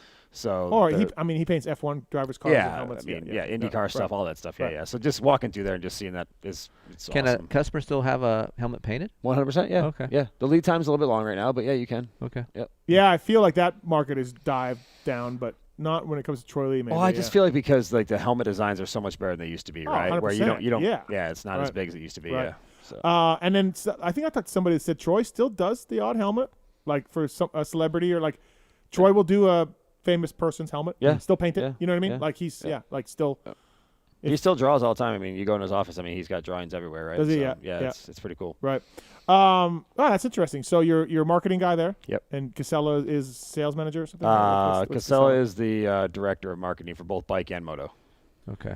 Yeah. Okay. All right. Barsha? Yeah. So what's it been like to be around Barsha? He's good. Yeah. Yeah. I mean, I know everyone thinks his pants are a little tight, but that's how he runs it. Does he like him like that? That's why he wants him that way? So I just spoke to him when we did the stuff for Straight Rhythm, right? Okay. Obviously, I think we all agree that stuff looked kind of cool. Yeah, right. cool. Shout out to my guy Mike. He helped us with that. So and Sean, but yeah, he wears a 27.5 pant. Oh, shit. Wow. Yeah, that's what I said. Yeah. Yeah, but he wants it tight. He said he could use a little more area down below. The crotchal in region? the crotchal region. Yeah. Yes, Yeah. yes. But he loves it how it fits when he's riding. It doesn't move. It's tight. That's how he wants So it. Right? one thing about Troy Lee, and let me just obviously Fly's a partner of mine, and Sure, yeah. FXR. I don't do anything with Troy Lee, so I'm not hyper focused on TLD's offerings. But to me, from the outside, not much of what Barsha wears you can buy. Right? No, that's not true. No. No. Okay. That's not true. Yeah. So it's So basically, I mean, they wear the SE Ultra stuff, right? Which is our tighter fitting, more athletic cut stuff. But yeah, you can buy it. I mean, some of the colorways, the designs and everything. Yeah. I don't mean the colors and the design. Yeah. So what you might see is like when obviously to accommodate sponsors, right, with Red Bull and all that stuff, Yeah. we do have to move some of the logos around, which makes it look a little bit different. But no, at the end of the day, it's the same stuff. That It they is, race in. okay. Yeah. All right. Yeah. And I'd be honest with you, trust me, I've been in the pro game for a long time. Right. And it seems like Troy Lee, for me, they just have a lot of gear. Like a lot. Like I don't quite know what's their top of the line, what's their mid level, like what I So can't. they have 3 levels, right? Okay, It's yeah, like everybody, yeah, So yeah. it's the Ultra, the Pro, and then the GP stuff. Right, So yeah, okay. 3 different levels. And each one goes baggier or looser as you go down. So Ultra is like the most athletic, and then it's SE Pro is like the mid level, which is still kind of somewhat athletic, and then GP is more of your like everyday guy that's riding. Yeah. Right. Yeah. It's still out there, man. They sell well. Like Troy Lee does well, especially in California. Do they still collab with Adidas? Is that like Adidas gear? Not anymore. Not anymore. No. Okay. Puma is Puma. a new one. Oh, Puma's a new deal. I yeah. always look forward to going to the truck at A1 of every year and finding which company I know fucking nothing about that's on their bikes. Like this year was Atari. Atari Hotels. But that's what Troy does, right? Yeah, like, yeah. that's why it's so Yeah. good. Like he finds these sponsors that want to be a part of the program. It's awesome. I'm just like Atari Hotels, Yeah. and I'm like, Tyler, what's this? I don't know, man. Yeah. Where's that at? Where are they at? It's a chain of Atari video games. Is it the same one? Yeah. Oh, shit. And they own a hotel chain somewhere, maybe in Japan, maybe here. I don't. Nobody knows. I don't know. But that's always fun to go over to look at your bikes and find out which cool sponsor is on the bike that you know nothing about. Right. So, yep. That's good. So yeah, I don't like that tight stuff. Now, obviously, I'm a bigger, fatter guy, but I'm all about I don't want to see the dude's rod. I do. Yeah, I get that. Yeah. Yeah. I mean, it's not always I like do, he that, says. right? But He says. I mean, yeah, you like the tighter fitting stuff, I right? think it looks sick. Yeah. It looks awesome. Yep. Especially when he's riding it, it looks awesome, man. Like Right. it's not flapping. It's not. It just looks solid. A-Stars is the same way. A-Star stuff Yeah. is tight and so it's, I will say I like the jersey tucked in more Yes. so than flying out. Yeah, me too. Right. Just FYI. Yeah. The Fly stuff is much more accommodating for the everyman. Even all their stuff, right? Yeah. Even I wore Kinetic. Light hydrogen. light. I wore Light. the light stuff. Yeah. They don't call it hydrogen anymore. I don't think. I think it's called light. Okay. So I wore the light stuff, which is their more athletic Yep. stuff. With the bow in the front. Yeah, bow in the front, and even that's pretty loose in Really? around my knees. Really? Yeah, it's not. Remember like we were telling you could wear it, and you were like, "Nah, I can't wear it." I'm like, "Yeah, I think you can." Oh, were you saying that? Yeah. We were Yeah. trying to get you on it for a while. I don't think that's true. I think Ask JT. Okay, all right. Well, I was trying to get you to talk about the YZ, and that wasn't happening. It's not happening. I'm saving you from yourself. No, this is a Help Yamaha me safe space. help you. This is a Help Yamaha me safe. help you. All right. So, do you like this? Okay, well, obviously, look, Randy, this is a loaded question, but do you like this job better than Pro Taper job? Yeah, it's good. I do Yeah. like it. And I feel like you're more in the mix with this job. Yeah, more involved. Like, I mean, I don't know. At Pro Taper, I mean, I really enjoyed working at Pro Taper, honestly, Right. right? I love the product development side of things, right? I kind of had my own way to, like, do what I wanted to do. Mm-hmm. We came out with some of the stuff. Obviously, Parabinos was there before me, and, we started working on that ACF bar and the Cella device, right? The whole shot device. Yeah. I don't have as much pull, I guess, at TLD as far as on the product development side, which Yeah. I would like to get more involved in. Right. Like you mentioned, the line is very big. There is some protection items I think that we could do some different stuff with. But overall, I mean, it's great. I like it. Yeah. It's And no involvement in the different. race team? Yeah, I mean, I work with TK and Oh, you stuff do? on the marketing Oh, side okay. of stuff. Yeah, yeah. I mean, I'm not involved. Like, No, I don't. no. Yes, Right. but like we work together. But there is a collaboration. We're like, hey, let's release this, or let's do Correct. this. Can we get the Correct. guys in this, right? Yes, Whatever. yes. Okay. Yep. And then, do you guys do a lot of stuff with like Moto Media? Like I don't. Yeah. Yeah. Just not with you, unfortunately. I like. I'm Well, glad he's but there. I don't see what do you do? Are you on Vital? Yeah. Are you on RacerX? Yeah. RacerX? Do some stuff. Yeah. Okay. Yeah. Like, I'm glad that he's there because it was always tough for me to get a hold of anybody there before. You know, like if I needed something, like I didn't know who to talk to. Right. Yeah. Right. Yeah. Yeah.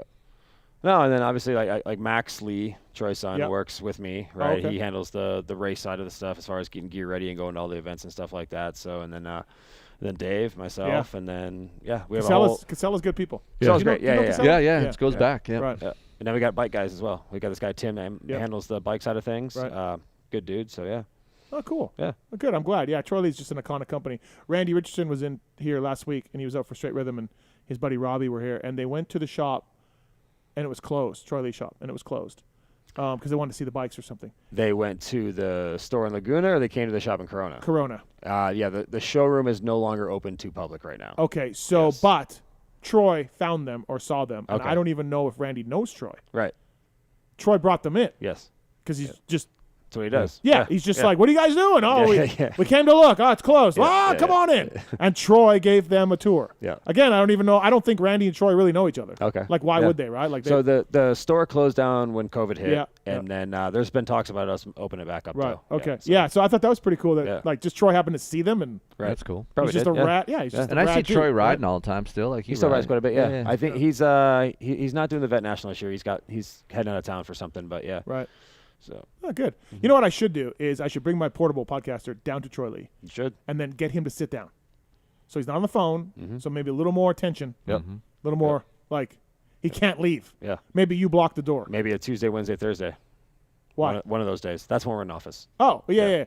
And then you block the door. Okay. And he has to give me an hour. There you go. He just has to. Those are sweet hours.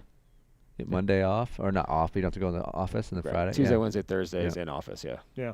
That's cool. Monday, Friday home. Right. Yeah. Nice. It's good. Yeah. Good job. Congrats on the gig. Yeah, that's cool. Appreciate it. Suspension Direct, founded way back in 2005 by Dan Worley. You know Dan Worley. I do. Stop it. Dan Worley, E-Click is available for Jeep, Ford Raptor, UTVs, as well as, of course, Toyotas as well, made and developed in the USA. Marks has a set of E-Click shocks on his Raptor. That's how much I paid on my employees. I was wondering whose Raptor was out front. That's how much money he makes from Pulp. Okay. He gets Raptors. Hey, good for him, man. Yeah, no, listen, I'm not judging, but $90,000. Yeah. I just came up with my old stock F-150. No I big got deal. a Chevy Blazer. Yeah, I got a 5-year-old Ridgeline. Yeah, those are nice. Yeah, they are sweet. Yeah. Anyways, back to Marx's Raptor. Oh, and Tallon got a new truck too a little while ago. Yeah, Tallon, did? Yeah, Pulp money. All right. Yeah. Yep. Did you break it in yet with Yaya, or what's up? I think. I don't know. I think we have. Jesus. It's hard to tell. I don't know if it was her car or mine or both or what. Nah, it's just so much. There's so much poon. He doesn't even know. He's drowning in yar poon. Whole six Yar time. poon. So you know when you get so much yar poon, You just forget what you don't got. even know where you're at. Yeah. His chick's name is Yari. Okay, so we call her Yar. I'm sure she loves it being called Yar Yar Poon. That's great. You get some YYP, man? What's She's up? gonna love that.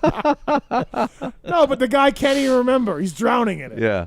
Like I can specifically remember. Yes. Like, oh yeah. Me too. Like I Pookie know and when, where, what time. Right. Yeah. Not him. Not in the, no. Yeah. Ah. Yeah, it's like 6 times a day. I don't know. We're all over. Okay, all right. Back to E-Click shocks. How's your E-Click shocks? What a turn that took. We had the logo on screen for that whole thing and everything. Yeah, sorry, Worley. Yeah, the SDI. You know what? I towed recently, and I forgot how good how big of a difference it makes when you're towing. Oh, really? Yeah, so it's not just off-roading. Look, very versatile. Did you turn the clickers when you were yeah, and then it adjusts for you, and then adjust your you shocks. can adjust like how much weight. You tell it how much weight you have, and We need some E-Click for the Jeep Trick. They make them for Jeeps? Yeah. Do you guys have a JK, JL, or JT model? I have no idea. Me neither. Yeah. Jeep Life, the Jeeps all know each other, so who knows? The Jeep is our track prep vehicle. Right. In the des. Use the code PulpMX to save it. Suspension Direct. Suspension without compromise. Besides the E-Click stuff, they also have hard-to-find suspension products like for WP, Showa, Walker Evans, Fox, KYB. Suspension Direct. Dan Worley, my buddy over there, did a podcast with him. Really smart guy. Worked at KYB, worked at Factory Kawasaki, and so on and so forth. So please check out suspensiondirect.com if you can. All right, motorsport.com, tweet at Tallon. No, that's my mom. It's the motorsport.com tweets at Tallon segment. Motorsport.com, OEM and aftermarket parts. Great prices. Great return policy also. Troy Lee Design, sold at motorsport.com probably? Yes, sir. I would think so. Yes, sir. Fly Racing, of course, as well. X-Brand, FMF, Guts, W, all of it at motorsport.com. Please go there, OEM and aftermarket parts. I bought an old dirt bike off of Mr. Side, off Quit Side. You did? To restore. Okay. I felt sorry for him. When was this? A couple weeks ago. 06? I don't have the bike yet. No. Oh. No, I don't have the bike yet. Okay. But I spent a shit ton of money at motorsport.com on some OEM parts. What can you tell us what it is or no? It's a 1990 YZ125. Okay. He claims it's not that bad. I didn't even know he had that. Me neither. Wow. Who knew? So Quit Side needs to get that bike out here So ASAP. you've already bought parts for it, but you haven't seen it. No. Okay. I mean, I know what I'm going to do to it. It's a okay. restore, so I got Gotcha. the general Yeah. idea that I need. That engine that's out there, you Won't fit in. I already did the research on that. Motorsport.com. Go through the banner on PulpMX.com to help us out, please. Thanks to these guys. The Driven to Ride series with myself, RV. What was RV like at the... What was the RV like at the thing? Was he just a disaster? Oh, my God, dude. So, RV is like, so I see him in the airport. Right. We have it's late. He's like, you're fucking ass. He's here. All right. He sits next to me, and then Right. it just starts, right? And then we go down, hey, everybody meet at the bar in the lobby at 7. He's got his Tito's and water. Yeah. I pull up. Keefer, you want a drink? Nah, man, I'm good. Nah, let me get you a drink. I'm like, nah, dude, I don't drink. Yeah, you don't really drink, right? What? You don't drink? Fucking puss bag. It just starts in on me. So the whole time, he's in my shit the whole time. Every time I go to dinner, you want a drink? No. I go, so then I really jack with him. I go, hey, can I get a Shirley Temple? And then he's just like, oh my God, you're so lame. Like he's in me. So then it starts ramping up. Alcohol levels going up. He's ramping up. Then we start wrestling. Wrestling? We're wrestling in the bar? In the bar. Just wrestling. He puts me in a chokehold. I'm like, well, this is not very good. So I just grab a handful of dick. So I just reached around, just grabbed his dick, and just squeezed as hard as I could. Oh, my God. Until he let me go. That's sexual assault. And then he let me go, and we high-fived and hugged, and it was a great time. No shit, asshole. It was good. RV's awesome. Yeah, he's the greatest retired rider ever. Ask him. And then I had Damon was there with RV. Oh, yeah. So Damon kind of piles on, like, yeah.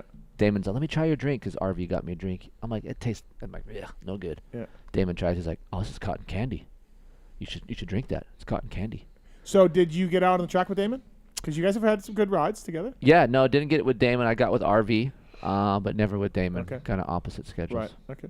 But yeah, it was those two guys were there, and they're so cool to have around. Right. And Yeah. they're just down to earth dudes. It's fun. It's fun. Safe space for Yamaha here. So anything else you want to let out, let us know. No, that's about it. Okay. Yeah. All right. Motorsport.com. Ryan Villapoto sponsored. Phil Nicoletti sponsored as well. These questions are submitted to @PulpMX Show on Twitter, and the guy in the corner, Yar Poon. YYP. Yep. Let's go. All right. The Voice of the Drunken People as a future headline. Okay. Life swap, more like life flop. Loser lover boy lames out, leaving precious Pookie pouting. Or Kris Keefer crowns himself king of Mathis Manor while the Manitoba master mounts his best mate's misses. Oh, I'll go with the first one. So, life swap is happening. We are going to do this. People don't believe it. No, we're doing it. Yeah, we're going to do it. So, we are going to switch jobs for a week. Oh. We're going to do the Pulp Show on Monday, just like right now. Then after the show, I drive back to the lovely Heather Keefer, and I go testing, taking the kid out, answering emails. And you stay here. He does my show. Yep. He does my articles. Yep. I stay here. He does here, and he does the fantasy show. He does the review show. He does the I'm not scared. privateer show. He does the Moto 60 show, and whatever else. When is this happening? During Supercross. Oh, okay. And he covers the race, and he goes to the race. I go mountain biking. And he goes mountain biking. I beat off. Yep. Yeah. And then he Hey, covers. man, you So beating off? we are. It's called Life Swap, and he is trying to get it so that he can sleep in the bed with Pookie. He is not going to be sleeping Me in and the bed Pookie are with just going to be so like these two together is going to be a problem. Gotcha. It's going to be a problem. She's Okay. aggressive. She's very aggressive. She's aggressive. Yes. I can be aggressive. So Okay. But anyway, so we're doing this. Okay. Life Swap. And then I'll fly to the race. Like Yep. I will go. like he does. And then Yes, and then we're yes. gonna and then I'm coming back on the next Monday. Okay. To And then we'll do the You show. guys will do a show yeah, together. yeah, Recap. yeah. Recap how that week went. Right, whole right, week. yeah. Oh, boy. So I'm gonna whip the kid into shape. Like I remember what I did for Timmy, and I'll take Right. him to the top, just like I did with Timmy. So I'll whip Pookie into shape for you. Easy on that. So that's going to happen. We think maybe we haven't looked at the schedule, but maybe Dallas. Yes, Dallas. The first sort of flyaway out of the West Coast. Okay, yeah. You know? It's neutral. It's not all the way east. And Marks, he is like, oh, I got all this shit. Yeah, you are not allowed to help. No. I'll leave you a note. No, I'm the boss. I do what you do. Hey, I'll call Marks if I need something. That's fair. Hey, Marks, are you busy? Yep, I got some extra money for you. Okay, I'll be right over. See, that's the key right there. Yeah, Thank I you. got extra The money. extra money. Thank you. Exactly. I know how to get to my employees. Okay, all right. All Well, right. because you don't know anything what goes on over here. I know a little, but a little. Okay. I've been watching. How hard is it to I feel push like it? How hard is it to fucking flip a switch, put it on, and just watch the thing fucking move? Okay, all right, cool. And then, hey, mute, turn on. It's fine. Okay, all right, Yeah. cool. Right on. So that's happening, everybody. Let's swap. Stay tuned. Or if you're a little bitch. From Caleb Hubbard, have you ever heard of a rider besides Freezy paying to have other riders take out his opponents? I'm sure there has been. Yeah, there was a scandal a few years ago. I can't remember now what it was. Really? Was it up in Canada? Or was it an arena cross or something? I don't recall. Yeah. I mean, I'm sure. It's happened. I'm sure it's yeah, happened. Yeah. There's money involved. Shit happens. Right. Yeah. From our Hedge of Code, in 2021, we saw Craig and Nichols battle for the 250 title. Who has the better 450 rookie season, and whose deal would you rather have? Craig, because he has indoors and out and is 2 years. Yeah. Nichols is Supercross only, and I think Craig has a better season. Correct. I agree. Randy? Colt's good in Supercross. I don't know, man. Craig is as well, but Craig's not? Yeah. no, he's very Yeah, good. yeah. I know, but I don't know. I wouldn't. Right. I mean, Colt missed the whole year. It's hard to He miss a did. year. The whole entire year. Craig Yeah. crushed it. Yes. And he's on Baker's Yeah. program Yeah. and all of that. Okay, you sold me. I like how Craig, when he hit the whoops the first time, he put hashtag to everyone or something. Yes. Whatever that was. pretty That was solid. pretty good. Yeah, Yeah, that was pretty good. It's pretty good. Yeah. Yeah, it's not too bad. Mookie had What no about problem in the anal whoops bleaching? this year. Yeah. No. Right. Mookie wasn't as good, but he was fine. It was still he better he than was most. Upper 20% of riders. Yes. Absolutely. From Lax Defense Coach, Kris, if you ran an amateur and or pro team, would you base it in the East Coast for the dirt or in the Des for access to the industry? Yeah, I would stay out here just because it's closer to the industry. You get more relationships, and I think in our industry, relationships are key. Sure, I would love to go back east for the dirt, but you're secluded back there, so you need to be somewhat involved. So, unfortunately, if I was going to do it, I would be out here. Can you imagine Keefer's training facility? Hey, okay, so the dishwasher broken down, that's the turn track. Yep. And then the dead body and the car, the burnt out car, that's going to be our moto When track you get to over that there. smell, make a left. Yeah, and then don't mind the guy shooting up over there. Just go around him. Maybe jump over He's him. fine. He's fine. He's fine. That'd be your it looks training like facility. Randy found one of my corners in that jacuzzi the other day. So. Oh, yeah. From Dusty Humphreys, he says, after seeing Grant's chain break at World Supercross, do factory teams run riveted master links? Do they time out chains after X amount of hours? And how do they plan for the chain stretching? Good question. So we ran a riveted master link at Yamaha forever because Brock Glover in '83 broke a master link and cost him the race or the championship or something. I don't know. So we ran riveted master links forever. So when JGR became a Yamaha sponsored team, Yamaha said, you have to rivet your master links because we do.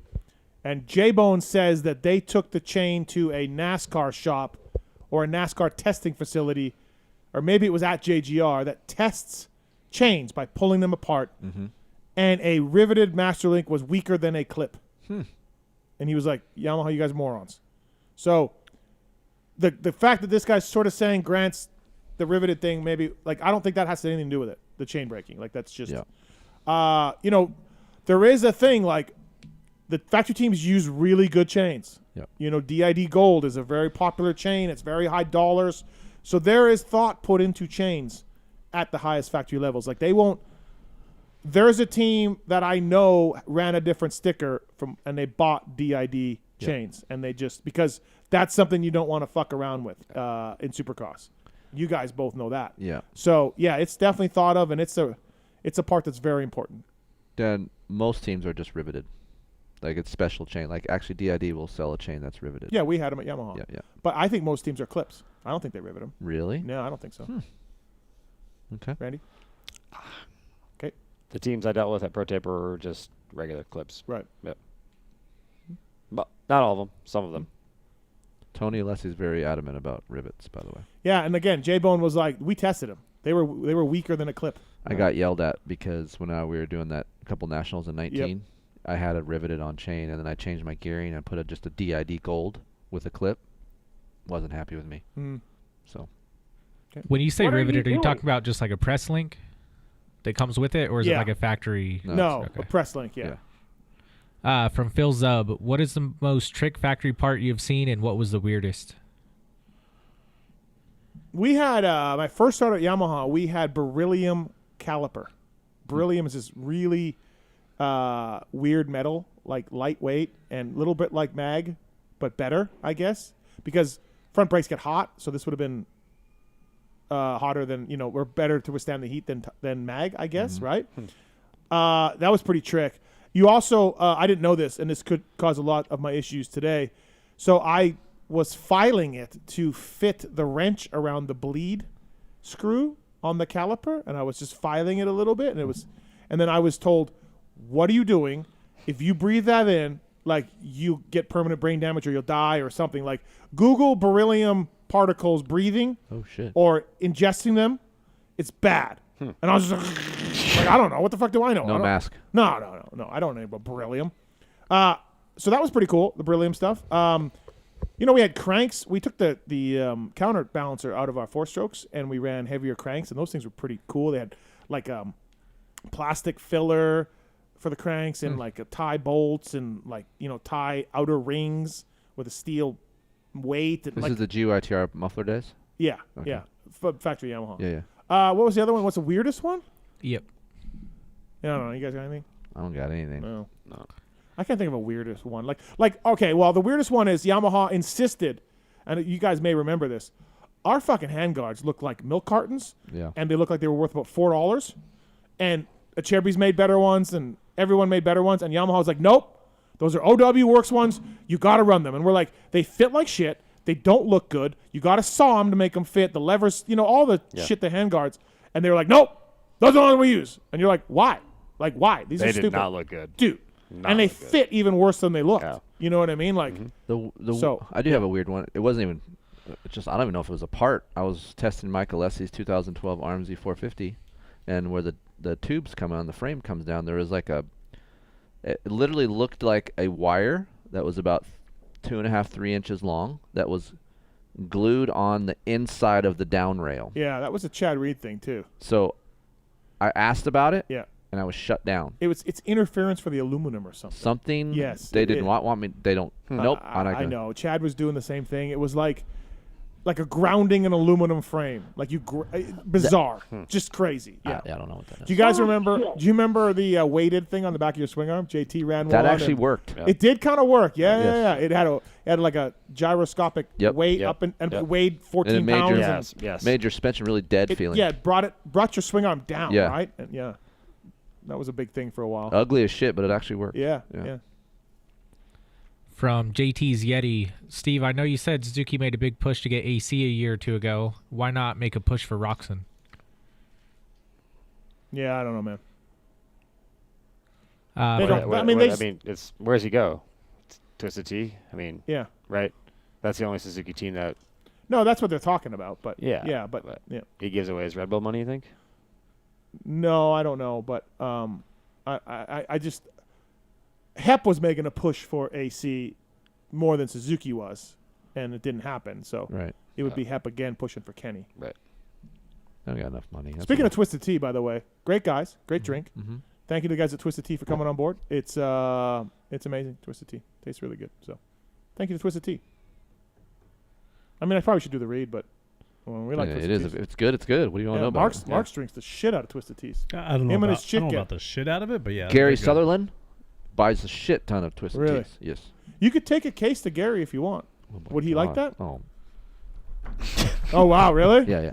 I have a case. You don't see Gary much. Yeah, I see him all the time. Oh, you do? He's a fly WPS guy. I know, but I don't know if you see him. So take a case when you leave today. Okay. I have some in the garage. All right. Marks, you need more cases? You good? Not yet, but probably maybe next time. You and your hot wife sitting there drinking Twisted Teas? Just chilling. How's Courtney doing? Yeah, she's good. Good. Yeah. I'm going to refrain from a Courtney Poon joke. Is she ready to wax? Is she ready to wax? No, she doesn't do it anymore. No? No, she's been out of the waxing game for about a year now. All right. Well, there you go. Yep. Didn't know that. Yep. And Yar's out of laser now too, so She's out of laser we got now? no hookups. What did God, dog. Guess I'm hairy, babe. Sorry. Know who's hairy? Villo. Villo? I've never seen a fucking leprechaun as hairy as him. I don't remember being hairy, yeah? Dude. Oh shit, asshole. Just hairy and fire. He has fire crotch. Just- So the last time he was in here, he talked about how he got his wife to shave his butthole. Yes, we talked about that. Yeah. We also talked about, would you be a woman for 24 hours? We discussed that whole thing. Okay. And he said, yes, I would do that. But he's just, and then he came back the next day. Yeah. He like clipped. He's like, yeah, tell Matt to fuck him because I don't have a lawnmower. I don't have anything. He doesn't give me shit. But he's like, I did it myself. And he's like a skinned cat now. A Manscaped. Does he He wants a Manscaped, yeah. I'll get him a Manscaped. He wants one. Okay. Yeah. Well, so what? Kristen can use the Manscaped on him? Sure. He's like, Can you imagine asking your wife to do your butthole? And I asked him, I go, do you take a dump like with your door open? And he's like, yeah, I'd leave it open. He's like, I don't care. He's like, yeah, come on in. I do the same. Oh, really? Oh, yeah, I don't care about that. Oh, wow. I go in a different bedroom. I'm like, I'm out. Yeah. Yeah. Yeah. Doesn't You can't matter. do that. That's grounds for divorce in this house. Pooping in the same room? No, just pooping the door open. Oh, that's fine. Really? Yeah. Oh, wow. Okay. No shit, asshole. Manscaped, by the way, Manscaped 4.0. Ryan 4.0 Villapoto. now. Yeah, Ryan Villapoto will get one. Okay. Performance package 4.0. There it is. 7,000 RPM. He needs it. Yep. All right. From one Thomas Baker, are Works Connection offset tie foot peg mounts for my 19 YZ250X going to change my life? I'm 6'4", fairly comfy in my adaptive triangle, always look to improve comfort and leverage, but they are a bit spendy. I free ride really technical stuff and race occasional hair scrambles. He's 6'4". These are going to be great for him. I don't even know if they fit a 250X. Oh. If you have an FX, yes. But I'm not sure about two-stroke mount. Oh, it's two-stroke, yeah. So I will double-check with that. But if it does fit, yes, it will. Well, how's this guy going to know if it does fit? I'll find out. He can email me. But tell him how to email you. Kris at KeeferInkTesting.com. He said FX. I might not have said the Okay. F, but then he's good. He's good? Yep. So he should get these. Yeah. So they're -7 down and -5 back. And you I played with many different configurations over the past 2 years, right? PulpMX 20, the code to save it, Works Connection. Or Keefer 20. PulpMX 20. Okay. Either way, it is expensive, but you take that 20% off, and it really does help. And he's 6'4", so yeah. This is great. I bugged Eric for a couple years about these. I'm like, hey, man, we need to do this. We need to do this. And I rode with some of Christian's mounts back in the day, and his were 5 and 5, and I thought, I need a little bit more down. And so we went with -7 and -5, and it really does put your knees in the right area. You can grip better. Okay. It doesn't seem like much because you talk about millimeters, and I know what people are saying. I can't feel that, but I'm pretty confident that everyone that needs it will feel it. Huh. All right. Or, fuck me, don't get them. Like, I don't know what you want to say, but like. Wow. That went sideways. Yeah. Jesus. All Well, right. I don't want to make it a spiel. Like, hey, you got to get these, but like they're really good. Ride-engineering.com. New triple clamps for 2023 KTM and Husqvarna motorcycles are now available. Oh, we're just doing it all right here. They We're come in just 2 throwing it out offsets here. for Supercross 22, Motocross 23.5, 4 color choices: silver, black, orange, and blue. Keefer tested the new 23.5 offset a few months ago. I ride a lot. Yes. We were talking about this today. Yep. I'm usually 180 hours to 220 hours per year on engine hours. That's a lot of hours. I'm up to 260 this year. And then he's telling me how he's going on 3-hour rides with Mumphy. It's like, what are you doing? Why are you going on 3-hour rides with mountain bike rides or road bike rides? Hey, I don't know. I had that Husky for 15 months. Turned it back in with just under 6 hours. I almost did that in a day in Florida. I know, trust me. Stop doing that. You're going to wear yourself out. I know. I need to. What do I always tell you? Just like Dark Side, I got to sit you down and give you the speech. I just love riding, and I know, but you got to. The I more know. you ride I'm at your getting older. age, you're gonna you have more chance of getting Yeah, hurt. yeah. You can't don't get think hurt. about that. You got to think about it. I just not even worried about getting hurt. I'm just worried about, like, I'm a piece of shit when I'm at home with Heather because I'm just so blown out. I'm tired. And then I got to type or do a show. It's Mark's- it's a lot. Marks can relate. So it's going to be nice to have a vacation when I have your life for a week. I'm tired. Feel tired. I'm tired. Remember? I feel I feel tired. Mark's like 6 months ago. We're like, hey, Mark's, what's up? On the show, he's like, I'm tired. I feel tired. Yeah, like just out of He's nowhere. good today. Yeah. Yeah.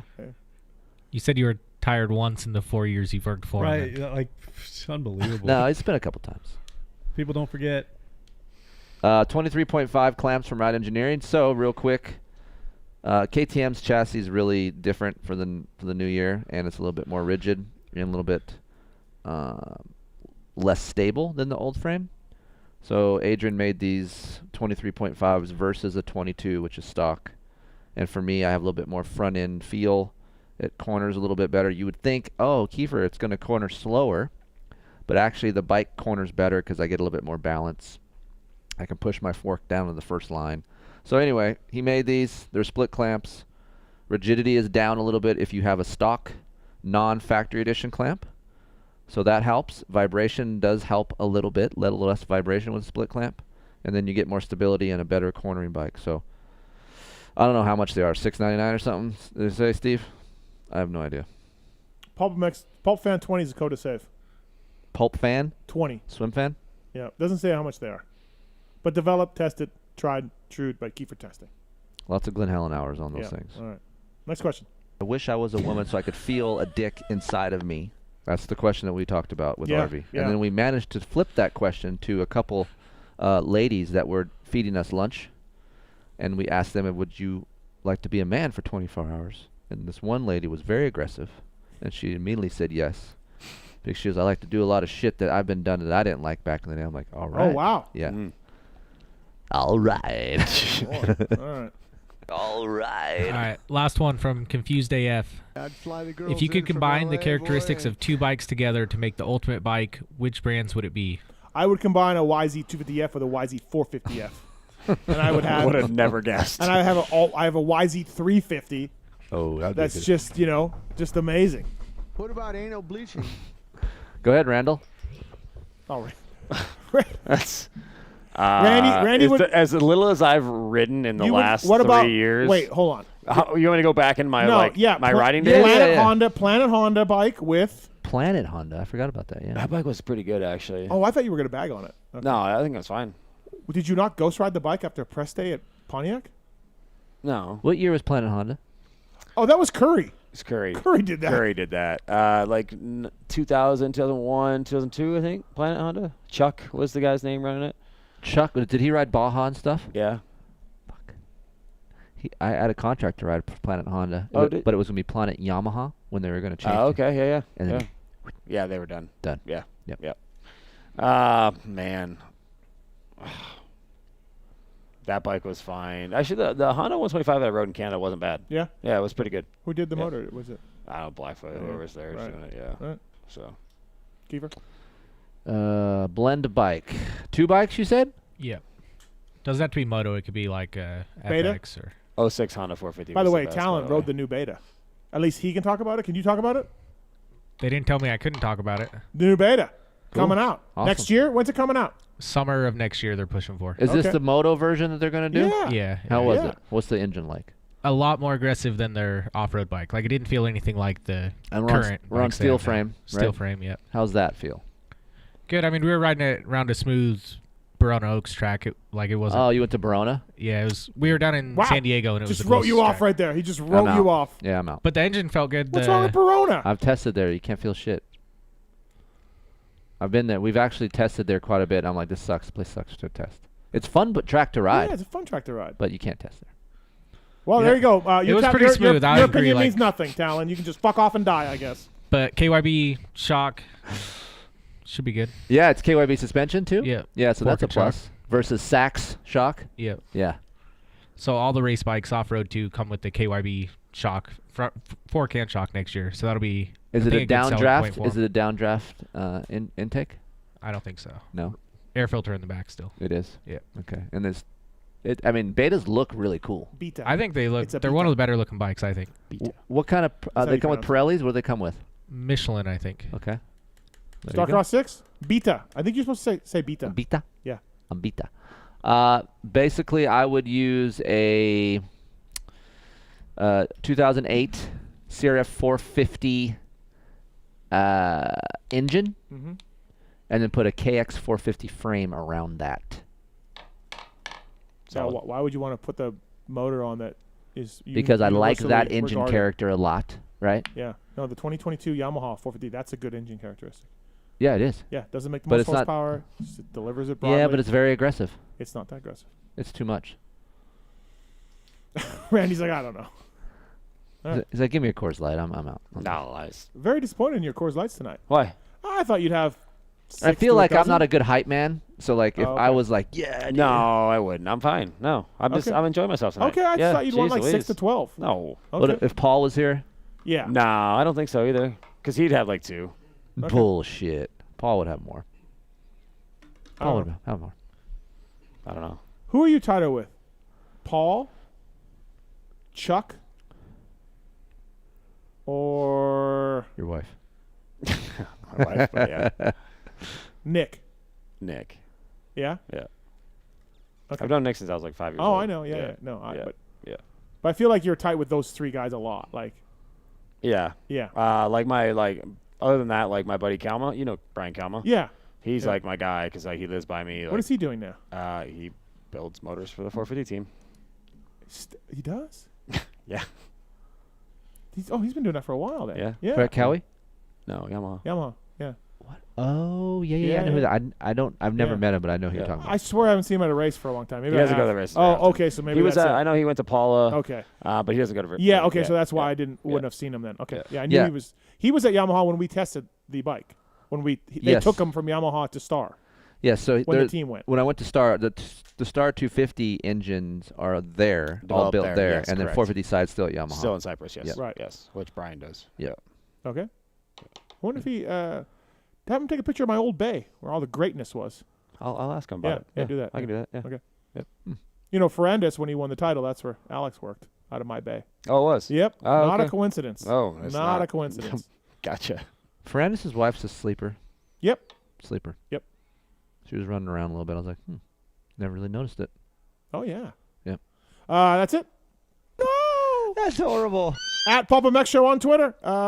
Check us out. Motorsport.com banner as well. Thanks to the Motorsport.com. Cooper Webb, Justin Brayton, Josh Woods, Logan Karnow. Best interview tonight. I liked Cooper because he's talking about watching his kid be born and coming out. That was fun. That was cool. I liked the JB interview. I wish he would have went a little deeper on what really happened in the back, after the race or whatnot. But I think he's always solid. Okay. I feel like we could have pushed that a little bit more. He probably would have We said. probably should have, right? Yeah. Yeah. Well, I'm looking at you two, my co-hosts, and waiting for you Yeah, we guys. fucked you. Yeah. Yeah. Yeah. fuck you, yeah. Best interview, Marks? Tallon? Did you pay attention to Tallon at all? Yeah, I liked Brayton's just because I hear in the behind the scenes on that. Right. I mean, I hate to be a disappointment, but I'm going to say the same thing. Okay. No one cares about a baby coming out of a vagina. No one. Been there, done that. Not high on my list. Not quite low, actually. Not a priority. All right. Well. All right. Again, first thing that comes to your mind. All right, you ready? Mm-hmm. You two. We going back and forth? Yeah. Okay. Who wants to start? I'll let he won a championship. So Okay. Start. Motorsport.com. You won a Lotus championship. that's not the That's same. better than me. No, it doesn't count. Okay. Motorsport.com. Okay. So first thing that comes to your mind when I say Motorsport.com. Oh, Chili Designs. Okay. Fly Racing. JT. Decal Works. Graphics. Race Tech Suspension and Engines. Paul Seed. X Brown Goggles. Tear-offs. Renthal. 821A. Michelin Motorcycle Tires. Roost. At Cherby's. Brian Fullerton. Firepower Batteries and Chains. Fire-breathing dragons. Okay. That works. Maxima You like dragons? I'm going to drag these nuts all over your face. Maxima USA. Ronnie. Pro Filter. He's gotten like the good. Yeah. Throw them away. Skosh. After you use them. Yeah, after you use them. Yes, yes. I didn't Clarify mean that. yes. Come on. What is it? Skosh. Boom bottle. I need one before I leave. All right. ORW. Off-Road Warehouse. Yeah, I think they're off the 91 freeway, are they not? Yep. Yep. All right. OGO Power Sports. 9800 Yeah. all day. Checking it for 2 nights. Yep. Yep. FMF. Lil D. Guts Racing. Ribbed for your pleasure. Atlas Neck Brace. I think of like Davey Millsap's donut on his helmet, like when I think of neck braces. All right, fair enough. Randy's having a rough segment here. He's bogging, dude. Yeah. He's bogging. That is not. Why am I bogging? Well, it's not a neck brace. That's a donut. That's similar. Works Connection. Let's put that in the marketing slogan Yes. for Atlas. Yeah, you remember Davey Millsaps? Same shit. It's Go similar. buy her. No, it's similar. Similar. Works Connection. Titanium offset foot peg mounts. MotorcycleIndustryJobs.com. Get you a job. Get Data. Dan. Yeah. WUSA. Wheels. Ride Engineering. Adrian and Don. Should we do that again? No. Are there any better? Or No. Like. Are they all right? No, they've been good. Oh, they've been good. They've been yeah. near each other. It's Yeah, been fine. Yeah. Okay. All right. Yeah. Intense Cycles. Oh, a lot of pedaling. Yeah. A lot of pedaling. Do you have a mountain bike? Nah. No. Okay. Nah. Suspension Direct. E-Click. Manscaped. RV. Yeah. Wiseco Piston. Wiseco J. Twisted Tea. Drink it. All right. There we go. Thanks for coming in, man. Thank you, Randy. Thank you for having me. You have fun? Appreciate it. That's Yeah. good? Yes, Yeah. of course. Let's try not to go so long before. Well, next time yeah, you but come up. let's be honest, because I had to reach out to you because you don't reach out to me anymore because I'm not really part of the show anymore. You know what I'm saying, Keefer? Well, you're kind of the same, but yeah, it's nice to hear from you guys. I guess I'm out. Well, you don't have much. You know what? You're fucked, Keeper. Yeah, you're not gonna get called anymore. You either. don't have much time left. I didn't talk about the Yamaha, so I'm out. I think. Well, that's sort of true. It's kind of true, right? Yeah. I'm not mad about it. Right. I'm not mad about it. And you don't want to call him to be like up his ass, right? Right, exactly. Exactly. Yeah. I wish people did call me to be more. Don't say that. No, I mean, if you want to come up and co-host, like, don't. I've had a couple people that, and I forget. It's not because I think they're dicks. I just forget. Yeah. I wish they would be like, hey, man, I'm ready. I'll come up. Yeah. You know, and I'll just get. I'll Well, I get think I in the saw you at rotation. Paul, and I was like, hey, like Right, whenever right. you let me know. Well, you said, I'm Troy Lee now, and I'm like, I don't care. Oh, okay. I don't care. It doesn't Okay, matter. good. No. You're not Troy Lee. You're Randy Valade. Thank you. You're Canadian national champion. True that. You will always have Yes. a spot here, being Love a Canadian national Yes. champion. Love it. Thank you. So, yes, thanks for coming in. Thank you for having me. Appreciate it. Always good Do to you have talk the to number you. one plate anywhere? It's in the garage. Yeah. It's not allowed in the house. Why? Yeah, it's just. You don't want to put it in there? Nah, it's just in the I garage. had some stuff in the living room the other day, and I told Heather I want to get rid of this shit. Like, I don't want to see it. Yeah. Yeah. Like, I got the set of the Coors Light gear framed. Oh, you do have a set? Yeah. I have it Yeah. framed. It's in the garage. You Yeah. can barely see it. It's kind of behind some stuff, Right. but it's there. Well, who made that? Fly. It was Fly stuff. It was. Yeah. It yeah. was. Huh. Yeah. Wow, back in the day. Yes. That's David Villeman days. 2004. Yellow and blue? Yellow and black. Black. Yeah. Yeah, well, come up again. Cool. Kiefer, Thank you for thank you for the not weekend. talking about that other thing. Thank you for not talking about the YZ 450 test. Thanks a lot. Thank you. Well, we can't talk about your thing either, so I held on to that too. No, good times. Thanks, Heather. Thank you for coming up. Thank you for we went dinner last night. We went some Had a money. good time. Went some gambling. Yeah, I saw you got some chips over there. Is that from last night? No, these are Pro Circuit chips that Mitch gave me from the Oh. early '90s. Oh, okay. Yeah, they're just And we'll poker see- chips with Pro Circuit on. them. We'll see you at Mesquite this next week. Yeah, I'm gonna come out riding this week. Yep. Right, You're gonna go all the way to Mesquite to go riding? dude. Dirt's good, dude. I don't care how good. That's far, dude. He No, doesn't dude. care. It's only an hour from here. I know, but that's 4 hours from your house. He Dirt's doesn't good, care. dude. Okay. Dirt's good, Okay. dude. Okay. That's all you're gonna get out of him. Dirt's good, dude. So that's it. All right, Marks, thank you. My pleasure. Thank Talon, thanks. Yep. Tell Yar sorry. YYP. She's in New Orleans, so she's not Okay. listening. to the show. Oh, she gonna throw some beads and throwing Hey. beads at her or what? Hopefully not. Jesus, dude. What? Just go too far. You go too Aggressive. far. Yar's down. She's cool. Oh, she's down. She's down. All right. He knows. Look at his face. I don't think she's as down as Keeper thinks she is. Will she listen or no? No chance. Okay, good chance. Don't even mention the poon. Oh, I already sent it to her. She I laughs. texted that to her. She laughs probably. Great. Yeah. Thanks for ratballing us She's out cool. right That's away. what I'm saying. She's cool. Thanks to Swisscore. Thanks to Moser. Thanks to Pookie. Also, thanks to Roto for his help with the Mav TV thing. This is our last show for Mav, everybody. So hopefully we'll come back next year. We getting We're renewed? going out with a bang. Keefer That was a and good Valade. one. I love it. Yeah. Fantastic. Thanks for listening. We're off next week, and then we'll be in Monday after the World Vets to recap that weekend. Oh, boy. The good, the bad, the ugly, I can't wait the for corrals, Oh boy. chicken. You get in for free, so you can't talk shit. Oh, here we go. Thanks for listening, everybody. Thanks to our guests. Thanks for using the sponsor codes, as always. See you in a couple weeks. Hey man, you beating off? There's something I want to get off my chest. And it's about that summer when you went away to community college. I got an offer to do Playgirl magazine, and I did it. I did a full spread for Playgirl magazine. I mean spread, man. I pulled my butt apart and stuff, and I was totally